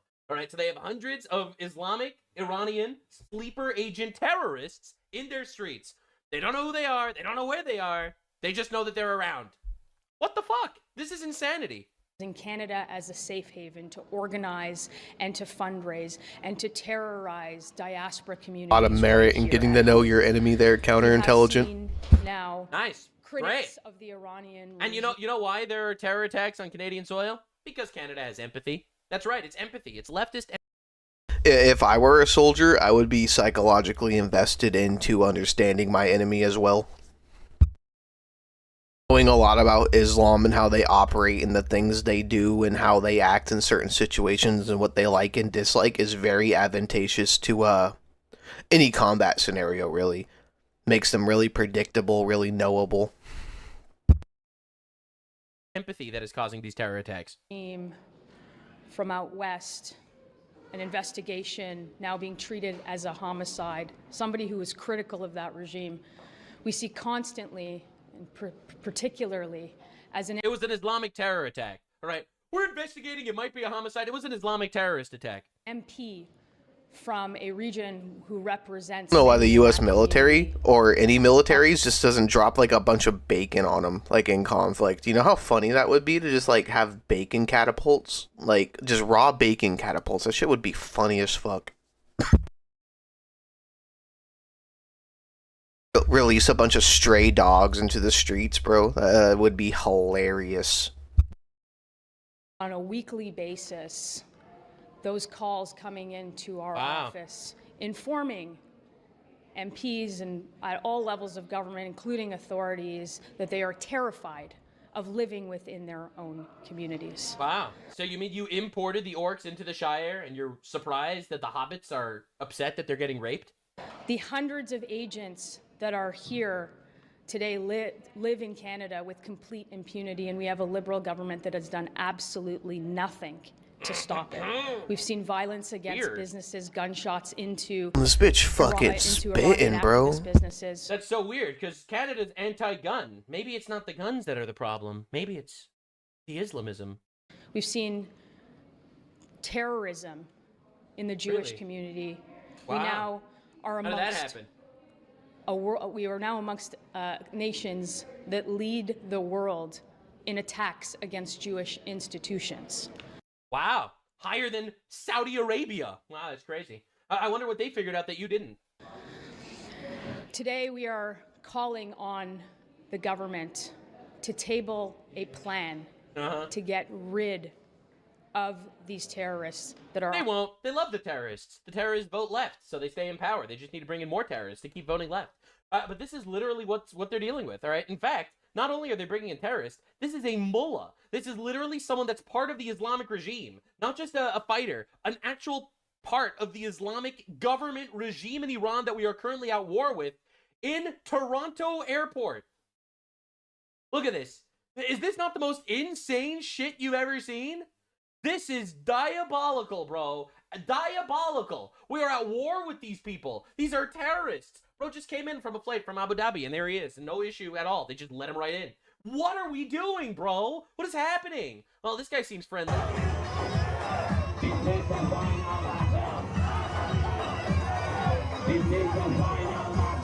Well, this is just a classic Torontonian. That's right. It's just Toronto. This is just a classic Torontonian. He's just like all of us. And pay attention to what's happening across the world, okay? This is Angela Merkel, who flooded Germany with third world retards. Ich kann Ihnen nur sagen, dass ich ja... I can only say that if the AfD had won... wenn es danach geht, was die AfD möchte, auch... I wouldn't be wanted here either. The AfD is the right-wing German party that lost the last election. Nicht erwünscht. Suspiciously, 13 of their politicians died of, like, heart attacks and shit. Bin. Ich habe 2017 einen Wahlkampf gemacht. Dort bin ich oft gar nicht zu Wort mehr gekommen, weil ganz wenige von der AfD einfach alles niedergebrüllt haben. Oh my God, the AfD was actually winning. The right-wing party was actually winning. Und ich würde mir wünschen, dass Menschen mit Migrationshintergrund, die vielleicht but people with a migration background would be voting for you. Jetzt solche Gedanken haben oder mit Migrationsgeschichte, sagen wir mal lieber, dass sie doch auch so viel Bindung an Deutschland haben, dass sie sagen, wir tun uns mit denen zusammen, die eben nicht gemeinsame Sache mit der AfD. So it turns out, it's so weird, all of the migrants voted for you. So what did you do? You flooded the country with migrants. Angela Merkel flooded Germany with third world men, admitted it was for votes, says it was to stop the AfD. So good news from X. Good news from X right now. Gaming Syndicate's channel has been remonetized. Big dub for the Skybrowse community. Big fucking dub. Is she stopping right-wing extremism? Well, you just import the third world to vote for leftists forever. This is what we're dealing with. All right, Spain, who's currently beefing with us because we're, killing terrorists and Spain is pro-terrorism. All right, so Spain has dropped by 20 in the rankings of safest countries for women since socialist PM Pedro Sanchez took over. Rapes are up 300%. Probably a coincidence. Make 500,000 African migrant citizens. They proceed to brutally rape so many women, it's becoming incalculable. It's probably just Islamophobia that's making you realize this, guys. It's totally not because these people are from cultures that are not compatible with Western civilization. I wonder why Pedro Sanchez of Spain is condemning the United States for killing terrorists in the Middle East. It can't possibly be because they literally imported millions of Islamists to rape their women. Did you not hear the news that actually Islam is the most feminist religion of all time? Did you not get the news, the memo? All right, so this is one of the craziest fucking stories I think I've ever seen in my life. And unfortunately, I don't see anyone cover it. So this is a Sikh, all right? He's an Indian guy who has a store in England, okay? And he has a rule in his store that he is not selling halal meat, all right? Because he doesn't want to convert his cuisine for Islam, all right? So he is saying, we're not a halal store. Intimidated by peaceful community around the clock. Our restaurant number is buzzing non-stop. Fake bookings. And they are booking fake bookings on our website, on other platforms.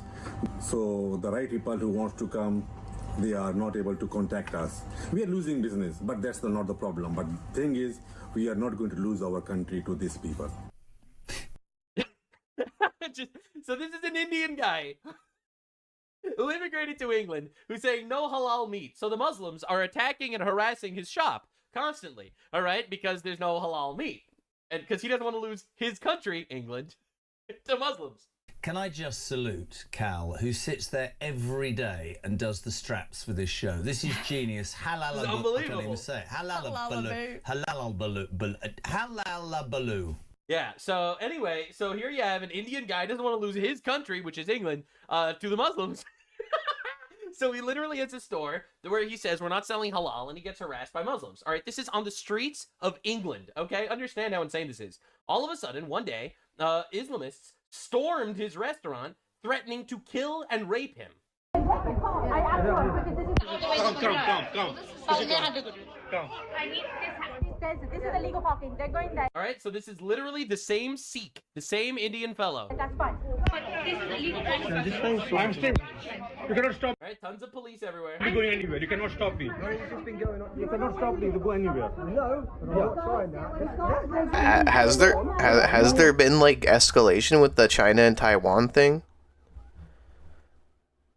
Oh, is that happening? Fuck. Let's see.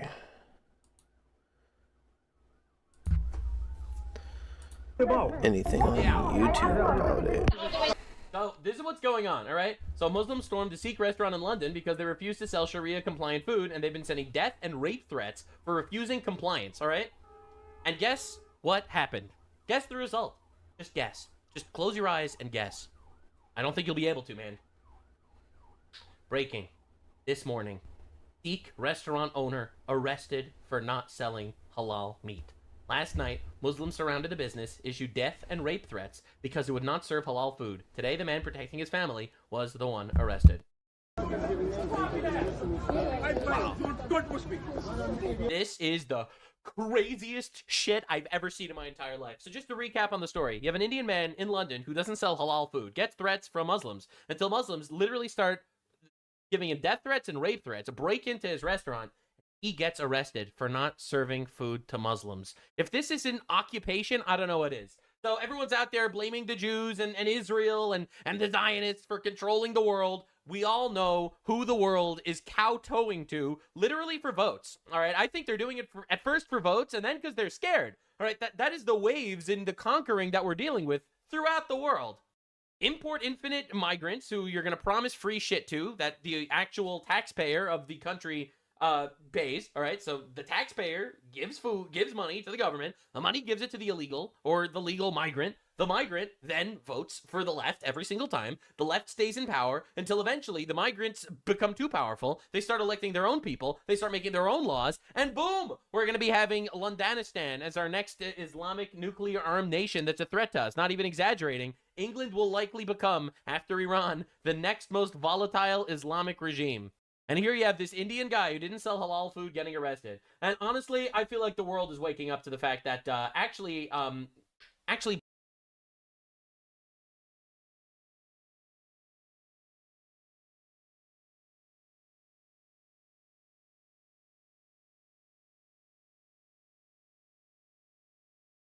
haven't seen any. I don't see any news right now about China and Taiwan. Okno, can you like DM it to me if you have any? blaming everything on Israel because you're just simping for Islam really doesn't work. I don't care about Israel, but I don't think Israel somehow. I don't think about Israel, but somehow every time someone says something, the response is about Israel. I can't anymore. I think that because honestly, we have like a massive presence in the Middle East right now. I don't think it would be too hard to kind of get to China or fucking even to get to Taiwan. You know, like I think like a good chunk of our fleet is over there in the Middle East right now. It wouldn't be hard to go and fucking fuck with China too. Amount of Israel. I think that the Israel hostility. I think being in the Middle East puts us like within spitting distance of China anyway. Like we could easily just like fucking smack them real quick and tell them to shut the fuck up. And if not, we could just go and fucking break the siege around Taiwan. is approaching a fever pitch where people will stop taking it seriously. I think that we're approaching that period of time where there is so much fixation around Israel and Israel's proximity to every single event that I think people are just going to get fatigued from hearing that everything is because of Israel. Oh, a Muslim blew up a Jewish school. Israel, false flag. We have hot nuclear fucking subs too. Like, we have activated nuclear submarines in that entire like fucking area, bro. Oh, a Muslim shot a couple of people in Texas. Mossad, false flag, agent, operative. Oh, a Muslim attacked people in a college. Well, you know, that's clearly the CIA operating on behalf of Israel. Oh, we're... Like, let's not, like, forget that Taiwan has, like, some pretty good, like, sea defenses. Like, I'm sure Taiwan will be alright for the moment, but, like, we also have an agreement with Taiwan that, like, if they ever get fucked with, like, we're there to help, so... Stop, we're killing terrorists in the Middle East that have been killing us and threatening us. Sounds to me like Israel controls foreign policy, and people are really tired of it, because quite literally, I'm noticing a massive situation going on across the Western world. We don't...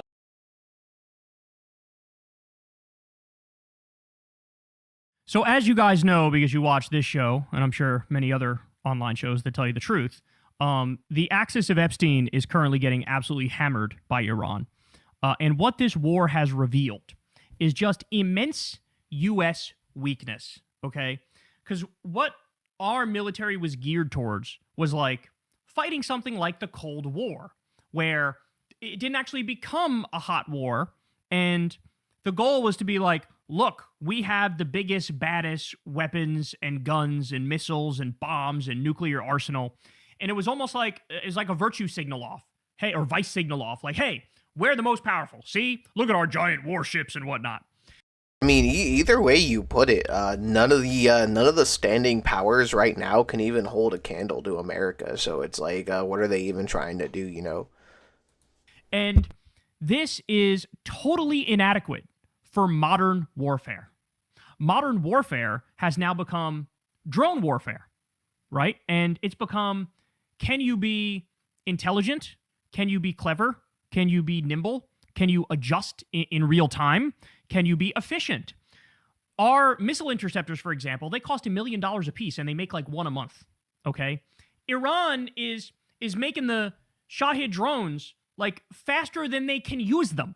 They have like an unlimited supply of these Shahid drones, which are hitting the targets that they're trying to hit. And so China is sitting back and watching this and going, okay, so the Americans are bad in this way. They're bad in that way. They can't guard against this. They can't guard against that. Here's their weak points. And they're able to see all of this stuff. And meanwhile, our radar was taken out in the region. So many of our most expensive machinery has already been destroyed by the Iranians. It's just an utter Burger catastrophe. King is wild really work, don't know but how it else seems to like put the it, most but American fucking thing to do. Classic imperial hubris and arrogance. We underestimated our opponent, and the opponent is fucking running circles around us. It really is that simple. Never mind the Strait of Hormuz. They have no fucking idea how to get that open, which is why Trump has lied multiple times. It is open. And, well, actually, it's not open, but you guys should fix it, not me. They're just lost. They're lost. Now, part of the problem with electing a sadistic, totally incompetent idiot is the cancer tends to spread over time. In other words, once people know you're led by a clown, everything sort of falls apart. The glue of the fabric of society throughout the world starts to fall apart. So, as I told you, the outline is already there for World War III. It's already there.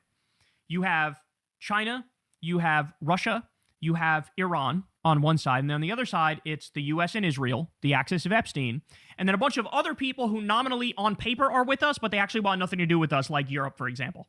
Okay? And now take a look at what's happening. This is a huge deal.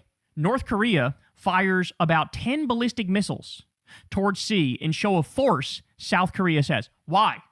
Why did Kim Jong-un decide today or now to do this week, to do this? Well, the answer is very simple.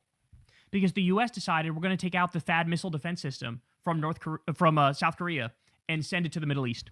Iran took out some of our other systems, and so we go, all right, we'll just grab the one from South Korea. I'm gonna be real, Aki. This guy seems like a little bit of a bitch, but like I kind of respect the the angle he's going for too, right?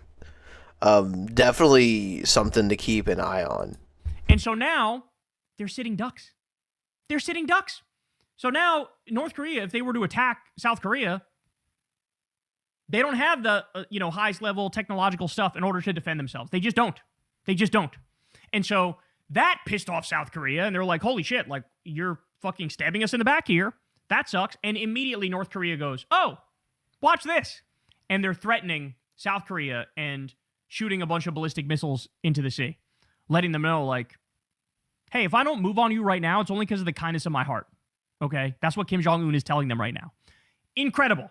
So Trump is just destroying the global order in a way that would make any president with an IQ over 90 go, holy fucking shit, you're an idiot. Okay? Politico says, Taiwan reports large-scale Chinese military aircraft presence.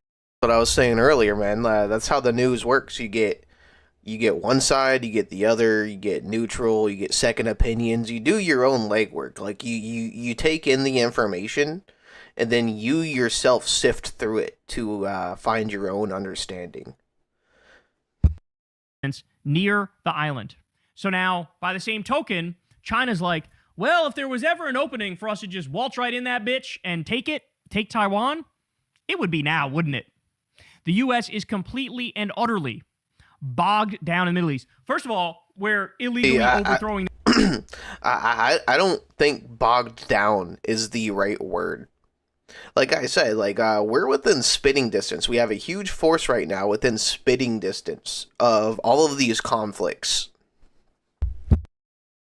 Like, even if China were to make a move on Taiwan, we are within responding distance to fuck them up.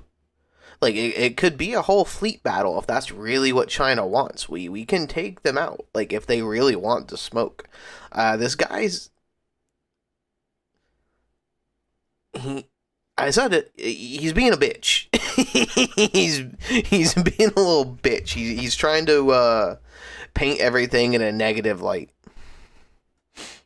So, I mean, like, I get that, like, the situation is happening, but to, like, sit here and pretend that, like, America isn't, like, top dog in the situation right now is kind of fucking stupid on this guy's part. We have a massive military presence over on that side of the globe right now. If any of these actors, China, Russia, fucking anybody were to step out of line, I'm pretty sure, like, Trump wouldn't hesitate to just, like, fucking bitch smack them. The government of Venezuela and stealing their oil. We're threatening Mexico at the same time. Trump's threatening Panama. He's threatening Greece. The massive presence is like a fraction of like what we're actually capable of. Like, if they want like a full fucking deployment just to like keep the peace over there, like, it can happen.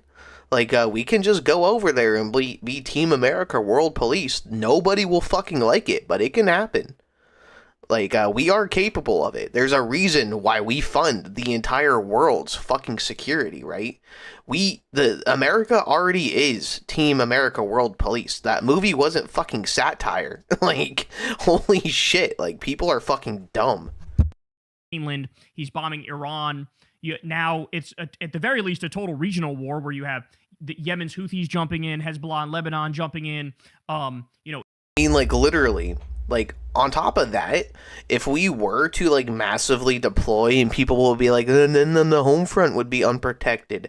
No, bro. You have the entire civilian militia. You know what that is constitutionally? That's every able-bodied man that can hold a gun. The president has the power to call up that militia. He can be like, hey, I need a whole bunch of armed dudes to show up and get ready to fuck around. Like, the president can do that. Israel fighting on multiple fronts, trying to steal more territory. The U.S. bombing elementary schools all over the place. So, little busy. And so China goes, oh, shit. Okay. All right, we see you. And then we have this. Let me tell you, the militia has a lot different rules than like actual military or law enforcement.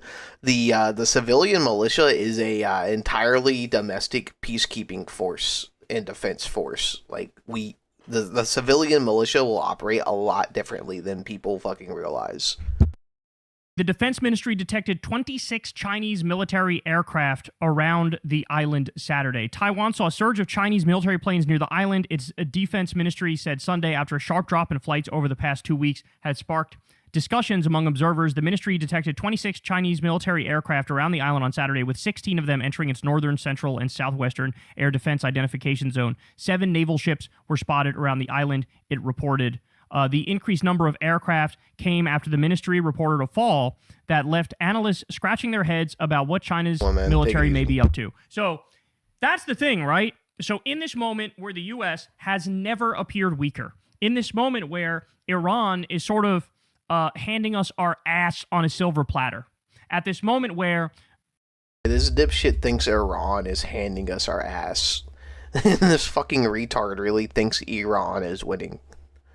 There's never been more information divulged about the level of our weaponry and our defense systems and how inadequate they are. This is the moment that China is flexing a little bit and going, if we want to, we could just take this bitch. I hope you know that, right? Like, you ain't gonna do shit. You ain't gonna do shit. What are you gonna do? How many fronts are you gonna fight on? You gonna continue arming and funding and backing Ukraine and attacking Iran and attacking Yemen and Somalia and Nigeria and Venezuela and Mexico and all these different places, and you still have the capacity to hold us back? I don't think so, Chief. So this is what Trump has done. This is what Trump has brought about. And people need to realize it, man. People need to realize that the global order is done. I'm just saying what it is, and it's not coming back. It's only a matter of time until the dollar drops as the world reserve currency. Like, I get that the news about the China-Taiwan thing needs to be kind of like a little bit more mainstream, but this dude's kind of like he just rips it up the next day on a whim. Doesn't mean anything to him, right? By the way, we also have this. At the same time all this chaos is going on, Financial Times says, Donald Trump warns NATO faces very bad future if allies fail to help the U.S. in Iran. So, at the exact moment where Trump should be on his fucking knees, begging our allies, apologizing to our allies about how he hit them with tariffs and fucking disrespected them and ripped up treaties and agreements, at the exact time he should be doing that, what's he doing? The polar opposite. Now he's out there castigating them and berating them and yelling at them and saying, you better send some ships to the Strait of Hormuz. You better open it up. I created the mess, but you're going to clean it up. This man is a fucking demon. This man is satanic, because you couldn't act in a way that would make the U.S. be despised more than this. It's not possible. Like, you couldn't act in a way to destroy any semblance we have of having friends in the future. Like, this guy kind of reminds me of Ethan Klein. This is the bottom of the barrel. So at the same time, now North Korea is showing signs. Hey, maybe we'll wake up and fucking move on South Korea. China's showing signs. Maybe we'll take Taiwan. You know, the global order is crumbling. He decides to spit in the eye of the few remaining countries that nominally, in theory, are with us. Stupidity is not a strong enough word. As I always told you guys, either he is a Manchurian candidate or he's not one, but he's so stupid that he fundamentally acts like a Manchurian candidate. But at the end of the day, the end result is still the same. Everybody hates us. We're alienated. We're isolated. The economy is going to fucking implode. And we're going to go through a generation of humiliation. By the way, which we're already in. It already started, right? But it's the Chinese century, and that's never been more clear. Hey, y'all, do me a favor and like and subscribe. It helps out big time in the algorithm. Click the bell as well for notifications when videos drop, and watch that video on screen right now. You know you want to. We don't need gun reform. We need Islamist reform. And we need to shut down the leftist operations that are bringing them in, giving them power, and preventing us from deporting them.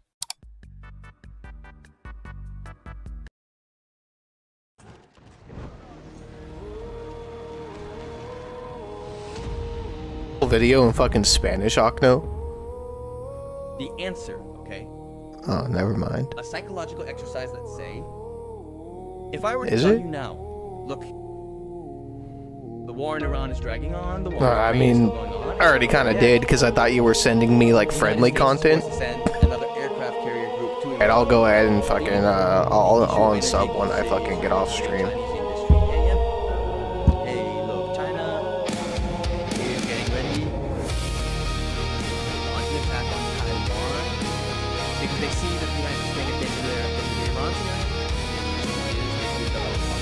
receptors, and there's no What the industrial fuck? capacity to meet the needs of the war around the war in Oh, Ukraine, shit. the war in Ukraine. Therefore, it's a good time for China to act on Taiwan and take it without anyone being able to respond militarily.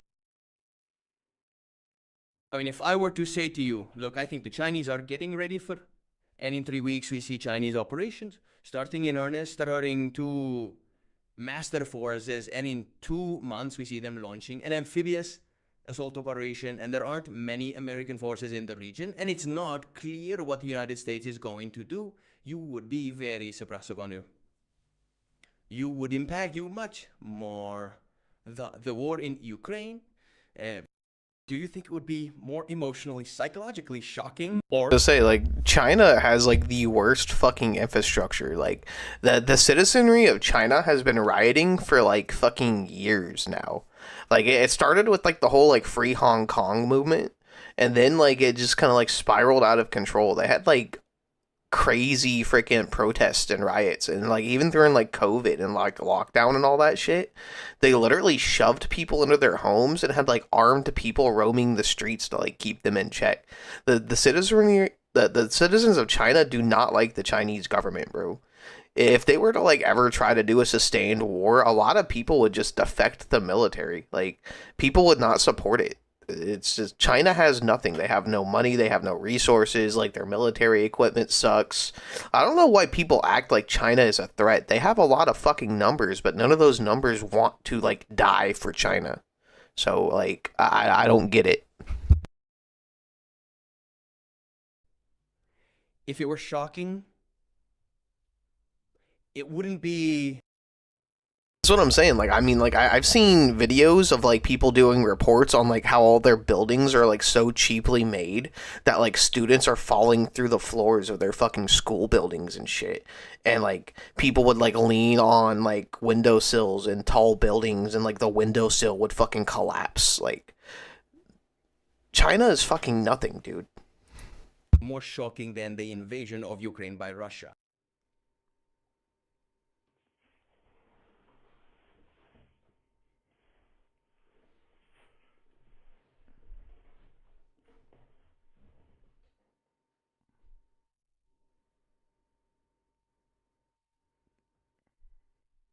Emotionally, do you think it would shock you more than when the war in Ukraine started?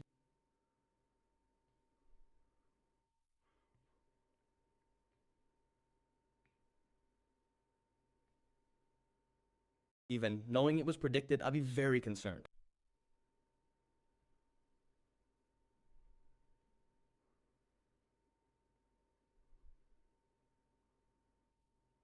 Okay. I think that for many ordinary people, the war in Ukraine was what introduced them to the world of conflict. Yes, it could be. Taiwan has semiconductors. It would affect the whole world. Yes, but I'm not asking you about the rationale. That is to say, if tomorrow they told you, hey, war has just broken out in Taiwan, and there were, a few weeks ago on my channel, in other places, they were saying, hey, China is preparing it. They are accumulating forces. They have stated that such and such is happening. Ultimately, it would shock you psychologically, emotionally, not rationally, which we already know is more important than the war in Ukraine, but psychologically. But psychologically, would it impact you as much if that were to happen as the start of the war in Ukraine impacted you?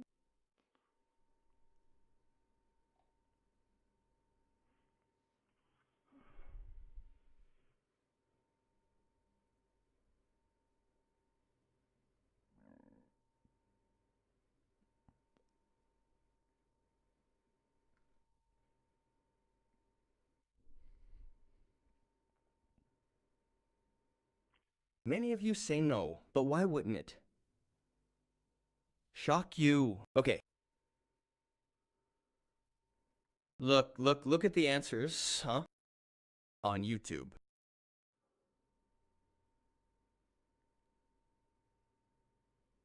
No, they have moved my Overton window, says one.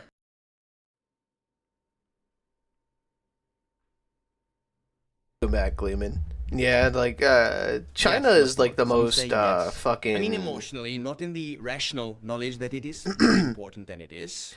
China's bluff is so easy to call. It really is. Like, I'll be totally fucking honest. Like, just all the dumb shit you see China do, you see right through it.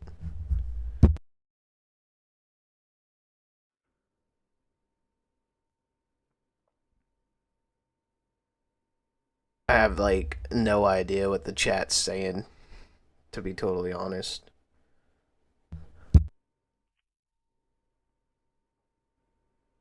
Some say they are preparing us. I mean, the question here is, some of you say they are preparing us for war. I think absolutely no one is contemplating, oh, let's start a war and get people ready. Which does it? No. But in a more turbulent world where conflict is more likely, it is natural for governments to say, hey, let's adopt civil protection measures. Let's try to spend more on defense, be more prepared for that scenario, right? And if you add to that the current international situation, which is very warlike, it is understandable that then the last... A lot of the times, like, shit's just not gonna affect you anyway. There has been a change, I was gonna say in mentality, but it is not even mentality, it is almost emotional towards war. I mean, before war was still a thing, right? But when the Ukraine war was even more, wow, a conventional, high-intensity war between two states, an invasion. But now it is also shocking and striking. It is something else. It is taken more naturally, right? And I still fear that scenario, honestly, right? Not because it is very likely. I do not think it is very likely, and I think that a rational analysis tells us that the most likely scenario by far is that nothing happens to you. But I cannot help but put myself in the worst case scenario and see that within the improbable, it sounds less improbable than before, right? That in the end, we already have 2 wars brewing. Well, let's see if the one with Iran lasts, how long it lasts. That's important. But anyway, we have 2 wars brewing there. And an interesting opportunity opens up for China in Taiwan, because the United States, as we focused on Iran, has spent, especially on interceptors, a lot of missiles. And also, now it seems like you have more or less got the measure of the United States because of all the Chinese satellites. It has been possible to study. It has been possible to study the accumulation of forces for the war with Iran. In other words, they have really been able to see how distances have been made, reaction times. I mean, there's like a lot of military intelligence in this. In addition, the opportunity opens up today. Right now, Taiwan has an aircraft carrier group for the entire Pacific. The United States does not currently have a force in the Pacific capable of opposing China. Therefore, it is that, yes. And many of you will tell me, and I understand it, and it's an interesting argument. I mean, China is a country that thinks long-term, right? And China will not make that mistake. And it's normal for him not to do that. But look at World War II, right? I mean, in the end, what interests did Japan and Germany have in common? Because we like to say, no, it's just that Russia, China, Iran are not military allies, and they aren't today. They don't have that much in common. They don't have that mentality. Yeah, but what about Germany? Yeah, that's that was some fucking dumb shit for me, bro. Like, holy shit, man. God damn. Holy fuck. And so apparently Kirsche and Mythic Talented fucking our Mythic Talent fucking parted ways earlier. I don't know, YouTube's honestly been doing the double comment thing. It's fucking weird. YouTube kind of sucks. Yeah, Mythic Talent and Kirsche fucking split up apparently earlier today.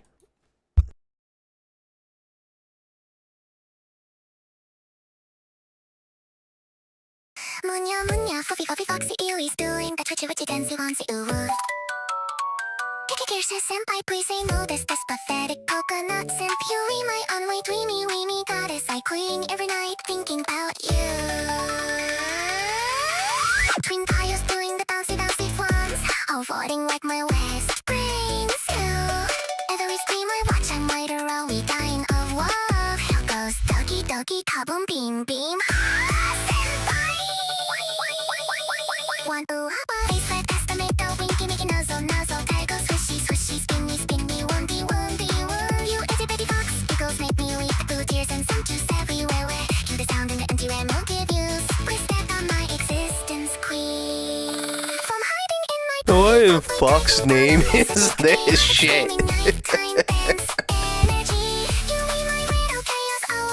I'm on my hands and knees begging for one. Our sobs uncontrollably. senpai, my one-two waifu. Munya munya, this is my soul-crushing move. Back to soul, dedicated to making you push and die inside. Subiu, hyper, mega, omega, kawaii desu, new queen, chan, goddess, empress, squeeze, be my queen, die back on my life. You, quick to hilts, going explosion, kaboom, kaboom. Face the sky is crying, rainbow tears of my delusional love.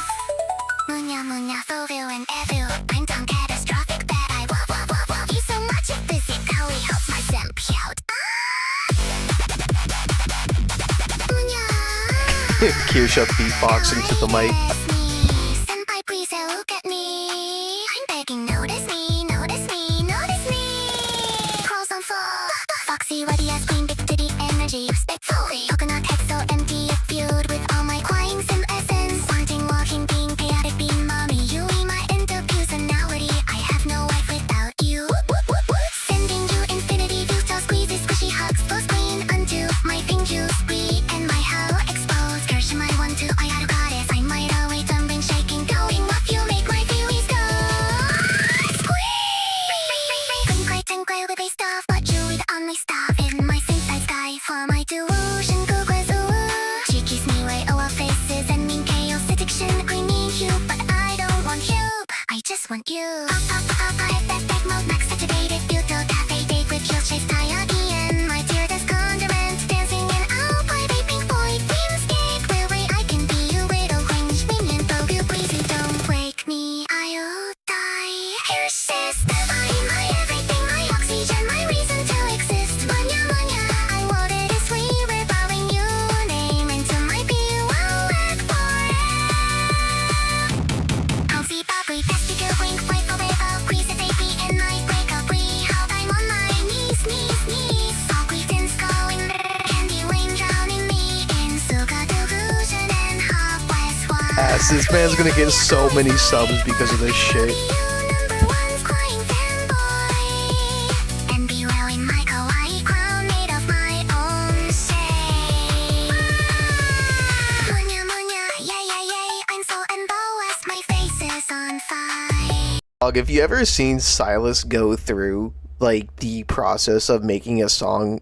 He painstakingly forged the perfect song for this. There's no further scrutiny. This is exactly how he wanted it.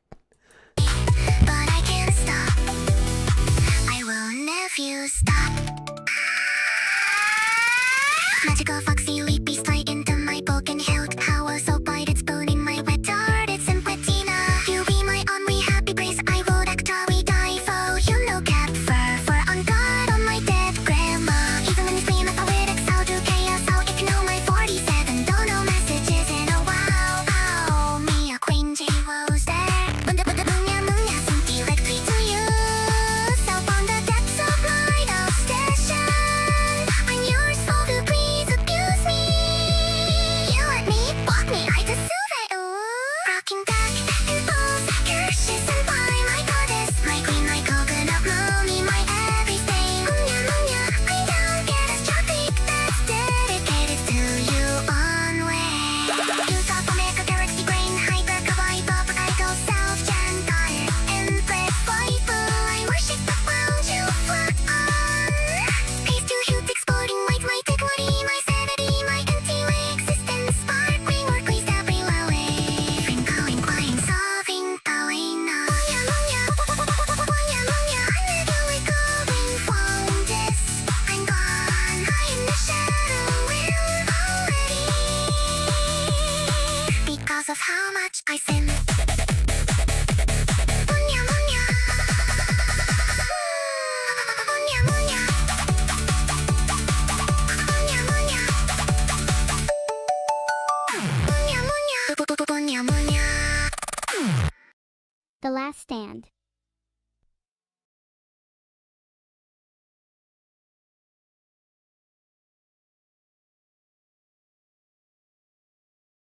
Munya munya, fluffy fluffy foxy eelies.